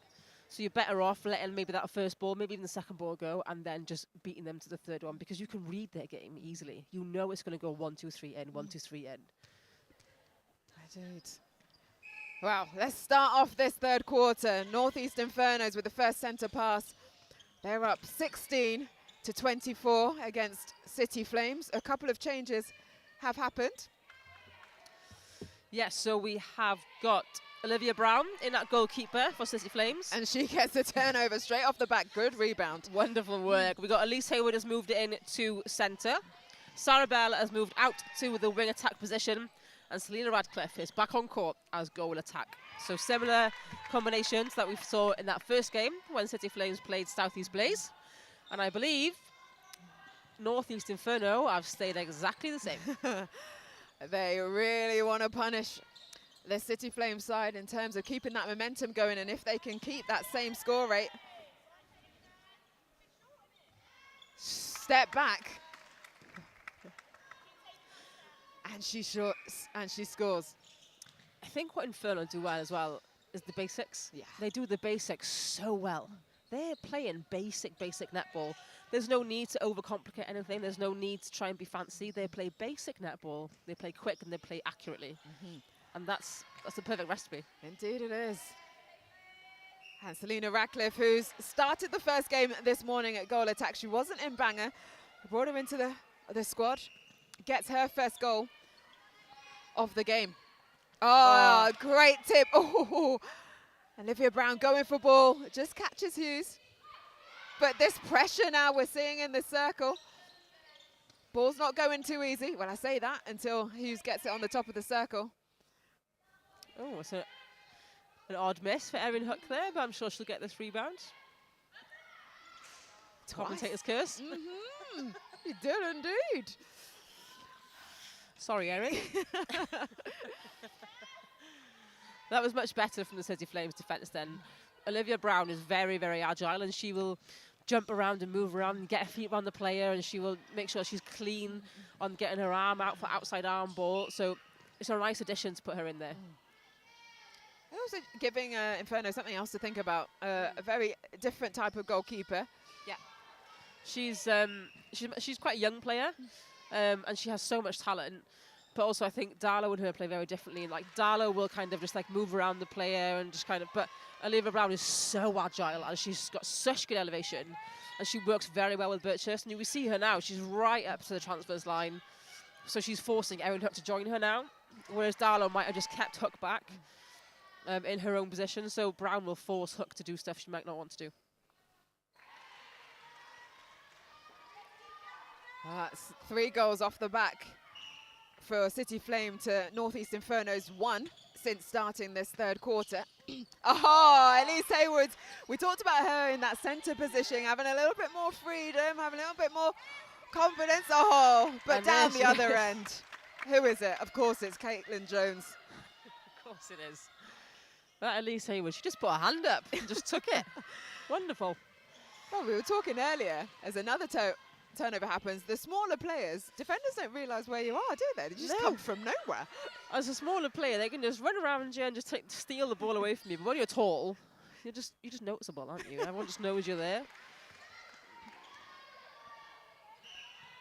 It's another turnover there for City Flames and their centre pass, but Tash Charles unlucky there as Tash Jarvis falls into her legs.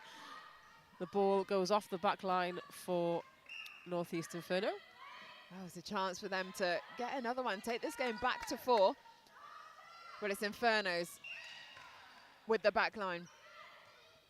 The pressure from City Flames is hot. Daltrey comes through the middle. They go wide, back to the middle again, and this is how they spread the defense of City Flames. Absolutely. They don't play narrow, do they, Inferno? They do like to come in and out, in and out, in and out. Oh, I got a chance to touch the ball. Still got it. You'll be on court next now. Not a chance. But that was a 3-foot mark pressure that Brown put on. Yes, it was a really good combination between Birchurst and Brown. And we have a change here. So Lexi Jones is coming off the court. And we have a change in wing defence for Northeast Inferno.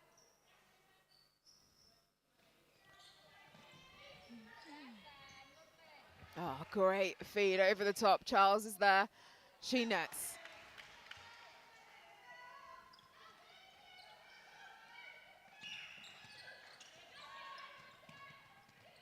Coming on now for Northeast Inferno in that wing defence position. And here she is again, Olivia Brown, goalkeeper for City Flames. Not making it easy for them to get some scores on the board. I say only 25. They're on 25, but they're on 24 coming into this quarter.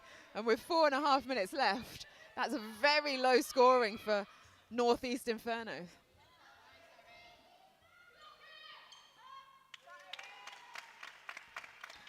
But they get it.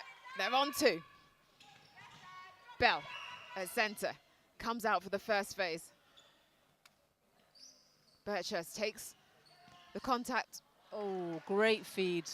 Charles, well, she took a massive step in. So Jarvis went in her right to get her hands up, but she did make contact, and hence the penalty pass or shot. Charles needs a little bit more leg lift this time. Goes through. Well, the score here is very close still. We're at 22-26. Inferno still in the lead, and Emily Wykes has come on for wing defence for Northeast. Previously played wing attack in the first game. The Very West Cheshire Warrior. versatile player. Well, she talks about she plays mixed netball and she coaches as well. So she's in and amongst netball in different guises.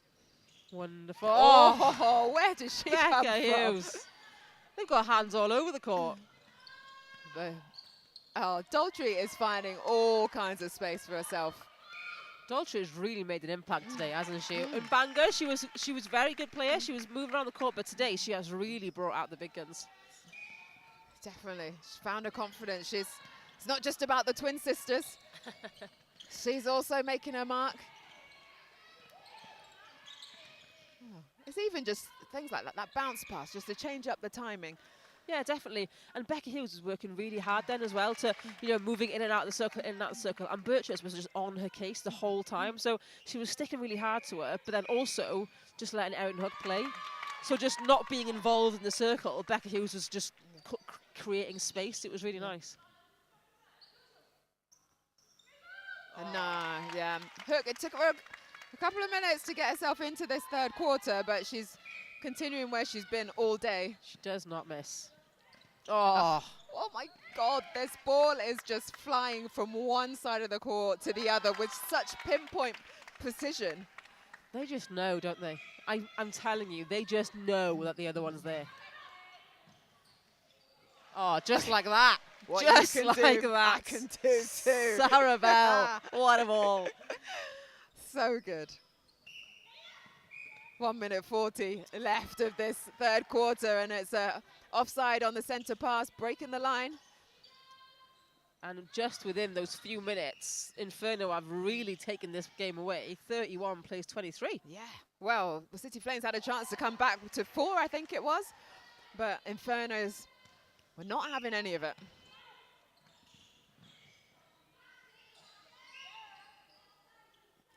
But like we've said the entire time, all the points matter. You get points for coming within 5 and coming within half. So if they can stay within a relatively close score, they might get within 5. Indeed, well, you get 5 points for a win, 3 points for a draw, 2 for losing within 5 goals, and 1 point for scoring more than 50% of the winning team's final score. Oh, great rebound there from Hughes. Got up nice and high, and that left-handed shot that she's got, straight through the net.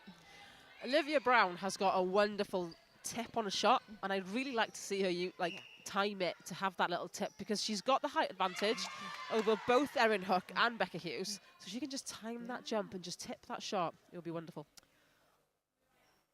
Add another string to her bow.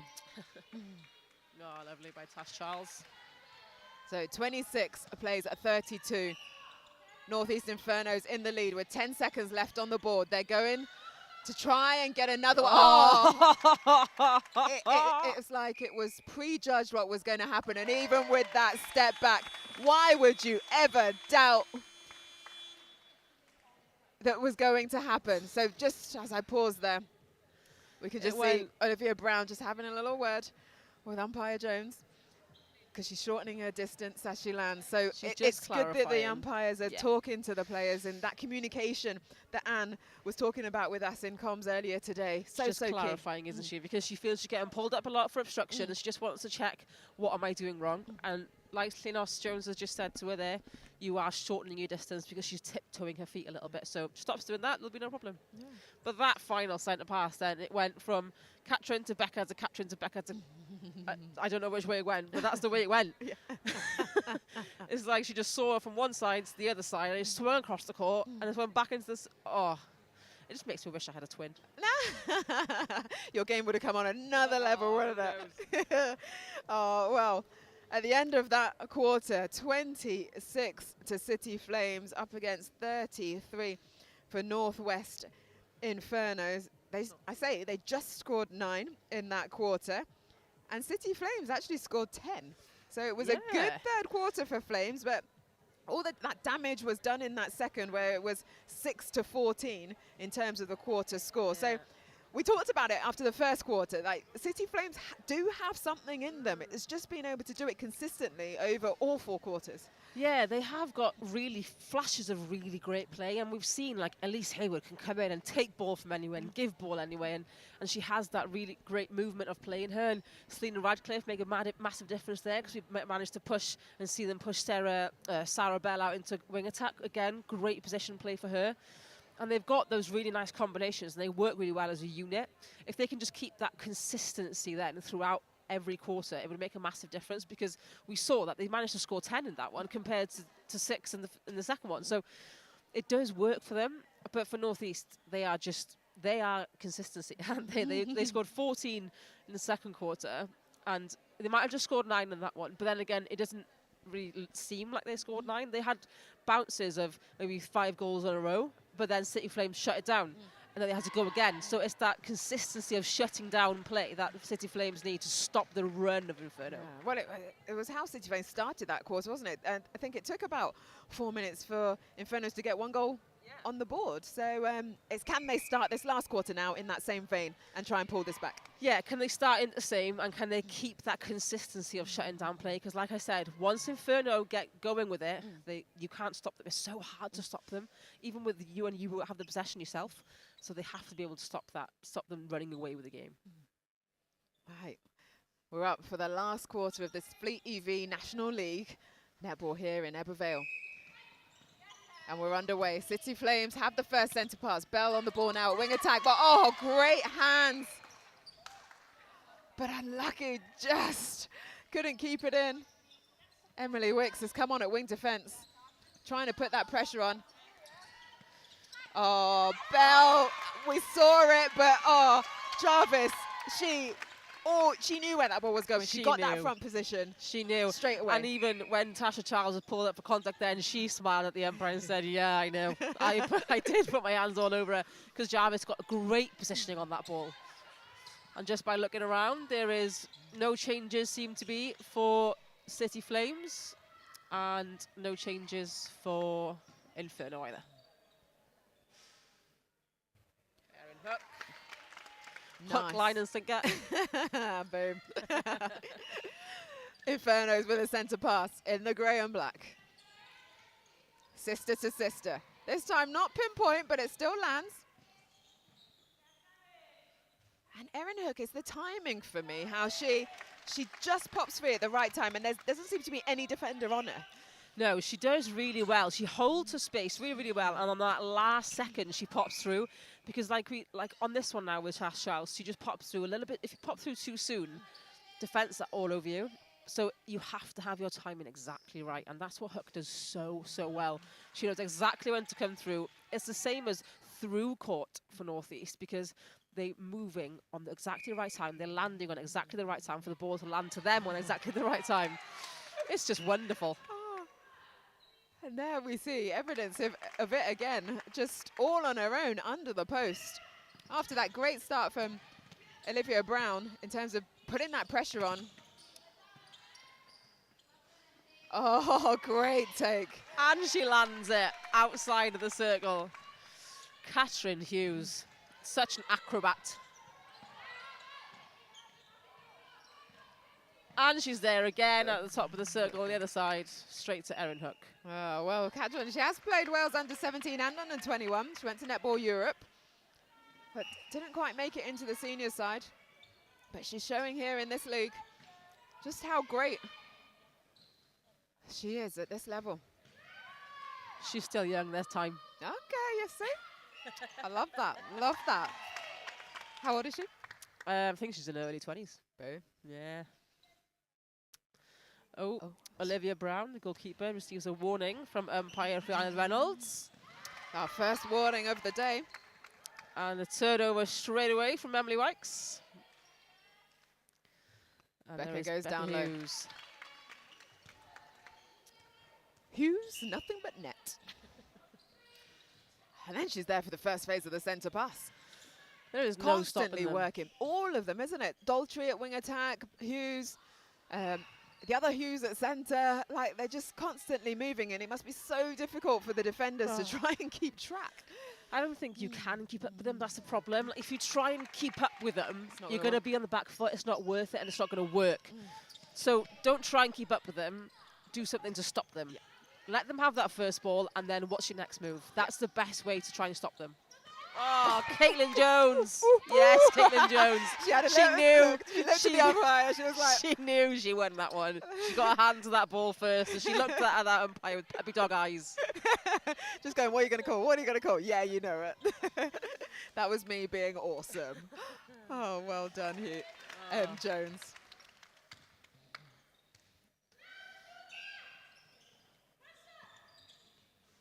There is Erin Hook coming out with a circle. For that moving shooting combination that they have, you don't see much of her coming out the circle, do you? But she does her work so well in such a small space that she doesn't need space to. so well. She's not a tall holding shooter. She's not a shorter moving shooter. She's like a mid-range, mid-mover.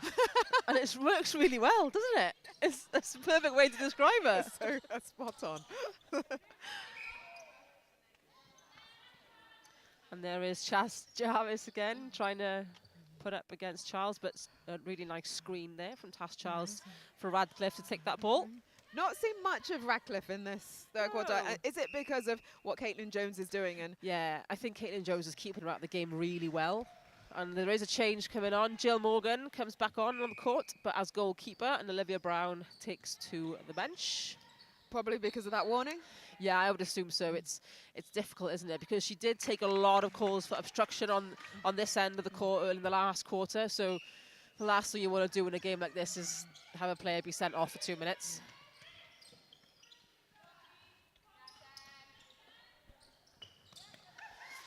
And that ball again, that long feed that's been working so well for City Flames so far in this competition to Tash Charles. Jarvis is all over it.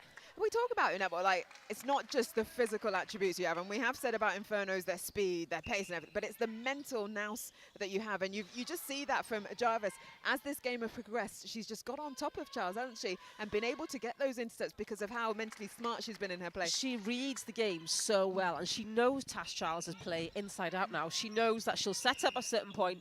So when the ball comes up to this attacking third, she knows there's a feed coming. So she sets herself up, and what she does well is she goes back and up instead of going up and back. And that's working really well for Jarvis. Definitely. And for young goalkeepers out there, please do watch that. And just as you say, you've got to move your feet first, then jump, not try and, like, fly backwards. Because that's when you get called for contact. Indeed.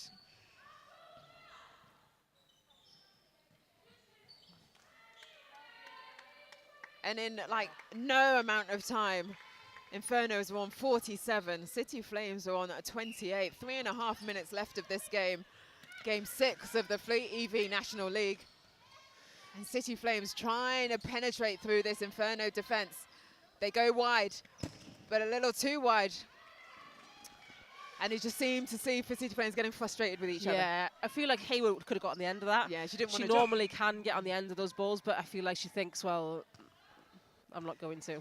But so far, I mean, Northeast Inferno have put, what, 14 points on the board compared to 2 by City Flames. Yeah, and we've still got 3 minutes left of this quarter.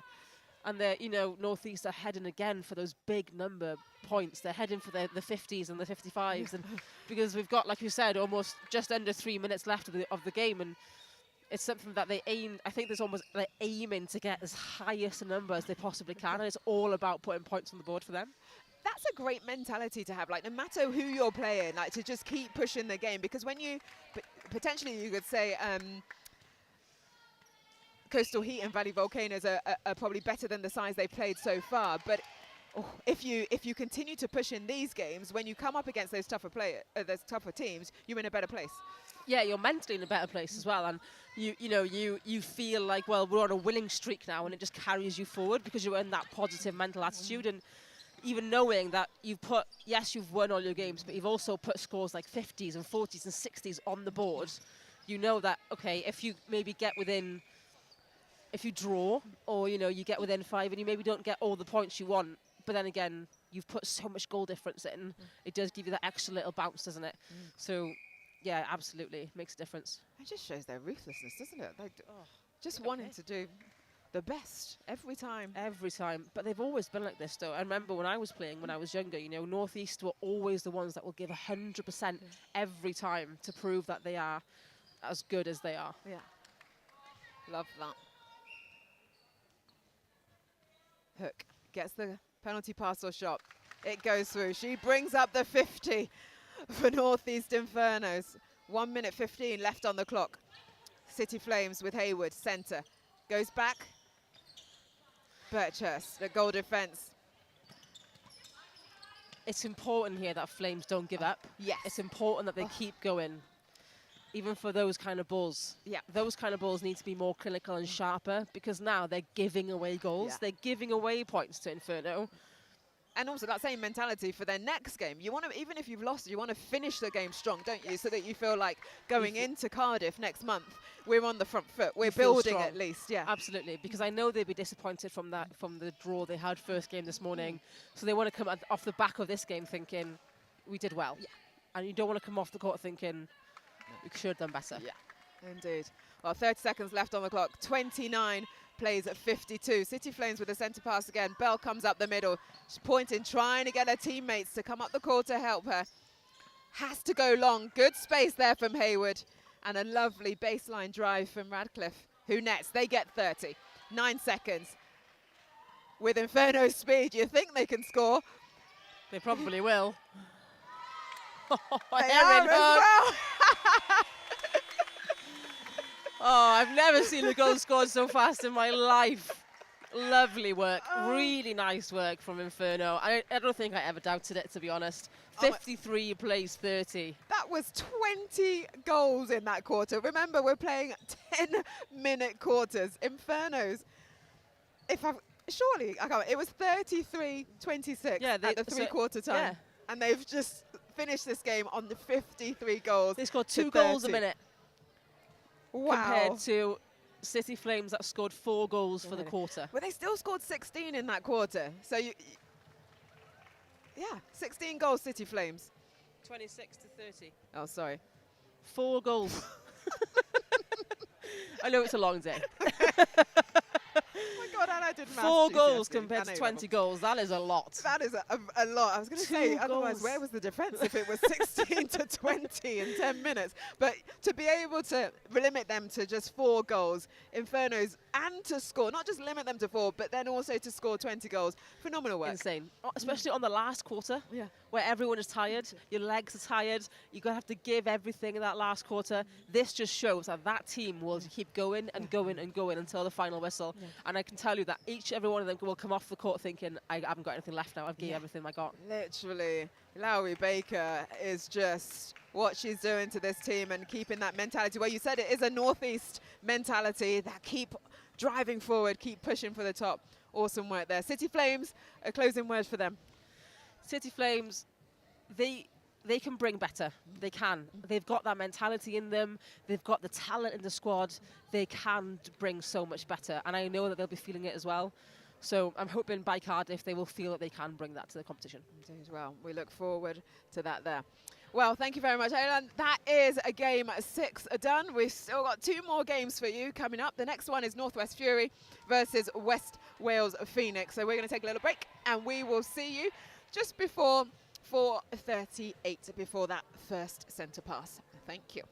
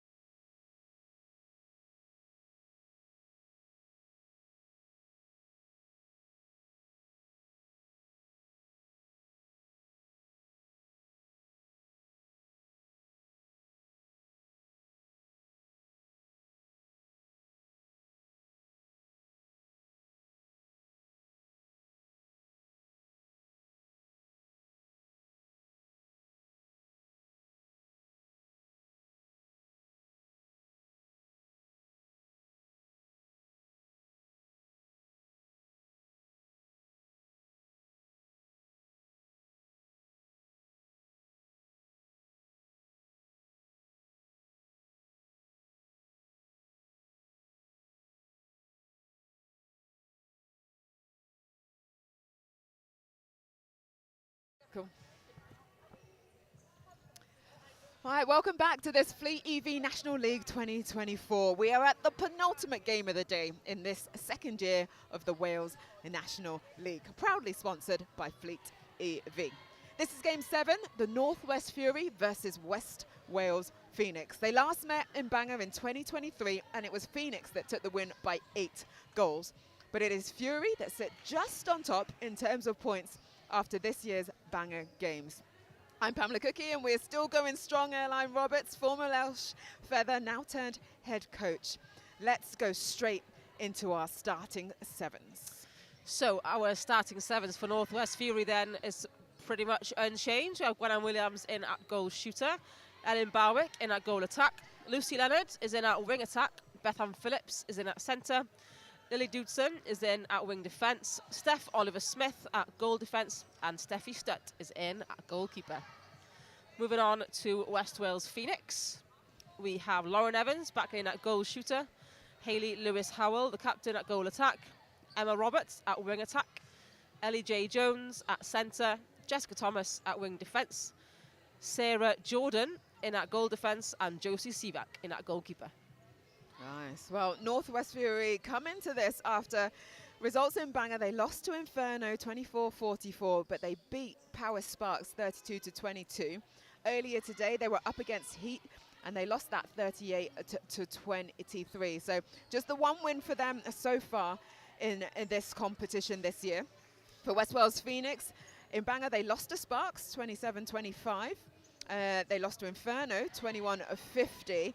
And they've just had a loss earlier today to Valley's Volcanoes, 36-22. So they're still chasing their first win of the competition.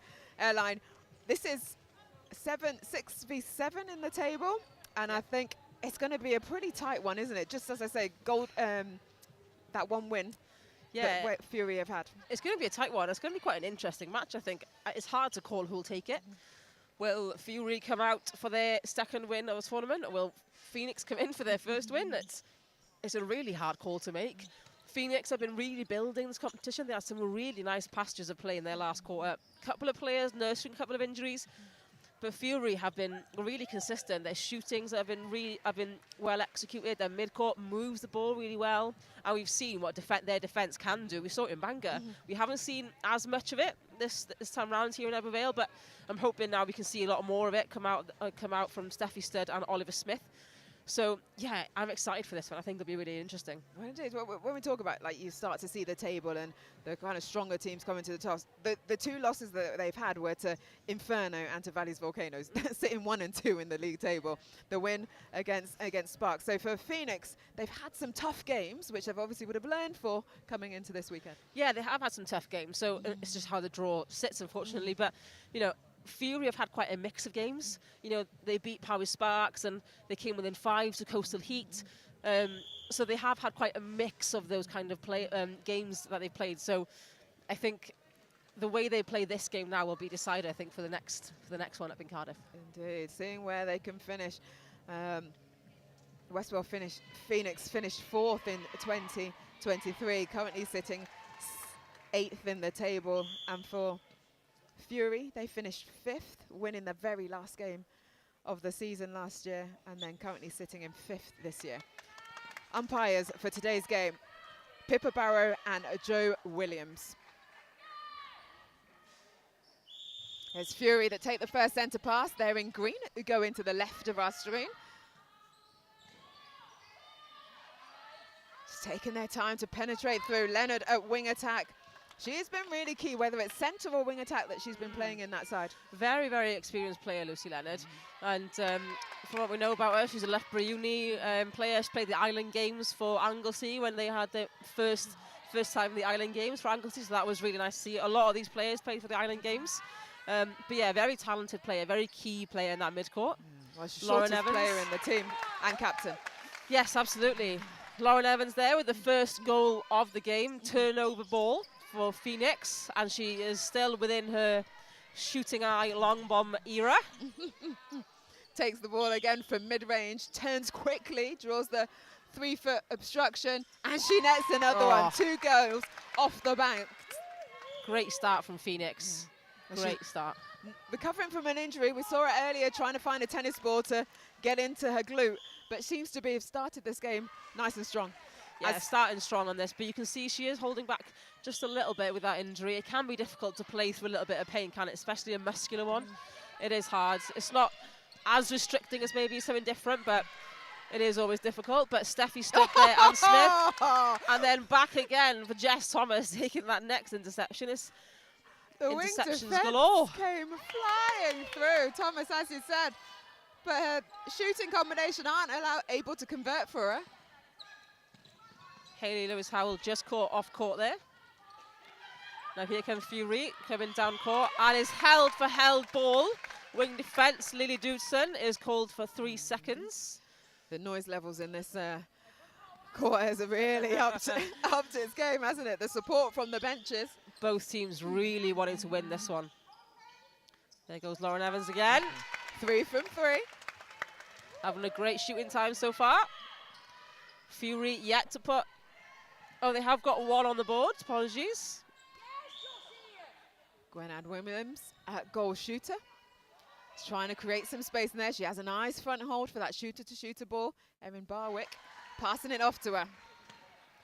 And Ellen Barwick and Gwenna Williams are a really nice combination, aren't they? That moving around from Barwick. Offside called on Emma Roberts. Off the centre pass.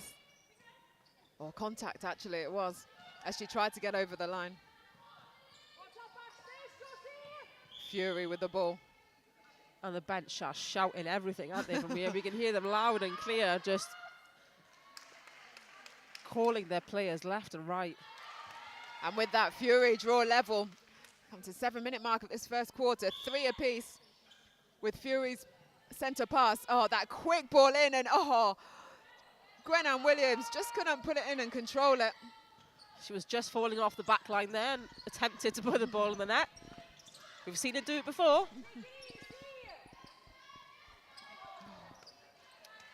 No, she's frustrated with herself, is Lewis Howell. She knows she could have just pulled it in. And that one is just overcooked from the Fury defence. It's like both teams just need panicked. to settle. Yeah. Yes, I was thinking the exact same thing. A little bit panicked, and all these balls are flying around. Steffi Stutt gets on the end of that one. It's just constant back and forth, back and forth. Someone needs to take control of this game. Stutt into the centre third. Leonard at wing attack. Oh, almost. Jessica Thomas at wing defence. I can't tell you how many balls she's got a hand to or got a clean intercept. She works so hard off ball. She restricts her wing attack so much, and to think that she's got space and will get a hand into that ball. Nice, Emma Roberts, just being the playmaker around the edge of the circle, and she gets it back. Takes the turnover. That's it, when you lose the ball, your job is not done. You got to get straight back on defence, and she did that right there. And a quick pass into her teammates. Nice shot, well made from Hayley Lewis Howell. And it's 4 goals apiece again here. Williams coming out to the circle to try and make easy work for Ellen Barwick, but couldn't quite find her on the back line. Phoenix couldn't quite find their players there, but obstruction is called against Williams. A lot of drop balls going on, aren't there? A lot of balls flying around here. Again, no one's taken much control of this game. A lot of unforced errors we're seeing at the moment. Lots of unforced errors. Would you say that, well, they are sitting the 2 bottom teams, 7th and 8th, Blaze in 7th, Phoenix in 8th.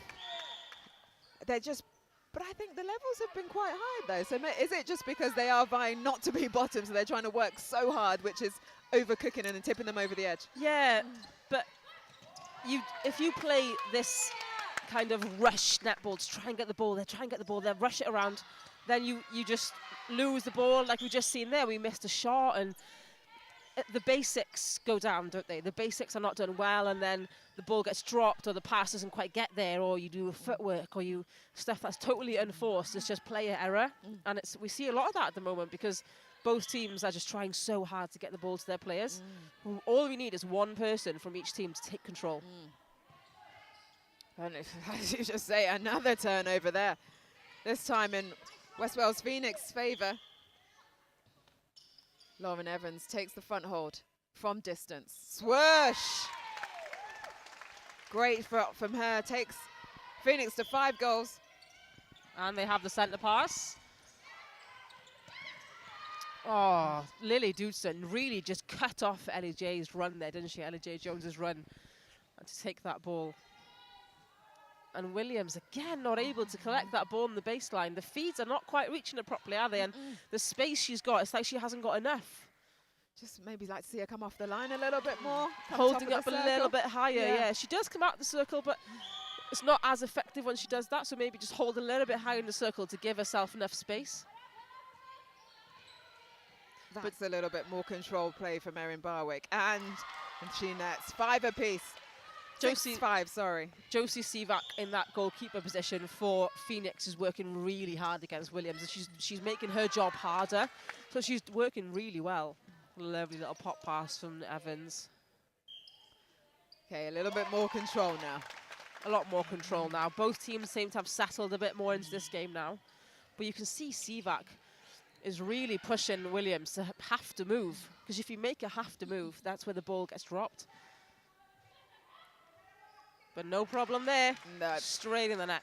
Under the post in her home zone. Deep ball, nice drive. EJ Jones at centre for West Wales Phoenix. And a miss from Lauren Evans, but they will get the sideline throw in.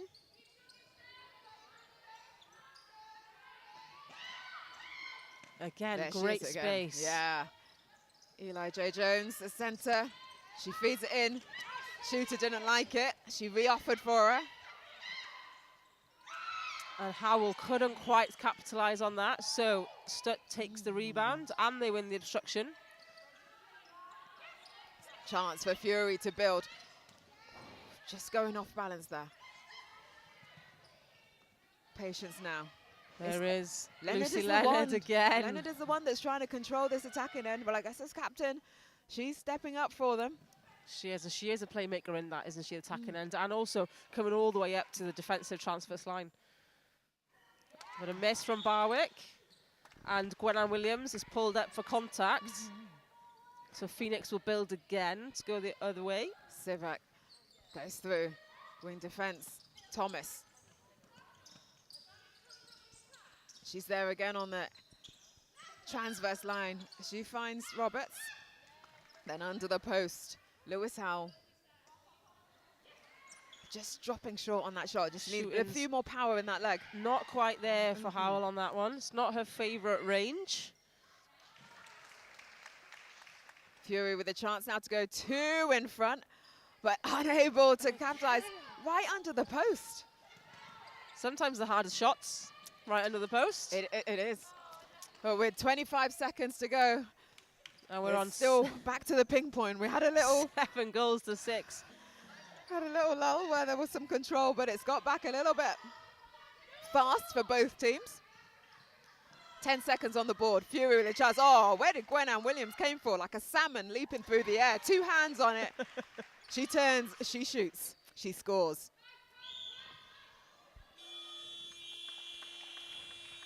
So centre pass taken from Fury there. So the next centre pass will be Phoenix's centre pass. Yeah, a little bit of, not sure on game management there from the team, but 8 plays 6. I feel like that quarter was just high energy, high octane, but not necessarily being clinical with the ball and making quite a lot of, you've said it, unforced errors, and I agree. Absolutely. There was so much energy and passion on court, wasn't there? And, you know, I know we have some players nursing injuries, but it's important to keep composure. There was no composure really from either team on that quarter, and it was just both of them just went straight in for that to try and steal every ball, shoot every ball, and everything was just, like you said, on steroids. Too much so. But it's Fury that got the best of that quarter. They're up by 2 goals, just being able to push ahead in those last couple of minutes. But even, can you pick out what it was that changed it for them? So for Fury, I think they did settle a little bit more. Lucy Leonard did take a lot of control on that attacking side, she did. And she, like we said, she does come up to that defensive transverse line to try and calm everything down. Jess Thomas is doing really well in that wing defence position to try and take her out of the game, but Leonard is so clinical. She will, when you get the ball, you have 3 seconds on the ball. It seems like this ball's on fire, and it keeps running around and gets thrown around the court, and it gets dropped all over the place. And even because it's so rushed, the shooter gets the ball, and it feels like she has to rush it as well. That's why I feel like we're missing a lot of shots at the moment. So it's really important to keep just clinical and keep composure and calm. Fast play doesn't always mean good play, and I mean, we've seen North East do it, and they smash through court, but they're clinically fast and they're clinically controlled accurate. with the quickness, aren't they? Absolutely. So I feel like quickness here it looks messy on court, doesn't it? You can see it. The balls are not hitting the right targets. They're being placed behind players. The players are on the run, and they lose their footing, and there's drop balls everywhere. And it's like both teams now, I think both coaches will be telling their teams just to calm down, look after the ball, look after each other. Yes. Well, Northwest Fury, they didn't make any changes to their squad coming in from Bangor, so playing with the same 12, trying to use that consistency to give them an edge up.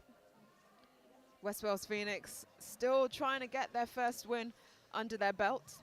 It was close though when they lost to Sparks in Bangor, 27-25, just 2 goals the difference, which meant they got 2 points for losing within 5 goals.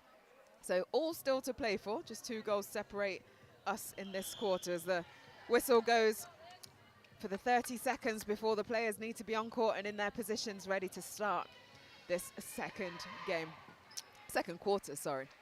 And seeing some changes already coming onto the court. So Phoenix, Fury, I believe, have kept the same 7. But there's changes for Phoenix. Rachel Griffiths has come on to that shooter position. We were saying that Lauren Evans is nursing injuries, and we were seeing her just having some treatment on the side by the bench here just now during quarter time. She seems to be in a bit of pain. So Rachel Griffiths has come on to that shooter position. Well, we've seen that swap a bit, haven't we, over the past couple of games.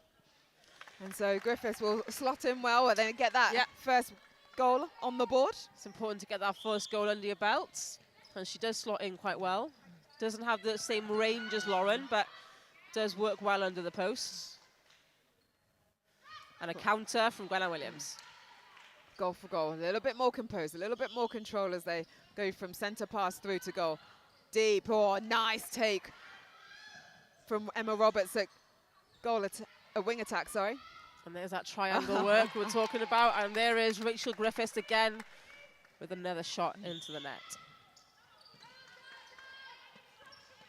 Gwenna Williams, she comes out to just be that release.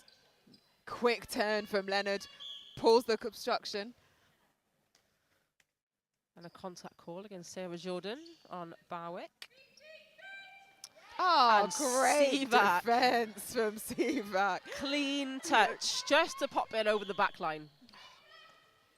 She's a Cardiff University medic. But even with that tip, unable to foil the attack from Fury. A lovely split landing as well from Barwick, wasn't it? She's very good at using the space she's got.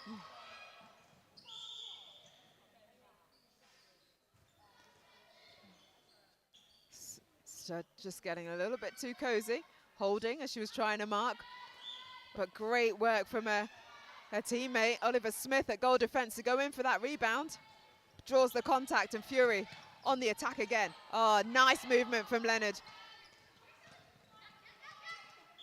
Lewis Howe, goal attack. She wants the ball. She's moving quickly. The give and go. And Gwenna Williams. Lovely tip. She knew she couldn't put it in, so she tipped it to her teammate. Just over the net for Barwick. How unlucky. They're doing all the hard work to get there, aren't they? They're working the ball really nicely. They're moving it up court lovely. And it's just the defence in both circles are working so hard to shut down that ball. They've both done their homework very well, I think. Very well. And down the other end, Rachel Griffiths came on in this quarter. Injury replacement. She nets another one. Barwick, she is all by herself at goal attack. She's caught for the ball a couple of times. This time they see her. Just drops short again. She's in for the rebound, sets the shot, goes a little bit higher. And that's what she needs to do. A little bit more power in the legs. Keep saying it. Keep saying it. Those balls are a little bit flat hitting her from her shot, aren't they? They need to just lift and drop in nicely. And her movement from through court is absolutely lovely. So if she could just finish that shot on a lift and a drop, be great.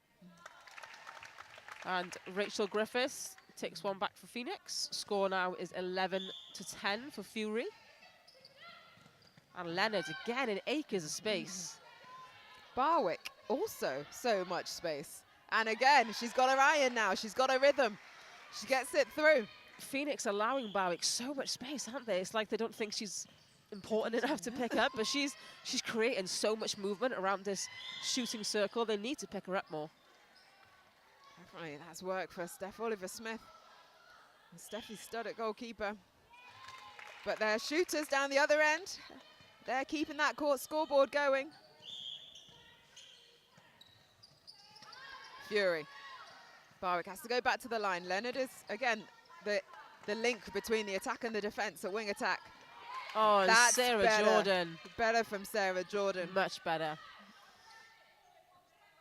You can't chase around the whole court because Ellen Barwick will just run and run and run. But on those crucial moments, it's important, isn't it, to get your hand in there. Oh, and there she is, yeah. a crucial moment. Crucial moment. You know, and she saw that. She used her netball smarts, didn't she? I think she heard me. You know? Not chasing Barwick, but just seeing where she was going to go and then getting herself in front when needed. Absolutely. You should be a coach. I hope that was a joke. Of course it was. I hear you're an awesome coach.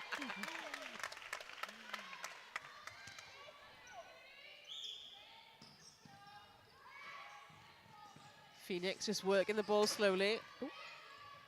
There's all sorts going on. Steffi stuck again in there with the nice tip away from Rachel Griffiths. Phillips takes the sideline. Not Phillips, Jones. Eli J. Jones. Mixing my centres. But it's the blue team, which is West Wales Phoenix. Aren't able to just net that one. Just short on that one. And again, Lucy Leonard in so much space. Oh, great defensive work from Lewis Howe. Oh, and Steffi Stud again there to clean up the mistake. The defense on both teams working so hard. So hard. And then we talk about how frantic it was, but you have to give some credit to the defense because they're making it hard for the attackers to see where those clean spaces are. Absolutely, and Sivak, like we see here, she is working so hard against Williams because we know Williams can hold strong, she can move strong, she's a front side back holder, but Sivak is confusing the space so much. The attack don't know where to place that ball for Williams, so she's asking for it and asking for it, but she can't see Sivak around her, so they think the ball's free, but who's there in the next second? Josie Sivak. Yeah. Indeed. And then her teammates down the other end's really working for her to take them in the lead. It's 12 plays 13 with West Wales Phoenix out in front for the first time, I think, this game. It was drawing for a while. And defense again, lovely work from Jessica Thomas, the Morganite Netball Club player. Ellen Barwick again in acres of space, but can't capitalize on that one. Sivak is there. Jones into Roberts, into Lewis Howell. Back to Thomas. So this movement that we're seeing from West Wales Phoenix, just drawing these contacts from Fury. A low ball from Griffiths, cross to Jones. And Steffi Stutt is pulled for contacts. Oh, and it bounced off the ring there. But nice work from Roberts to be on the circle edge. She hadn't left when the shooters were about to shoot. She's ready just in case she's needed. And just off the post for Lewis Howell. This time. And it's in. It's in. And it's Phoenix Center. They've got a 2-goal margin now. 12 plays 14, coming up to the 2-minute mark of this second quarter. It was Fury that led 8-6 after the first quarter. But Phoenix have really come back in this. Great work again from the defensive setup from Fury to turn over that ball. And again, Lucy Leonard, acres of space, but just needs to take the pace off a little bit there. It's your turn to be in on it. Did you touch it? I touched the ball there. Feel excited. It's the little things, isn't it? It's the little things. But another change coming on now for Phoenix. We have Ellie Mae Austin coming on in the centre position, and Ellie J. Jones hits the bench. Ellie J. Jones getting some words of wisdom from her coach, Wendy Lewis. Wendy Lewis, a Welsh netball legend, of course. I just love the camaraderie that we see from all the teams, and like coaches, players, just the support that they give to each other. Beautiful. It's really great to see. It's Everyone's beautiful. trying to improve and get better, but also just have a bit of fun and just play netball. Absolutely, like we saw Annabeth Williams earlier, she still plays. Still plays. Loves playing a bit of wing defence. You know, chatting to all the other umpires to help them improve their games. It's the best. I've definitely seen Wendy Lewis get on court before. You know, when she gets on court, she's taped up to the max. Loves it. Loves a bit of netball. Oh, Gwenna Williams, what a take up in the air. Straight up. A little bit more strength on this ball. There it is. Lovely. This time goes through. She does have a lovely action, Gwenna Williams. She has a really nice shooting action, but sometimes just forgets to add her legs, I think. Yeah, just feels very casual, doesn't it? Well, 30 seconds on the clock for this second quarter. 11 to 13, sorry, to Northwest Fury. 14 to West Wales Phoenix. Nice. Barwick. Nothing but net. Erin Barwick, she's part of the Cardiff Dragons pathway. She said she ran into a post in a cup semi-finals before. I'm not going to lie, we've all done it, yeah. I think that's how you make your stripes as the final buzzer goes. Can you believe it? We are 14 apiece. Northwest Fury 14, West Wales Phoenix 14. Fury came back. They were leading in that first quarter, but then Phoenix really worked hard to get a 2-goal lead. But to close out that quarter, it's Fury. That's a great quarter for both of them. It's a great quarter to come back from losing that first quarter. You know, to score 6 goals for Fury. I've put 6 goals up, but 8 goals for Phoenix. So they won that quarter by 2 goals. And I think, yes, they had to change a shooter, but the fact that they've got depth on the bench, that it doesn't make it that an impact to go the other way. Do you know what I mean? It made a really positive impact. And it's a shame when you have to take off a shooter due to injury to put another one on. But Rachel Griffiths came on and did her job really, really well. And I've said multiple times, Sivak is doing such a good job against Williams, because not very often we've seen Williams not be able to take a ball and put it in the net. But on this game against Sivak, she's having a little bit of trouble doing it. But Northwest Fury, Lucy Leonard, Ellen Barwick, acres of space. Whenever they get the ball, they're always in space. And I think sometimes maybe it's confusing, isn't it? Taking the ball and there's no one around you. Like, oh, what's wrong? We need to get rid of it. So take that ball in space and use that. Don't panic when there's no one around you. You've done a good thing. You've got loads of space around you. So I think they need to realise that they're not being marked as heavily as they should and utilise that to their advantage. Yeah, indeed. Jessica Thomas, wing defence for West Wales Phoenix, got some nice clean turnovers in that first quarter. A little bit quiet towards the second, but still helping that defensive partnership of Jordan and Sivak. Yeah, absolutely. Thomas is a little bit of a silent assassin in a way. She's always there, but you don't really see her. So Leonard has had a lot of space to play around, but you're thinking, well, where's Thomas? And she's either double marking the centre or she's going for the next ball.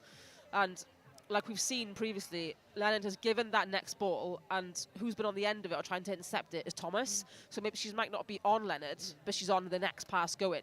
So that's what Leonard needs to be thinking about is, okay, if I'm free now, then where is my wing defence? Because she's not on me. She's looking for my next ball. She's looking pocket. She's looking in. So she needs to be really thinking about where that 3-foot guard is. Yeah, indeed. And then moving to the Northwest Fury, we talked about Erin Barwick. A couple of shots not quite going away, but in the game so far, she's tried to be that playmaker to try and help bring that ball through the court with say Leonard at wing attack, who's really been integral in terms of being that link between attack and defence. What can she do to up her game? So like we said in the first quarter, she did take control of the game, and it has calmed down quite a bit. I think maybe Fury as a whole needs to give more options. There's not many options, and she can emphasize that. She can, you know, a little bit more 1-2 from her would be good. She could easily give a give and go when she's playing by herself. Her and Barwick together could easily just play between them. Rather than looking long, which is allowing Thomas to come in for those intercepts. They're looking long to play pocket, or they're looking long to play to Williams. Whereas they're both in so much space at the same time, they can just play it together and a little give and go into circle, and it would be an easier ball for them. And even if Barwick drives the front to try and draw a player away, then that ball can go into Williams. But instead of just constantly looking to play that high ball into Williams, it's not working for them right now, so they have to change their game up. And I think Leonard's quite a key player to do that. Indeed. Well, it is fast and it is furious. Fury versus Phoenix in this game 7. Competition day 2 here in Ebbw Vale. Competition day 3, we go to the House of Sport in Cardiff. That's Saturday the 20th of July. And then finals day is also at the House of Sport in Cardiff on Sunday the 21st of July. So if you've not bought your tickets yet for that, I hear it's selling out pretty quickly. So you want to get involved with that. But if you're not able to get to Cardiff, so Aileen, you'll be on the mic with Natalie Pepperell. Natalie Pepperell. Back together, yeah, dream team. Bring in the... Hey, hang on. What about me and you? Hey, it's all right. You're all right. Bringing you the commentary. So much still to play. We've got one more game after this anyway, but let's focus on game 7. Northwest Fury versus West Wales Phoenix. Battle of the West. Battle of the West. Oh, yes, indeed. I think it's bragging rights, isn't it, of who's the best West? Which West is best? Tell us again which areas before they come out for the centre pass for this third quarter. Yeah, so West Wales Phoenix covers everything from just after the Swansea border, so your Carmarthen border, all the way over to Pembrokeshire, all the way over right to the border. And it can go all the way up to Hywel Dda, all the way just to that Aberystwyth border. And Northwest Fury is everything from Conway across all the way over to Anglesey and all the way down to the Dolgellau area. Nice. So, a reminder, our umpires, Pippa Barrow and Joe Williams. On control, we're just checking whose centre pass it is. It is Fury's because, like you said, Phoenix took it just before the buzzer went. Oh, 3 seconds called. And Phoenix get the ball back.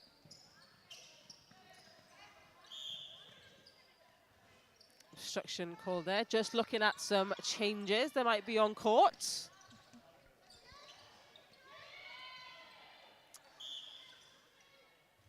So for centre in Northwest Fury, we have Erin Jones. And at goal attack, Ellen Barwick has hit the bench, and Cassie O'Gilvy has come on to goal attack. I believe Phoenix have the same 7 on as finished the last quarter. So Ellie Austin is still in that centre, and Rachel Griffiths still stays on at goal shooter. Griffiths with ball in hand now in the blue kit of West Wales Phoenix, and she continues to get that ball going through the net. We do have an injury here for Oliver Smith. I think she really hurt her back then in that little contact with Smith.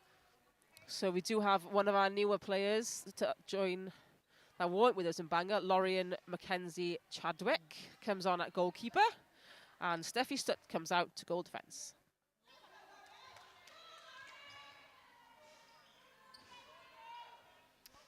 So I hope nothing too serious there for Oliver Smith. She heads to the bench. It's Fury, centre pass. Oh, great defence. Jessica Thomas. We've been talking about her. Just doing her job nicely for Phoenix. Can they capitalise? They go deep into Roberts. Just getting caught in her feet. Can't quite reach the ball from here. And it's Fury's back line.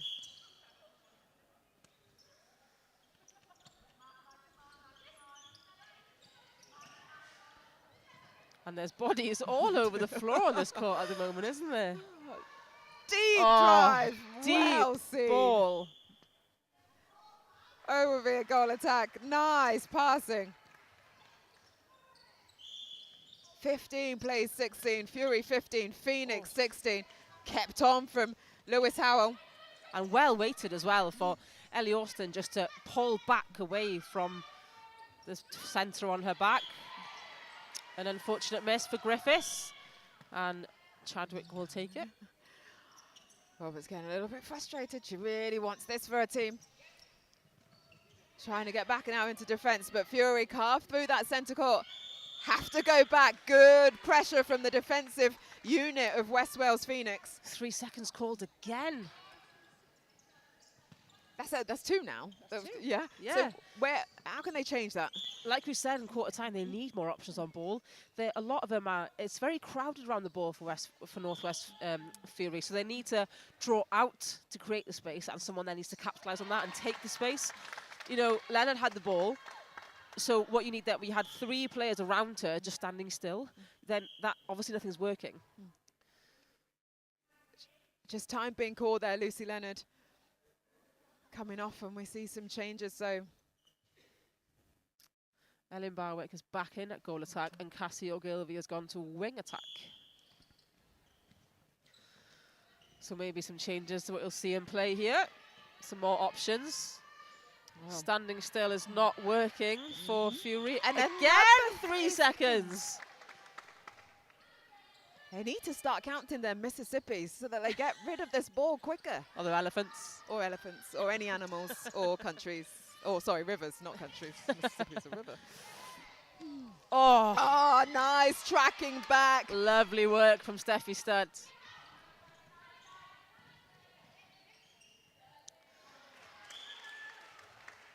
It's important for Fury now, though, not to just get rid of the ball. They might be thinking, well, if I hold on to it too long, it's going to get caught for 3 seconds again. So it's important to, again, keep composure and be clinical with it instead of just taking it and getting rid of it. You have 3 seconds, but you need to make sure that you're getting rid of it in the right way. Oh, I love that feed from Austin into Griffith. Just turning the defenders inside out. All right, 1 goal the difference, Fury 16. Or 2 goals, sorry, Fury 16 at West Wales Phoenix 18.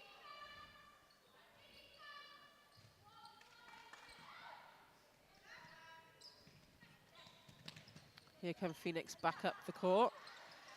That deep drive. Nice work, Griffith. Austin at centre. Enjoyed that. She's come on. Yeah, she's come on well. Yeah, I remember her as a player when I was coaching her at university. She's grown a lot since then, and she's really developed her netball, and it's working really well for her. Oh, and a lovely shot. Nice shot there from Griffith. And they've taken a 3-goal lead here, Phoenix. 4-goal lead. Didn't update the scoreboard in time. Just too quick for us. Too quick. And another mistake down in that attacking end from West Wales Phoenix. Sorry, from Northwest Fury. Can Phoenix capitalise on this? Good pick up. Stopping that ball going over a third then, Jordan. Yes, they can capitalise. Griffiths again, back of the net. What has she done that's different coming on in this quarter up against this defence of Fury? Well, she's very different to Lauren Evans in the way she moves. She doesn't come out of the circle much, whereas Evans would pop out in and out, in and out, in and out, whereas she holds a lot more than Evans. She's much more of a static shooter. But it's very similar to Erin Hook that we saw in Northeast Fury. She moves on the last second and pops out in the last second and has that ability to just time it really, really well. And it's working very well for Phoenix. And another drop ball by Fury. Working well for Phoenix, not so much for Fury. Like you say, another drop ball in that attacking end, and Phoenix punished them, but great trying there from Studd. She came flying in between 3 players, almost took the umpire out. But foot on the line. They do get the throw in due to the incorrect setting of foot on the line. But Howell, Lewis Howell in there trying to get the turnover. That battle between her and Stutt, that's great to watch, isn't it? Both Beautiful. of them just giving some. Both very fiery players, aren't they? Well, hence the names, Fury Phoenix. I think all teams, aren't they? Are very oh yeah, that's true. fiery names. Is it the dragon? The fire from the dragon. Contact call called against Steffi Stutt here.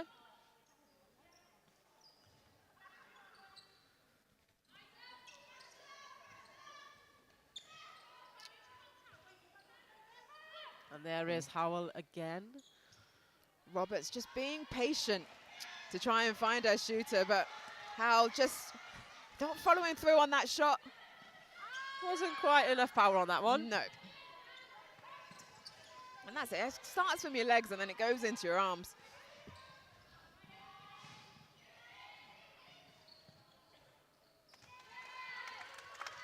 (17) plays a 22 with 1 minute 30 seconds left of this third quarter. And Fury really struggling in that attacking end to find their shooters, to get it into that shooting circle. Oh, there comes Steffi Stutt again. Steffi Stutt is trying her hardest to get the ball back. She's working so hard to try and get turnovers. It's just not working out, is it? Ah, she's on that rebound. Stutt. So good. The defence are turning over so many ball on this side, aren't they? Steffi Stutt and Mackenzie Chadwick are working so hard to turn the ball over. And then there's a lot of unforced errors on the attacking side.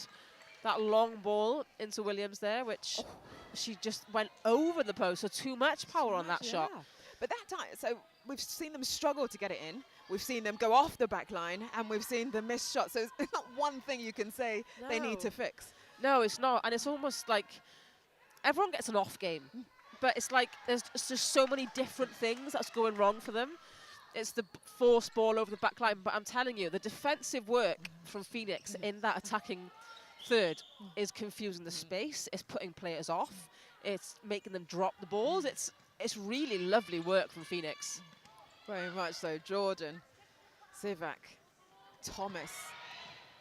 That defensive unit of West Wales Phoenix doing so well. But this time, Fury are able to penetrate through, and this time they get it through the net.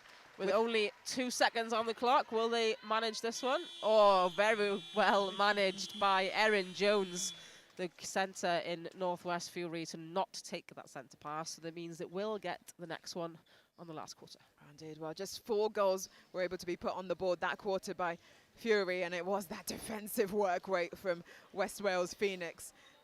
Phoenix were able to put on 8 to take them to 22. Consistent. There were 6 in the first quarter, 8 in the second, 8 again in that third quarter. Great work from them. Something, they just took their game to another level in that quarter. Yeah, great consistency from them, and they really flowed better in that quarter as well. We know that, you know, in this shooting circle that we saw from Phoenix, that Steffi Stutt and Mackenzie Chadwick were working really hard to turn ball over. They were throwing everything they could at turning ball over, but Phoenix was still able to put the ball in the net, and that's the difference we see from Fury, because Sivak and Jordan were throwing everything they could at turn the ball over, and they were turning ball over. That's the difference that we've got between both teams at the minute, is Phoenix are working really hard and capitalising on their hard work, whereas Fury are not quite getting that ball in the net yet. Yeah, so great work, as you say, from both defensive ends. It's just now for Fury to make sure it counts when those turnovers come. Yeah, and we know as shooters how difficult it can be when your defence has worked so hard and you don't get the shot in. It feels awful, doesn't it? You feel like everyone's done their job but you. Yeah, you can feel them looking at you going, please, we've worked so hard. Not again. Don't make centres go. Don't make us do more court sprints. But no, it is difficult. It's difficult. Well, that's the thing. Not many people want to play shooter or goal attack because it is such a tough position, so much weight on your shoulders, having to finish it off at the end. It takes a special person. Yeah. Only because we were shooter to play. We chose it. We chose it. Yeah, we chose it. And everyone chooses their position. But choosing to be a shooter, you have to put so much more work in because you have to be accurate every single shot.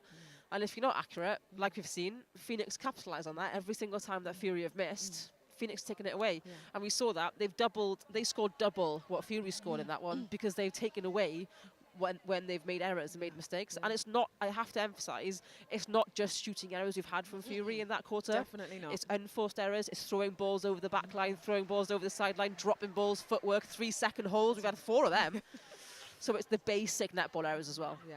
So as a coach, if that was your team coming off after that break with all, like we say, the plethora, it's a very hard word to say, but the amount of different mistakes being made, what do you say to the team? Because you can't cover all of it in a quarter-time break. You can't cover all of it. So what I would say is strip it back to basic. Let's strip everything back to basic netball. Think about your footwork, think about ball placement, and let it do the work for you. Let the ball do the work. There's no point trying to be fancy. There's no point trying to run ahead of the ball. Let that ball do the work. Well, we're off for this last quarter of game 7. And straight away, as we were just talking about, we see a turnover from West Wales Phoenix. They get the ball in hand. Turnover to West Wales Phoenix, sorry, with a mistake from Fury. They bring it to the edge of the circle. Austin at center keeps possession. She finds Griffith. From distance. Swoosh! Oh, what confidence. Indeed, she is playing with. Lewis Howell, goal attack for Phoenix. Coming out nice and strong off the center pass. They find Roberts on the edge of the circle. Wing attack for Phoenix. Griffiths again, goal shooter, has ball in hand. And she nets. And what's really nice to see from this Phoenix side is Rachel Griffiths didn't start the game. They put Lauren Evans on, who's been consistent in her shooting. She's had some really nice, lovely long shots. She had to come off because of injury, but Rachel Griffiths has really settled into this game, and she's shooting as if she's played the whole game, hasn't she? Like, she's shooting like no tomorrow. So it's lovely to see that kind of depth. Such confidence. Oh, we've had some changes. Yep, in that break. We're going to run us through some of the changes that we've got. Phoenix have kept to that 7 that finished off in the last quarter, but apart from the centre, Ellie J. Jones is back on at centre and Ellie Mae Austin hits the bench. But for Fury, Erin Jones has moved from centre to wing attack, and Lucy Leonard, the captain, is back on at centre.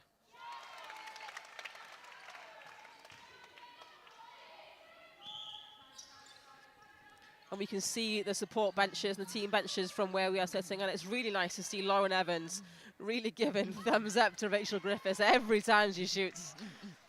But Gwenna Williams managed to put one in then for Fury. True team work.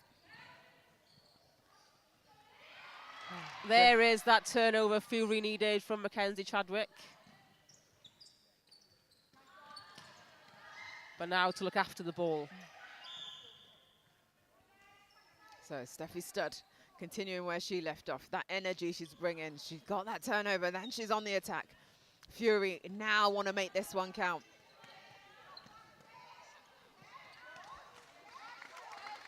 Williams just lost her footing, trying to turn off the back of Sivak there, but no penalty or anything called for that.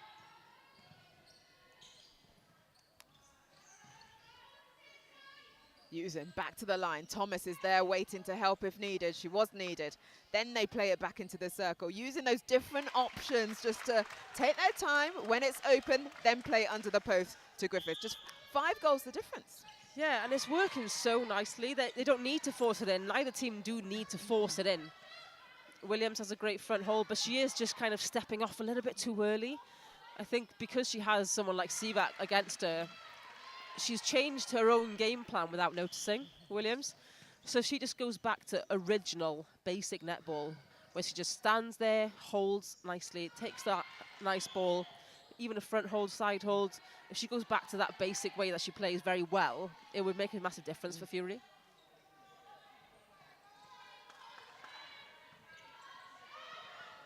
Oh, there was Jess Thomas again. We saw her running across the court, thinking that ball was in the air forever.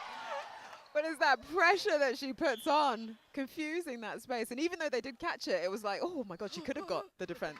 She could have got the turnover. Absolutely. She reads the game so well. Very much so. Leonard gets again, top of the circle. She's back on the court at centre. Much better from Fury. Much better. Just 2 goals. Fury coming back into this game. 5.5 minutes left. Defensive work rate. Oh, stud again, came in through, but she just clipped her opposition player as she came. Penalty pass or shot. Griffith takes a step in. Oh, nice. Rolled in that one. Trickled in. Phoenix are really grasping for this win, aren't they? Their first win of the competition. But we talked about that give and go, didn't we, from the centre wing attack. Now Leonard's gone to centre. She's doing that. She's given the ball she wanted as a wing attack, and she's making Cassie Ogilvie go on that ball. And that's what she wanted from the beginning when she was in wing attack. So maybe if she started at centre, I don't know, maybe that would have made a difference. But this is much better play from Fury.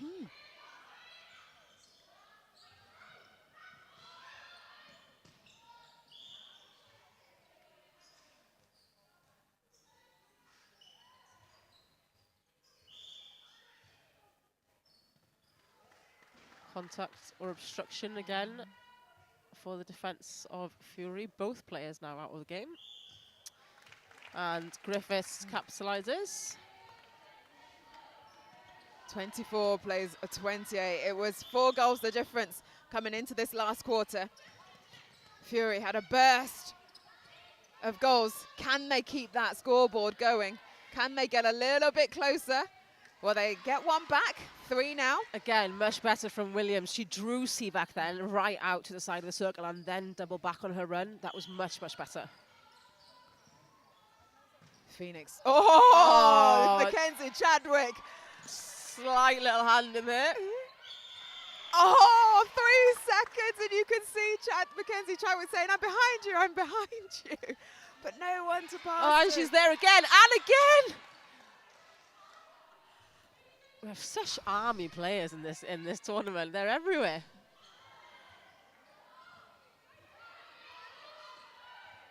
Calmness now from Phoenix. Oh, but Griffiths unable, but who's there to pick up the rebound? Lewis Howell takes her time, and she nets. That took a while, didn't it? That took a lot. Just almost out of reach there for Ogilvie. Leonard sees it, she gives it. Again, looking post. They haven't been looking post much this entire game, but they're finally doing it. But no contact call there that Williams was looking for. Umpire Pippa Barrow thought it was very much contested. Very much so. She should have nailed it the first time. But they've got another opportunity. Great defense. Oh, replayed ball. Mackenzie Chadwick. She can't get a bone, can she? She can't catch a break at the moment, can she? That's the phrase. What's the bone word? I think you're just having a bit of a struggle today. Can't do maths. Can't talk properly. It's okay. You get my drift. I do catch your drift, it's fine. Oh, Williams, unfortunate miss again, and Sivak is there.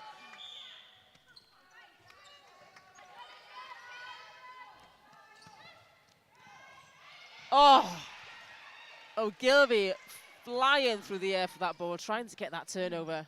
But Jess Thomas was having none of it. Lovely little turn from Griffiths there. She rolled off the back of Chadwick to get that triangle ball, but just too many give and goes back to the circle edge. Too many. And that ball from Leonard, she knew as soon as she let go of it, she had her hand on her head, knew it was going to Sivak. Sivak has been her and Thomas player of the match for me. Unreal. And we've got 1 minute 40 left of this quarter with West Wales Phoenix 29, Northwest Fury 25. They are within that 5-goal difference to be able to get 2 points. I think it's going to be a little bit too late for them to try and get the win. There's Barwick, and it's just off, and Williams cannot land or gather the ball. And Phoenix could now have good game management and try and keep the ball. It's 1 That's minute what I left. would do. Would you? Would you not just keep trying to get more goals on the board? Not if you keep losing the ball and look at attacking end. Fair. That wasn't the best ball to put in.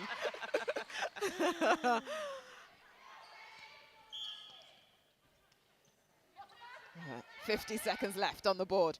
Gwen-Anne Williams, she keeps it on.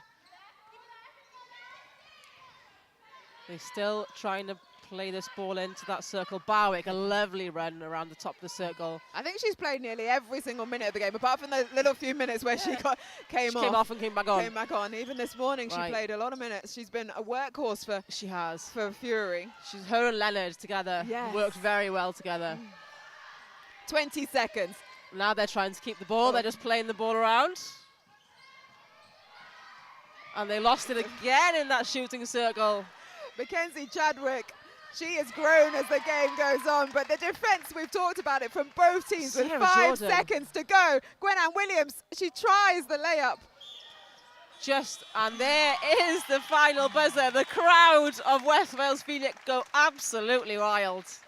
What a finish for West Wales Phoenix. They were down in the first quarter. Just 6 goals put on the board to Fury's 8. But as the game went on, they grew and they grew to come out with that 3-goal win. We did talk a lot about Fury in terms of how they were trying to penetrate through that end third and get it to their shooters. Really struggled with some of those mistakes, but only 3 goals the difference. Yeah, they did struggle, and I feel like the score reflects the play in one way, but also we can't not talk about the defense of Phoenix in that one, because Sivak and Jordan and Thomas, they worked really hard to make Williams and Barwick and Leonard have to change it and change it and change it and change it. And if you have to keep constantly changing your game, it's hard, isn't it? Because we saw Williams was constantly pushed off the back line. The attack didn't know where to put the ball for her.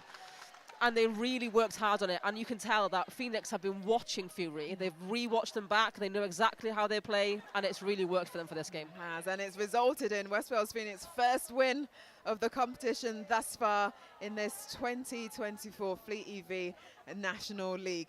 They take game 7, 26-29. We've got one more game coming for you, as you can see on the schedule. So come back. First centre pass is at 5:49, but we'll be on a little bit earlier. But it's Coastal Heat versus Valley Volcanoes. Both teams are on the ladder on 2 equal points, equal goal difference. You cannot split them, so this is not a game to miss. We'll see you soon.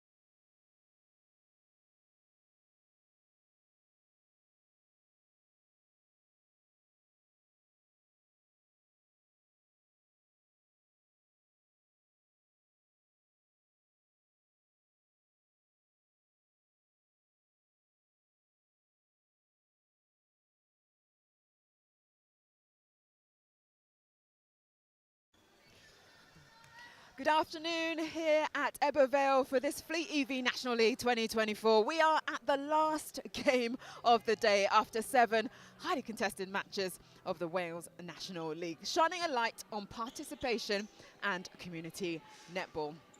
It is the 2024 newcomers Coastal Heat versus last year's champions Valley's Volcanoes. You can just see them warming up on the court, ready to play this last game.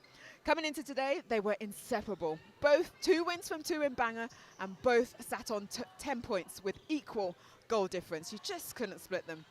Coastal Heat beat Northwest Fury 38-23 earlier this morning, and Valley's Volcanoes beat West Wales Phoenix 36-22. I'm Pamela Cookie, and we are on the home straight. Airline Roberts, former Welsh feather, now turned head coach. Airline, let's go straight into the starting sevens. Absolutely. Starting sevens then for Coastal Heat. We have Rhian Evans back in at goal shooter, Chloe James at goal attack, Emily Edwards with her fast feet at wing attack, Lydia Grice is back in at centre, Megan Baker-Rees is at wing defence, Emily Richards is in at goal defence, and Sarah Langford is in at goalkeeper. And on to our Valley's Volcanoes starting 7. We have Georgia Jenkins in at goal shooter, Carish Reynolds is on as goal attack, Gwenna Davis has moved into that wing attack position, captain and coach Nick Cook is in at the centre position. Sammy Jo Williams plays wing defence. Steph Perry, her sister, plays goal defence. And Letitia Kidner is back in at goalkeeper. Thank you very much. Well, both teams made 3 changes to their squads from Bangor that played. So for Coastal Heat, Anderson, Noland and Baker-Rees, who starts at wing defence. For Valley's Volcanoes, their changes were Jenkins, Davis and Jenkins again. So it's a very common Welsh name. But yes, Georgia Jenkins and Larry Jenkins joins Valley's Volcanoes. Well, the teams have finished their warm-up and they've gone to the bench to get ready for this match. Airline, I'm super pumped for this. Like I said, you can't split them based on their performances in Bangor. Who has that same goal difference, same points, and coming into this, both in second place on the table, both vying to take it one step further. Technically, they should draw, shouldn't they? Yes. Technically. Imagine if we had that.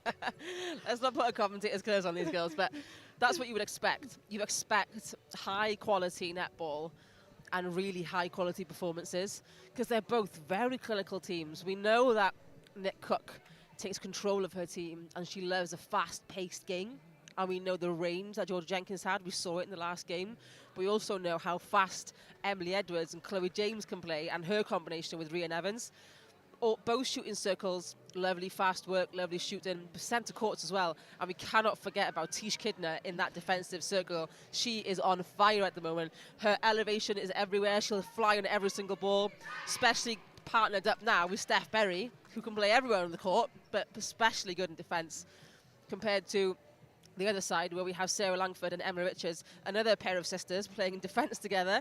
So it's almost a sisterly love all over the court at the moment. So we'll see which team comes out on top. Indeed. Sarah Langford was Sarah Dacey. She got married last weekend, or I think it was last weekend, or in the recent weeks. So as you say, yeah, player partnering with their sister, which we saw quite a bit of in Bangor. They're nice combination, both athletics background, got some hops, and the 2 teams come onto the court. Umpires are Linus James and Matt Cole.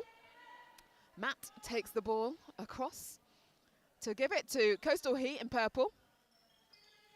And they start the first centre pass. This is table placed 2 so far in this National League. And there is Steph Perry coming straight through on Chloe James with his call for contact. Lydia Grice at centre. She passes into the baseline. Chloe James is there, ready goal attack. Over the top to Rhian Evans at goal shooter. Steph Perry didn't play this first game for Valley Volcanoes, also nursing a little bit of an injury, but is able to play the second one. Injuries all around for these girls today. Wow, they saved her for the big game, right? We know how good she is at goal defence. You say she can play goal attack as well, or pretty much anywhere on the court, but predominantly used at goal defence for Valley's Volcanoes. And now, after their centre pass, they get it to the top of the circle. Here is Georgia Jenkins with her long range. Nice. And it creeps in. Oh, she wasn't in Bangor. Nope. But she's here, one of the Jenkins, as you were saying, George Jenkins and Lowry. Dangerous Jenkins. player, Georgia Jenkins, very dangerous. She will shoot from absolutely anywhere in the circle. Her range, there is no limit. The limit does not exist to her range. She has so, I remember from last year, just such confidence anywhere in the circle. Anywhere you put her.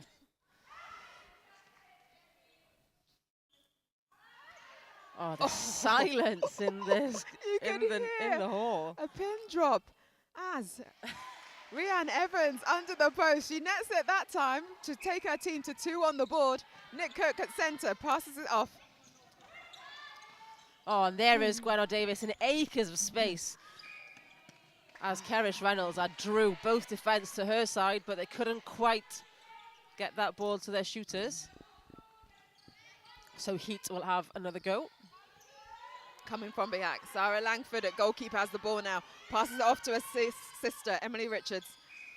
Then gets into the centre court. Richards will take that pass off. Oh, Emily Edwards, she's such a pocket rocket, isn't she? She gives, she goes, Oh, she she's goes fast. again. So She is quick. fast, but Chloe So James, was that ball from Chloe her James. vision again. She knows exactly where to put the ball, and she hopes the player's there.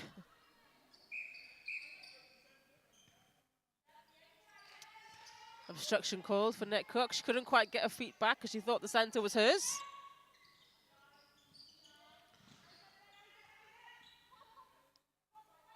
Turns. Oh, just rolls off the ring. And Volcanoes will take the back line. Oh, it's 3 to Coastal Heat. Just the 1 to Valley's Volcanoes, but they've got an opportunity now as Williams brings this ball down the court. Oh, lovely work from Williams. Jenkins, you know, Perry. she's not going to miss one there, is she? Oh, Well, yes, she Pressure. did. Thank you. I'm telling you, it's the commentator's curse. Langford was there for the rebound. And a really great start from Coastal Heat. As I say, new into this competition this year, 1 of 2. Power Sparks, Oh, the other team. Cook almost got a hand on that, and Kidner. But Evans, Oh, great Just short rebound from again. Kidner. but James will pop that in the net. 4 goals to 1. And Volcanoes need to step it up a little bit here if they want to keep in the game. Nick Cook trying to be that playmaker. Reynolds at goal attack. Passes it back to her. Jenkins We'll takes stay a step quiet. back. This And time. there it is. We won't really say anything about her shooting, I don't think, and then we won't curse out any of the shooters. Just commentate on the movement. Ball comes through the court centre. Lydia Grice has to go back to her wing defence. Oh, great defensive work from Steph Perry off the ball. And there's the turnover, isn't it? You might Oh. not get that first inset, but the pressure you put on creates it for your teammate. And that Great was work. what Valley's Volcanoes did right there. Steph Perry fully took Chloe James out of the game then. And Nick Cook might have dropped that ball, but they managed to get it back. Hot potato. Reynolds leaves it for Jenkins. But gives her a sly little pop. Oh, And a there's the sisterly hoist. lift. Love a Harrison hoist. Coined from New Zealand.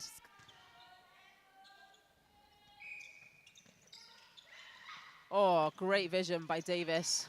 Saw Reynolds right on the wing. And Jenkins nets. Okay, we're back. We're back level. 4 apiece. We start again. Coastal Heat 4, Valley's Volcanoes 4. Reset. Perry again trying to take Chloe James out of this game. Oh, but James is so fast with that ball.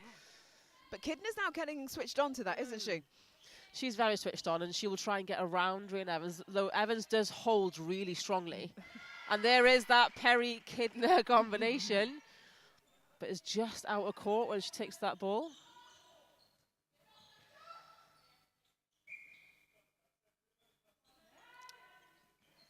And she does get the ball back, and it's next. Back in front, Coastal Heat. But it's Valley's Volcanoes, Gallery Loft Conversions, and Tantrum Valley's Volcanoes. Oh, Baker Reese. Boom. That ball was hanging in the air for so long. She just came right in. I've seen the wing defenses, today really marking that space so nicely to come out with ball. They don't normally get credit because they're such hustlers in what they have to do, but then another wing defense the other side. Sammy Jo Williams comes in and takes that ball and brings it right up the court to Davis. Sammy Jo Williams, the sister of Steph Perry. Steph Perry, yeah.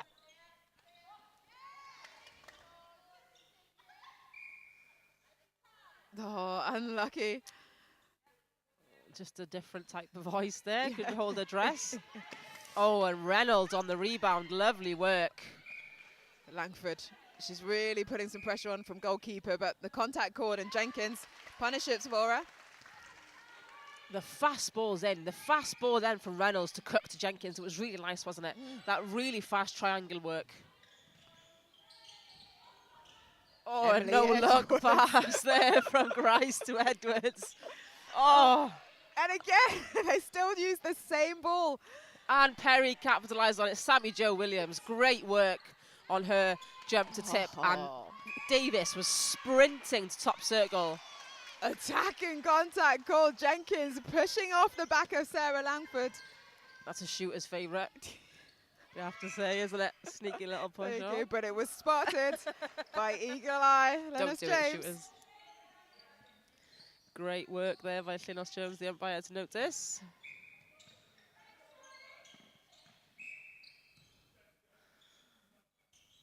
Will Coastal Heat capitalise on this?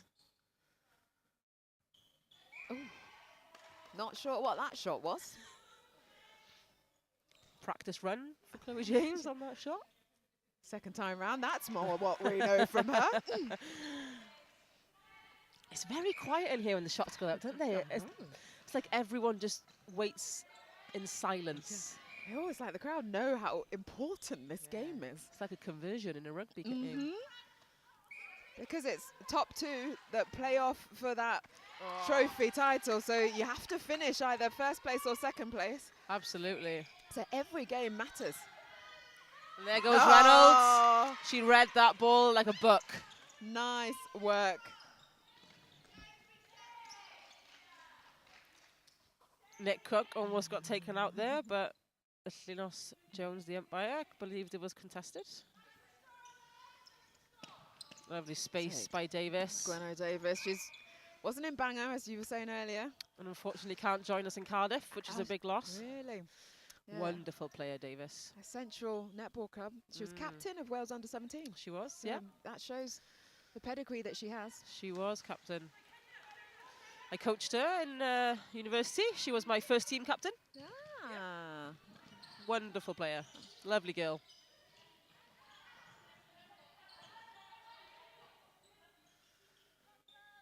.40 seconds left on the clock. Still tied. And a turnover again by Sammy Jo Williams. And again. And again. Grice at centre. Boom, what work? 29 seconds, but they were quick to get that in under the post. And it goes in. Fab work there from Rianne Evans, but it was Grice's work rate, her hustle to keep that ball in for Coastal Heat. Every ball counts, doesn't it? And every single centre pass counts. And again, attacking contact from Jenkins. On the foot, I believe, for Jenkins. Just needs to watch that. She needs to be careful. These umpires don't miss a beat. And there goes that buzzer for the first quarter. Coastal Heat 7, Valley's Volcanoes 6. It's been so tight, but it's Coastal Heat, the newcomers to the league, that are just a one in front, Ella. They've just pipped them to that one, haven't they? But I believe the centre pass might go to Valleys on the next one, I think. I'm not 100%. But if it does, they might bring it back to level, or Coastal Heat might get the chance to go 2 up on that first centre pass in the next quarter. But really nice play from both teams. We knew it was going to be a great game. It was going to be clinical. It was going to be fast. It was going to be fast-paced. It was going to be everyone everywhere, bodies everywhere. But I think the difference between this game and the last game we saw is, yes, the last game was fast and this game is fast. But the accuracy is different. It's the control, right? The control is different. The composure is different. We are seeing some drop balls, and we are seeing, again, different things moving. However, people have control, players have control in this game. Nick Cook is taking control, Davis is taking control. You have Lejek Rice taking control. But the defensive work on both sides, Sammy Joe with Steph Perry and Tish Kidner, they are working their socks off to turn over those balls. I don't know how many balls they've turned over in that first quarter, but it was a lot, wasn't it? And on the other end, when you've got the sisters, Emily Richards and Sarah Langford, they're hoisting each other up in the air, they're holding their dresses, they're turning over so many balls as well. So it's not just a case of scoring and scoring and scoring, but it's the defense constantly working hard, and their work rate is so high. So high. Oh, well, this quarter time, it's the coaches are having some words alongside their players. For Coastal Heath, it's Blethen Blevin, and for Valley's Volcanoes, she's player coach Nick Cook, but she's got Jessica Sutton alongside her to help. I think a few other members of their support staff just giving a little bit of input into the team. Yeah, so we've got Macy Lane's mother. So Macy Lane was a player last year, and her mother is a very important part of this team for Valley Volcano. She's been a part of netball for years in the Welsh setup. Everyone knows her. But yeah, the Coastal Heat team, you've got Wendy Blethen and Bev Ryan, both very experienced coaches, players, part of netball for years and years and years. So, you know, both teams have quite respected coaches and respected member of staff. And like we were talking earlier, you know, Nick Cook as a coach, she was my coach when I was in uni, and she's so knowledgeable. She has so much knowledge to bring onto the court. No matter, just because she plays mid-court doesn't mean she doesn't know about everywhere else on the court, and she has so much knowledge to bring. And I've played against teams that Wendy Blethen run and Bev Ryan run, and they're difficult teams to play against because, again, they have such depth in their netball knowledge. Indeed. Well, one's a retired local government officer and the other was a retired assistant head teacher. So they're going to be living their best life. Yeah. Living their best life. Oh, well, it's just one goal the difference. Coastal Heat 7, Valley's Volcanoes 6. As they come into this second quarter of our final game of the Fleet EV National League competition. We're here in Ebbw Vale. We've not seen much of the sunshine, but when I arrived, it was sunny. Yeah, it was really nice. I wore sunglasses to drive up here. But we've been enjoying the netball all day in this sports hall. And just looking at the changes now. So Jade Balderson has come on to goal shooter. I've taken Georgia Jenkins off and put her on the bench. Maybe a couple of the contact calls, they weren't too happy about it, and put to spice things up a little bit in that shooting circle. That's for Volcanoes. Looking at Coastal Heat, believe they have kept the same 7. Fair shot, just trickles out, but the penalty or parcel shot was not set. So another opportunity for Bolton, who's come onto the court, as you say, at goal shooter. Jenkins getting a couple of attacking contacts, and there was so much turnover from Valley's Volcanoes. Potentially, those would have put them in the lead, but good defensive play from Chloe. Oh, and Emily Edwards was hopping on the line then to try and turn the ball up, wasn't she? But she just went over that transverse line. Nick Cook deep in pocket. Oh, and Keris Reynolds, lovely work. And call for 3 seconds on the ball. We've had a few of those today, haven't we? So Langford, goalkeeper, takes them, gets Coastal Heat on the go. Wing attack. Greno. Oh, nice play. Oh, that attacking unit working so nicely together. Oh, Tish Kidner right up there. Again, another really army player, isn't she? She's got long limbs. She's going up for all them rebounds. Yeah. You can just see Edwards there, wing attack for Coastal Heat, just bent over. I think she stubbed her finger. Very common netball injury, isn't it? Amazing attack, very common netball injury. And it's either one of those you can just shake off, or one you just have to see if you'll have to come off. He had a turnover, but passed it straight into the hands of Williams. Sorry, Perry now. Williams back in the day when I used to play against her. And a nice shot. Lovely work there from Keris Reynolds at goal attack.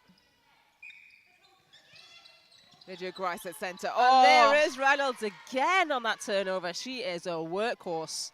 A goal attack coming all the way up for a centre pass. Just what a coach loves to see, and your teammates too. Absolutely. Another one of the players I've coached, Karen Reynolds. Just taking that. Is there anyone you haven't coached? I don't think so.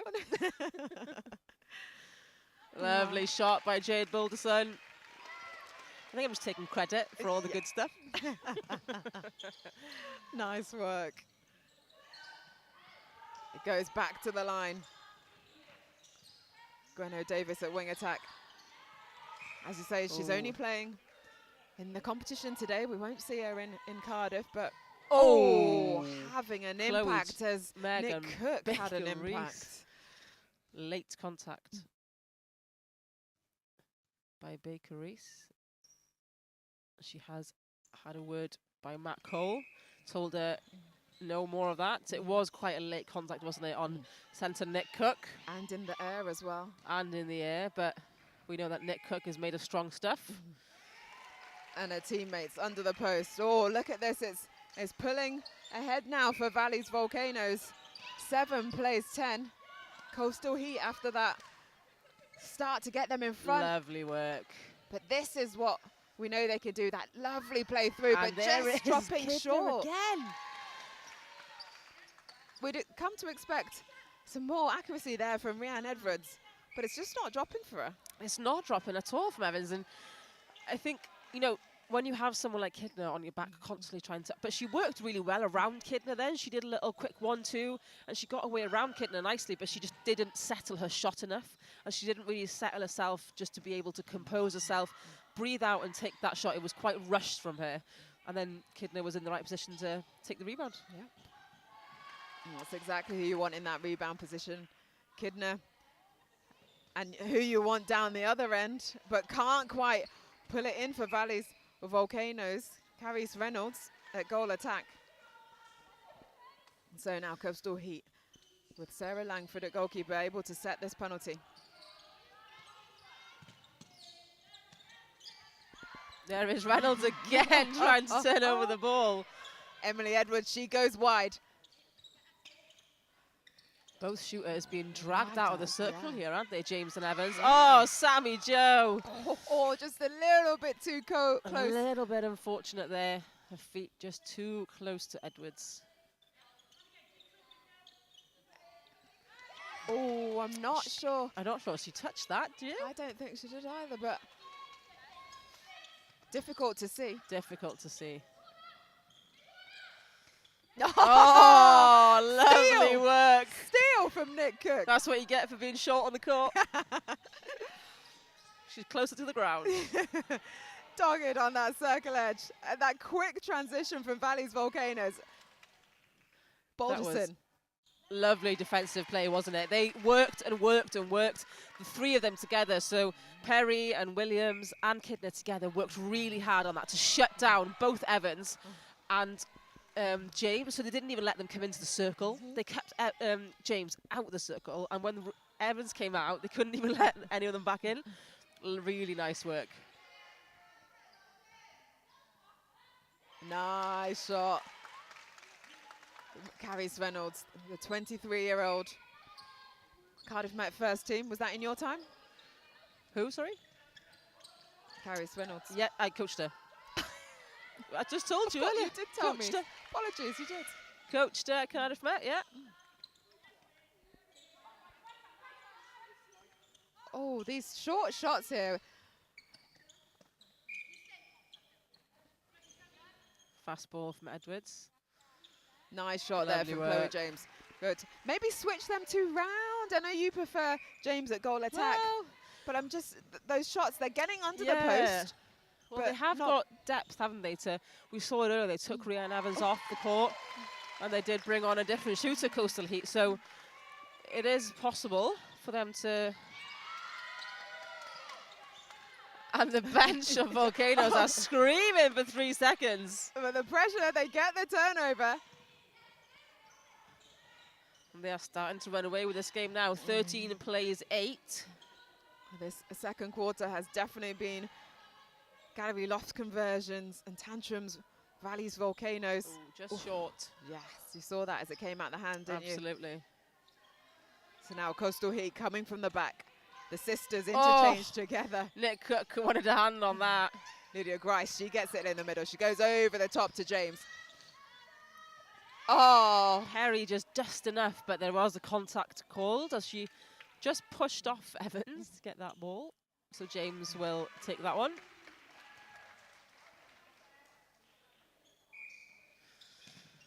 Potential that we could see maybe Hannah Nolan back on for Heat and goal shooter. indeed. I was really impressed with her in the game this morning. She played I don't really think well. she missed No, at all. But very, her very good holding- shooter. Her holding is very strong, so there's a potential that she could be swapped on.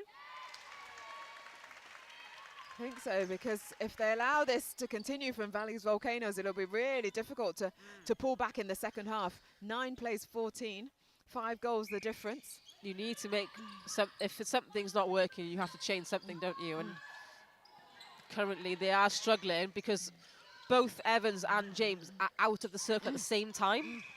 So then you have nobody in there to feed. So if you get the ball in the right area and there's no one in there, you have to reset again and again and again. And they're almost taking out the positives of a moving circle. Yes, absolutely. Oh. And James has just taken a bit of a hit. And she's back on her feet.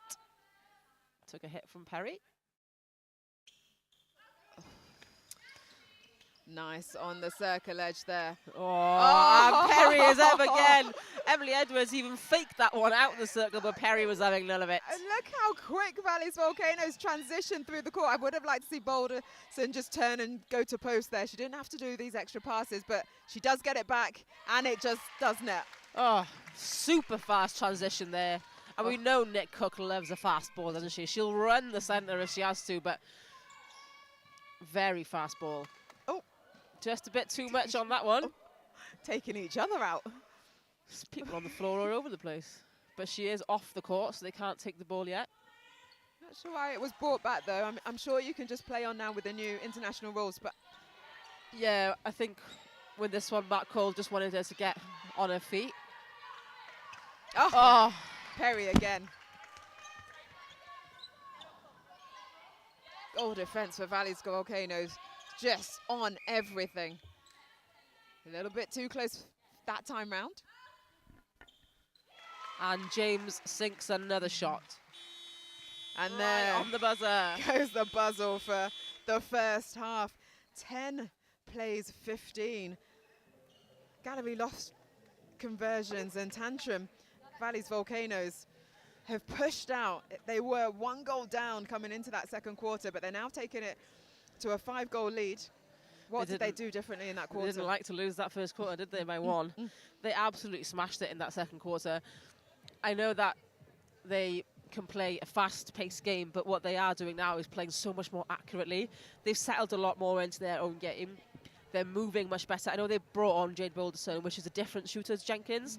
So Jenkins likes to just stand in row space, to take the ball, turn and shoot, take the ball, turn and shoot. But Boulderson moves and moves and moves. And with Reynolds, who's also a moving shooter, the combination of both of them together works really nicely. So I think that's helped them a lot in that second quarter, because James and Davis now have 2 options for the ball instead of 1 option that's moving around and 1 option that's standing still.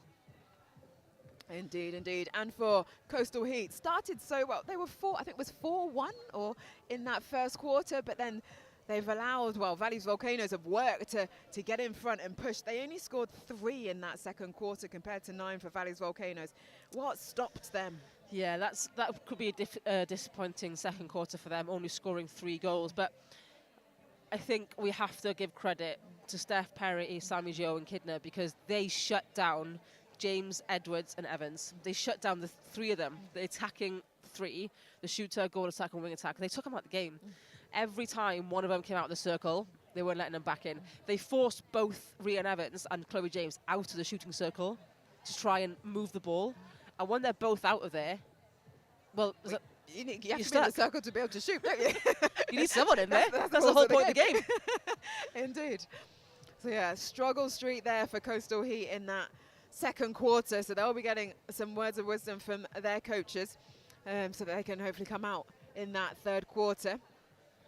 Both teams, as I said, coming into today tied in second place with 10 goals, 10 points.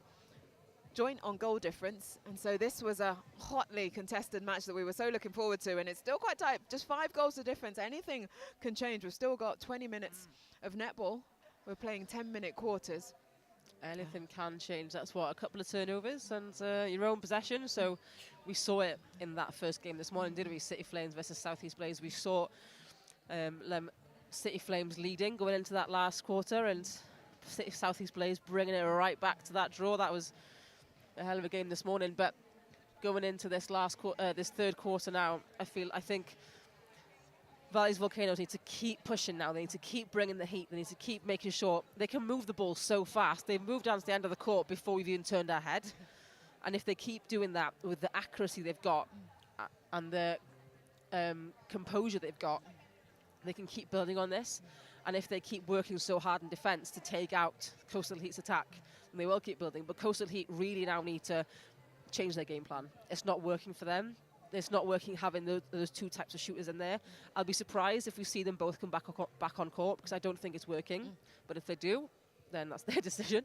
But I think there is a switch up in mid-court somewhere for them. But I guess we'll find out when they come back on court. We will indeed, and I think you're right. We saw some of them players warming up there in this half-time break, ready to make that substitution to come back onto the court. But it's still tight. Just 5 goals the difference, but it does seem that Valley's Volcanoes have got the bit between their teeth, and they're pushing ahead, coming back from that 1-goal deficit in the first quarter. It's a team that doesn't like to lose, aren't they? They definitely don't like to lose. And they are 2023 champions. They are. They want to retain that crown, don't they? And they want to give Northeast Inferno another run for their money. And we know that Inferno really want to take that crown away from them. Indeed, indeed. We're set for some amazing netball still to come. We've already had some great stuff. Don't forget, 20th of July, Saturday in the House of Sport. And then Sunday, the 21st of July, also in the House of Sport, the champion will be crowned. But here for this last game of the day, game 8, Coastal Heat versus Valley's Volcanoes. It's 10 to Coastal Heat, 15 to Valley's Volcanoes. And the 30-second warning has been put, but the teams are already on court. They want to play. The umpires one at a time. I don't think we have any changes from the Valley Volcanoes. They've kept to that 7 that finished the last quarter. However, Coastal Heat, as predicted, have made some changes. So Hannah Nolan has come on to goal shooter that we were talking about earlier. Rian Evans has moved into the goal attack position. Emily Richards has moved into wing defence, previously from the goal defence position. Maddie Newton is on at centre, and Olivia Hollis is on at goal defence. All right, so quite a few changes there from Coastal Heat, looking to get themselves back into this game. But it was Valley's Volcanoes that had the first centre pass. It's in. Balderson came on in that last quarter, and she continues where she left off. Good eye for the post, and takes it to 16 for Valley's Volcanoes.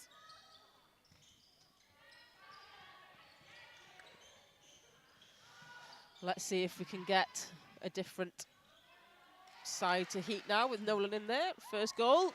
There it is. It's always important, isn't it, that first one under the net? Definitely. When you first come on from the bench, you just want to set her, get a nice settler, and she's done just that.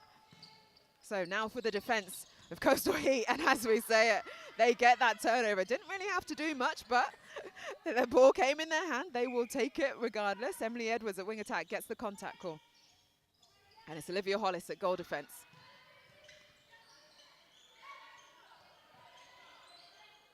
Oh, just forcing that one. Kidner all over it, isn't she? All over those kind of balls.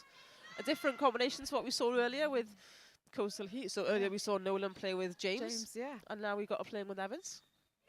Both of them very agile and adaptable goal attacks. I would have thought they would have left James on as the more accurate shooter for what had just happened in the previous quarters. But I think I agree with that. But movement-wise, you know, we know Chloe James is fast and can put the ball in, but we know she took a hit earlier. She took a bit of a hit from Perry. Yeah, nice work there from Langford. Oh, she's been so good. And giving her teammates another opportunity.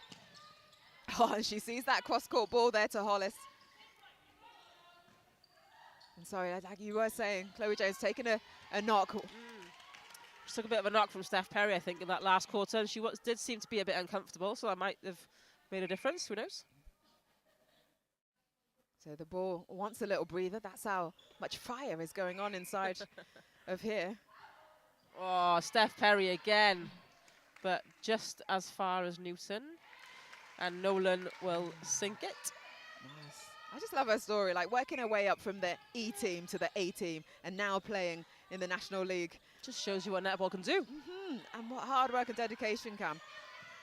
And every time she's come on the court, she's had a solid game. Yeah, So far, so good. She's made a difference, hasn't she, every time she comes on the court. But it does change Coastal Heat's game plan. So now they've gone from 2 moving shooters to a static and a mover. So it does have to change everything for them. But Steph Perry read it like a book. But that was the key. You talked about it before, that combination of Perry and Kidner. Like, Kidner covered the side, so there was no other option than to try and get it in the middle, which Perry was all over.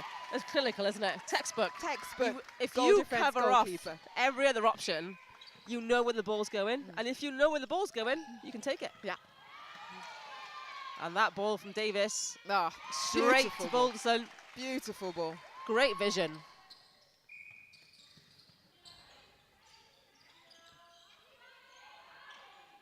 Oh, 13 plays 18, still that 5-goal difference. Oh, long ball in. Oh, what a take from Nolan.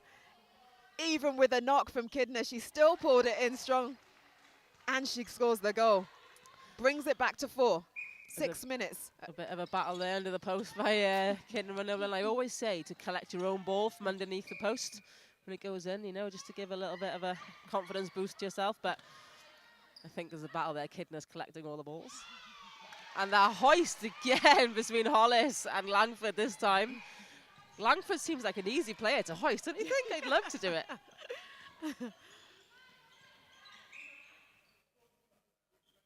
That was nice strength there from Newton. She's come on at centre, playing around that circle edge.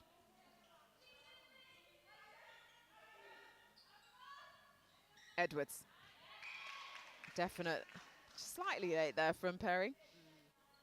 And Nolan again, under the post, not No missed. problem for Nolan.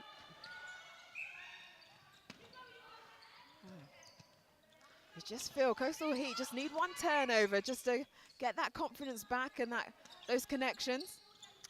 Yeah, they've had a couple of turnovers, but they haven't taken those turnovers to goal.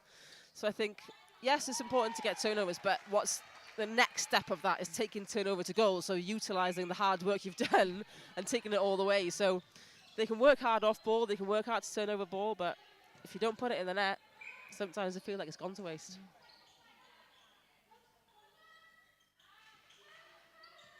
Oh. Ah, beautiful ball. Nice work from Maddie Newton.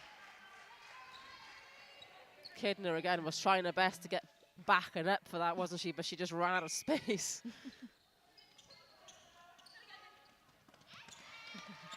Good hands again, Langford, and she gets a turnover. Fabulous work. Oh, Nick Cook. Jade Boulderson called a zone for her team right from that first pass, and Nick Cook got a slight tip. But and that ball straight into Kidner. Oh, Emily Edwards will not be pleased with herself there. You talked about it, the turnovers that the defence are getting for Coastal Heat, but if you can't convert them down the other end, just wasted. Absolutely, but and that's the difference between Volcanoes and Heat. Volcanoes seems to be, oh, nice as hands. I was saying it, seem to be converting their turnovers. Another turnover, Coastal Heat. Can they do it this time? Getting a little bit too close there. And a drop ball from Rian Evans.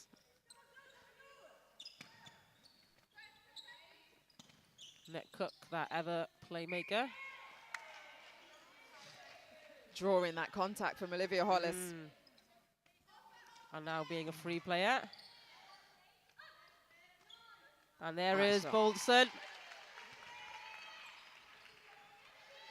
From Central Netball Club, Boulderson doing the job at goal shooter when she's getting that ball under the post. Coastal Heat having to work it back. Nice, beautiful shot. Nice hold there from Nolan. And she took the ball away from Kidner as well, didn't she? She took that ball and she turned it and protected it from the defensive, because Kidner was coming in for the outside arm. Really nice play from Nolan. There's Balderson again, but obstruction is called for Langford. And this time she does not miss. Nice work rate from her again. Edwards fighting to get round Sammy Jo Williams. She gets the contact.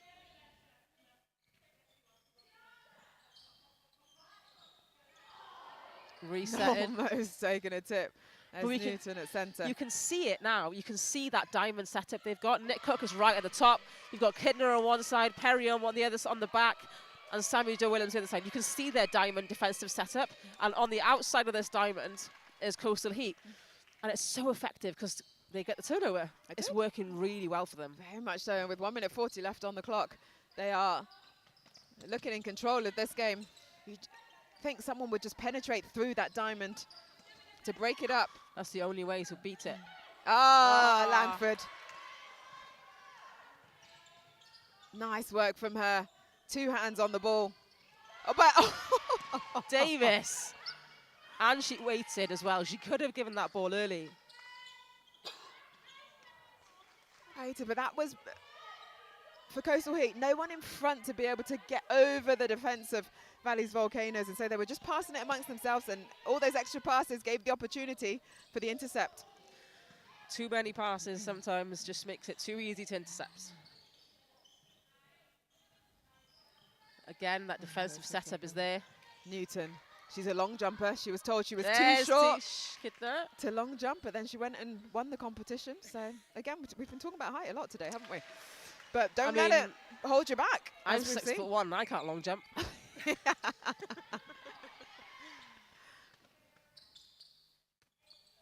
It's up. Nice rebound. Good work there from Olivia Hollis at goal defence. Oh, she is waiting for this, isn't she? Gweno Davis. I know she was late there, but you can see her. She's eyeing it up. She knows they're not going forwards. They are playing very laterally, aren't they, Coastal Heat? And Volcanoes are really taking advantage of that. Well, 7 seconds on the board. Can Nolan, lovely, strong take again. Oh, but this time can't get it through the ring as the buzzer goes for the end of the third quarter. Great defensive work. Great defensive work, indeed. 18 to Coastal Heat, 22 to Valley's Volcanoes.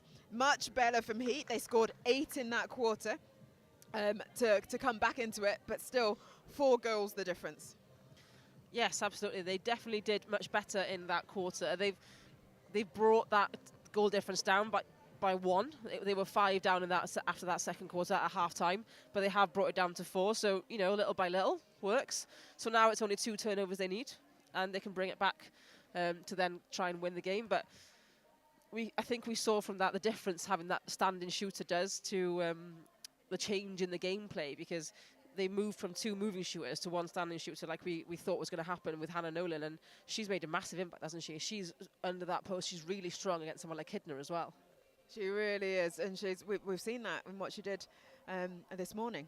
She wasn't in Bangor, but she's been brought into this squad for this Ebbw Vale match day, competition day too, and yeah, holding so nice on. Just that last shot at the very end she missed, but she's been so accurate, so we can forgive her that. Sometimes the pressure of the buzzer gets to you, doesn't it? Especially when you can see the clock in your vision. But yeah, absolutely, she's been really accurate today, and she's been a really important part of the team, especially when, you know, your first kind of starting 7 combination of what you think is going to work in your head doesn't really work because of how hard the defense of the opposition is going, and you think, right, I need to change this up now, but not just change players, change gameplay and change tactics. And when you have someone like that can come on the court and do that for you, then it makes your job easier as a coach. Indeed, indeed. Well, the coaches are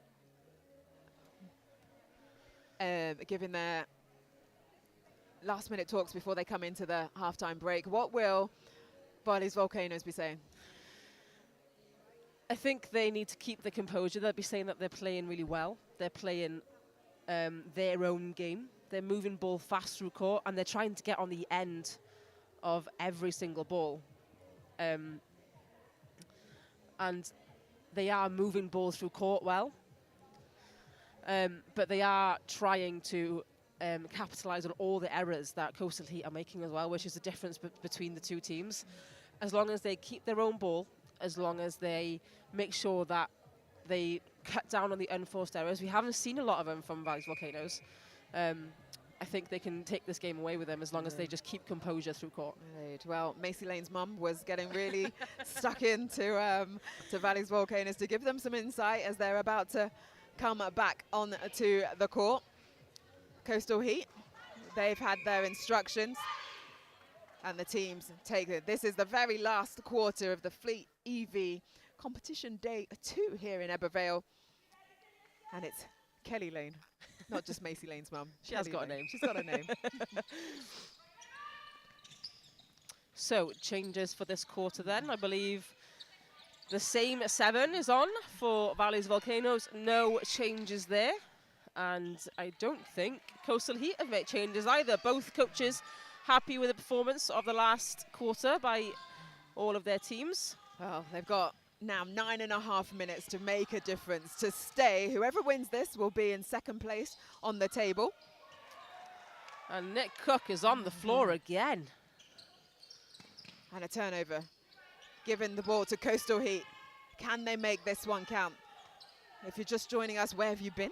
But Coastal Heat, they're playing in purple, that's in all purple. And Valley's Volcanoes in the silver, grey and pink. And there is Boulderson with the first goal for Volcanoes. Takes that lead back to 4. Ah, nice feed and a lovely take there from Nolan again. This time she doesn't miss under the post. 20 plays 23. This is tight. We knew it was going to be tight. We knew it was going to be tight. We knew it was going to be a good game. And we were excited for it. And we knew the quality was going to be high for this game as well. We have great players in all units of the court. And the showmanship is incredible, isn't it? Everyone putting everything on the line to try and get this win for their team. And the silence on the crowd. No one is saying a word when that ball's going up into the net. You can just hear our voices in the background. Oh, unlucky Nick Cook replayed ball, but it was good work from Newton, the centre of Coastal Heat, to be able to get her body in the way. Absolutely. Nick Cook always puts her body on the line. Yeah. And Nolan will pop that in to make the score 24-22. Just 2 goals in it now, I think. The swing across the circle. The swing back again, but oh, who was it? Langford. Langford was in there with those long limbs. Oh, lots going on there, but it was enough to put off Boulderson. Thank you, Boulderson at goal shooter. Both teams need to settle a bit now. I think it's getting a little bit messy out there, isn't it? Knowing it's the last quarter, knowing what's on the table. Yeah. Stay. Volcanoes have the lead, so they could, you know, slow it down, play a little easy game. And there goes Kidner with that ball. Great take, but you would think you wanted a little bit more from your wing attack, Emily. Sorry, from your centre, Maddie Newton. Ball to Cook from Kidner just wasn't quite on. And 3 seconds called for Emily Edwards. And they just need to steady the ball down court now. Well, both teams came into this game undefeated. So whoever loses this will be their first loss of 2024. And the other will take bragging rights to go into Cardiff. And they're so close in regional areas as well, aren't they? So, you're just, they're practically neighbours. Remind us again, what are the areas? So Valley Volcanoes, they cover pretty much the western side of Cardiff, I would say. So you have the Rhondda Valley across into Merthyr Tydfil, anywhere that counts as the valleys the name suggests. will be the Valley Volcanoes. all the way up until you get to Neath Port Talbot. And when you hit Neath Port Talbot, you become a Coastal Heat. So Neath Port Talbot and Swansea would be your Coastal Heat players. Oh. It's a little further out there for Nolan, not being able to get it through. The defensive pressure that Valley's Volcanoes are putting on. It's a lot, isn't it? It's heavy defensive pressure, but it's working for them. And now I think both teams are putting on a lot of defensive pressure, but the attacking circle is just not capitalizing. I think that's the first goal we've had in a couple of minutes. Yeah, you are definitely right. 21 plays, 25. And we've got a change. Aisha Anderson comes on as goal attack for Coastal Heat. She is another newbie into this weekend. She didn't play in Bangor, but we saw her earlier playing wing attack. Yeah, she played wing attack earlier. So both Evans and James on the bench and 2 new shooters for Coastal Heat. Rolling the dice with 4 minutes, 40 seconds left on the clock. We have another body on the floor. That's Gwenno Davis on the floor. Reynolds out to Cook. And footwork called for Reynolds. Oh, those unforced errors creeping in. Indeed, creeping in. It's only 3 goals the difference. It is doable for Coastal Heat, but also for Valley's Volcanoes to be able to ride out this pressure. But I think if Coastal Heat can nail this one. Oh, Nicola Cook Oh, again. She says no, no, no, no. And who was there to back her up? Stephanie Perry. Such great defensive work rate. Just be nice and simple netball now with the ball. That's all they need to do. 4 minutes on the clock. 22 to Heat, 25 to Gallery Loft conversions and Tantrum. And Nick Cook is on the floor. Valley's I think she just Volcanoes. wants to stay there. She's still on the floor. Oh, and Karis Reynolds on the floor. And another turnover in the attacking end by Coastal Heat. Oh, but Perry read that one so well. You just want to see Coastal Heat just take a minute when they take these turnover, where they give that offside. first pass, and they've got another chance. Sammy Jo Williams is called offside. Anderson draws 3 players on her. And we can see that zone coming in now from Valley's Volcanoes. Oh, Gwenno Davis wanted that ball. But that zone setup is still strong. And there goes Perry, and it's enough to put Maddie Newton off the ball. And the bench from Valley's Volcanoes is going nuts for this one. Aisha Anderson now called for contact. Oh, lovely work from Cook to throw off Newton.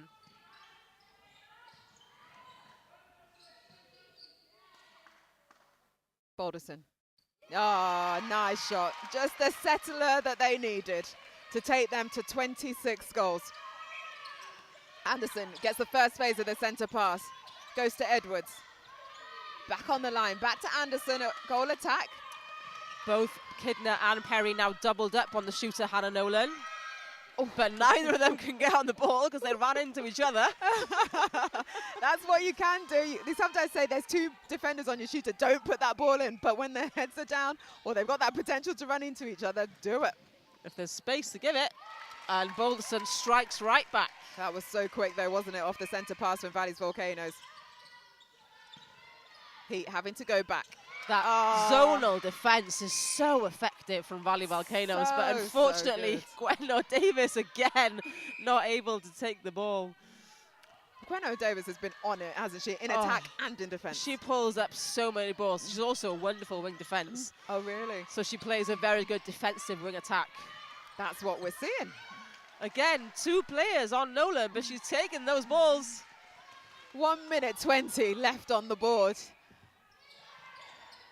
Volcanoes have ground this game out. They've seen off the challenge from Coastal Heat. And with shots like that going through the net from Karis Reynolds, so good. And she's back on the defensive as well. And that zone is back on. And there goes Kidner. And there is her defensive turnover she's been looking for. But there's Nolan to try and take it back. Oh!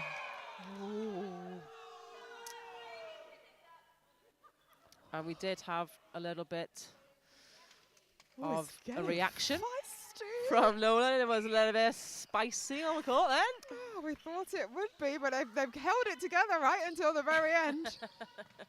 And with just 25 seconds left on the clock. I wouldn't mess with Kidner. She's a police officer. Definitely not from South Wales. Nice shot, Lovely Balderson. work. She's come on well. And Last you've got 9 seconds left. You want goal difference. They're saying, get this ball down.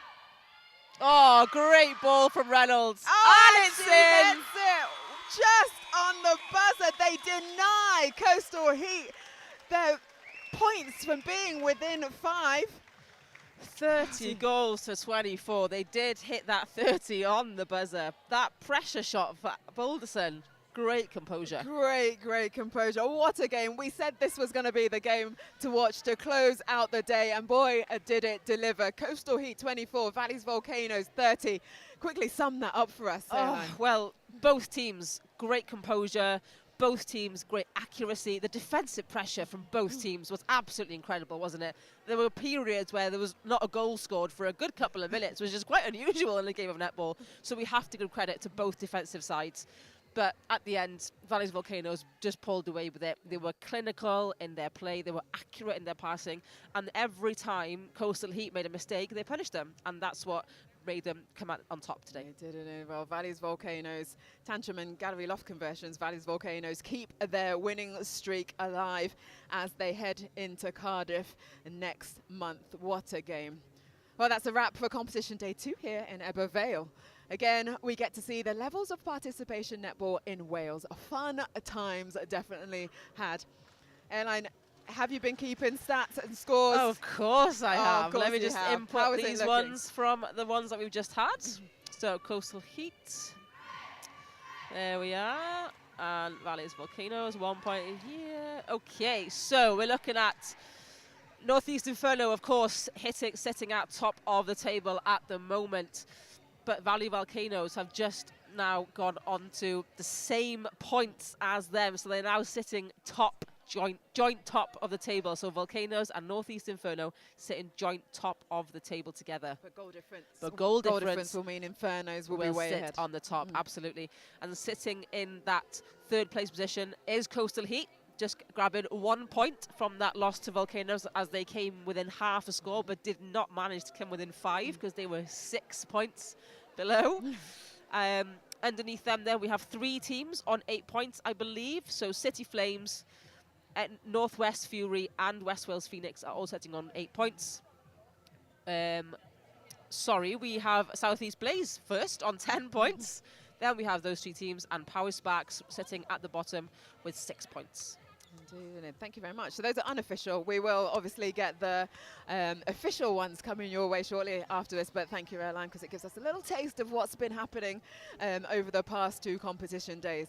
So to close out, just got to say thank you to our title sponsors, Fleet EV, and our other team sponsors. And thank you to Wales Netball, Vicky Cotton, Tash, and the rest of the team for providing these opportunities for players on the in the competition, the highest level of competition here in Wales, participation competition.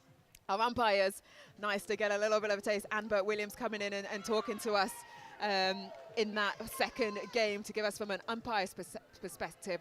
And a big thank you to all our teams for the show that they put on today. Thank you, Airline.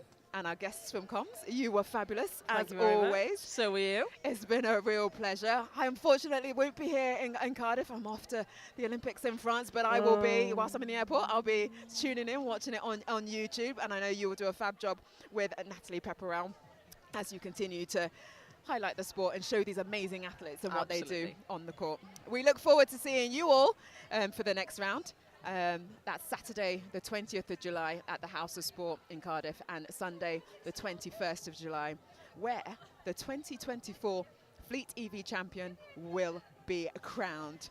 Looking forward to that. It's been spicy, it's been fun, it's been great, and another fabulous time here in Wales. Take care, everyone. Thanks for having me, and good evening.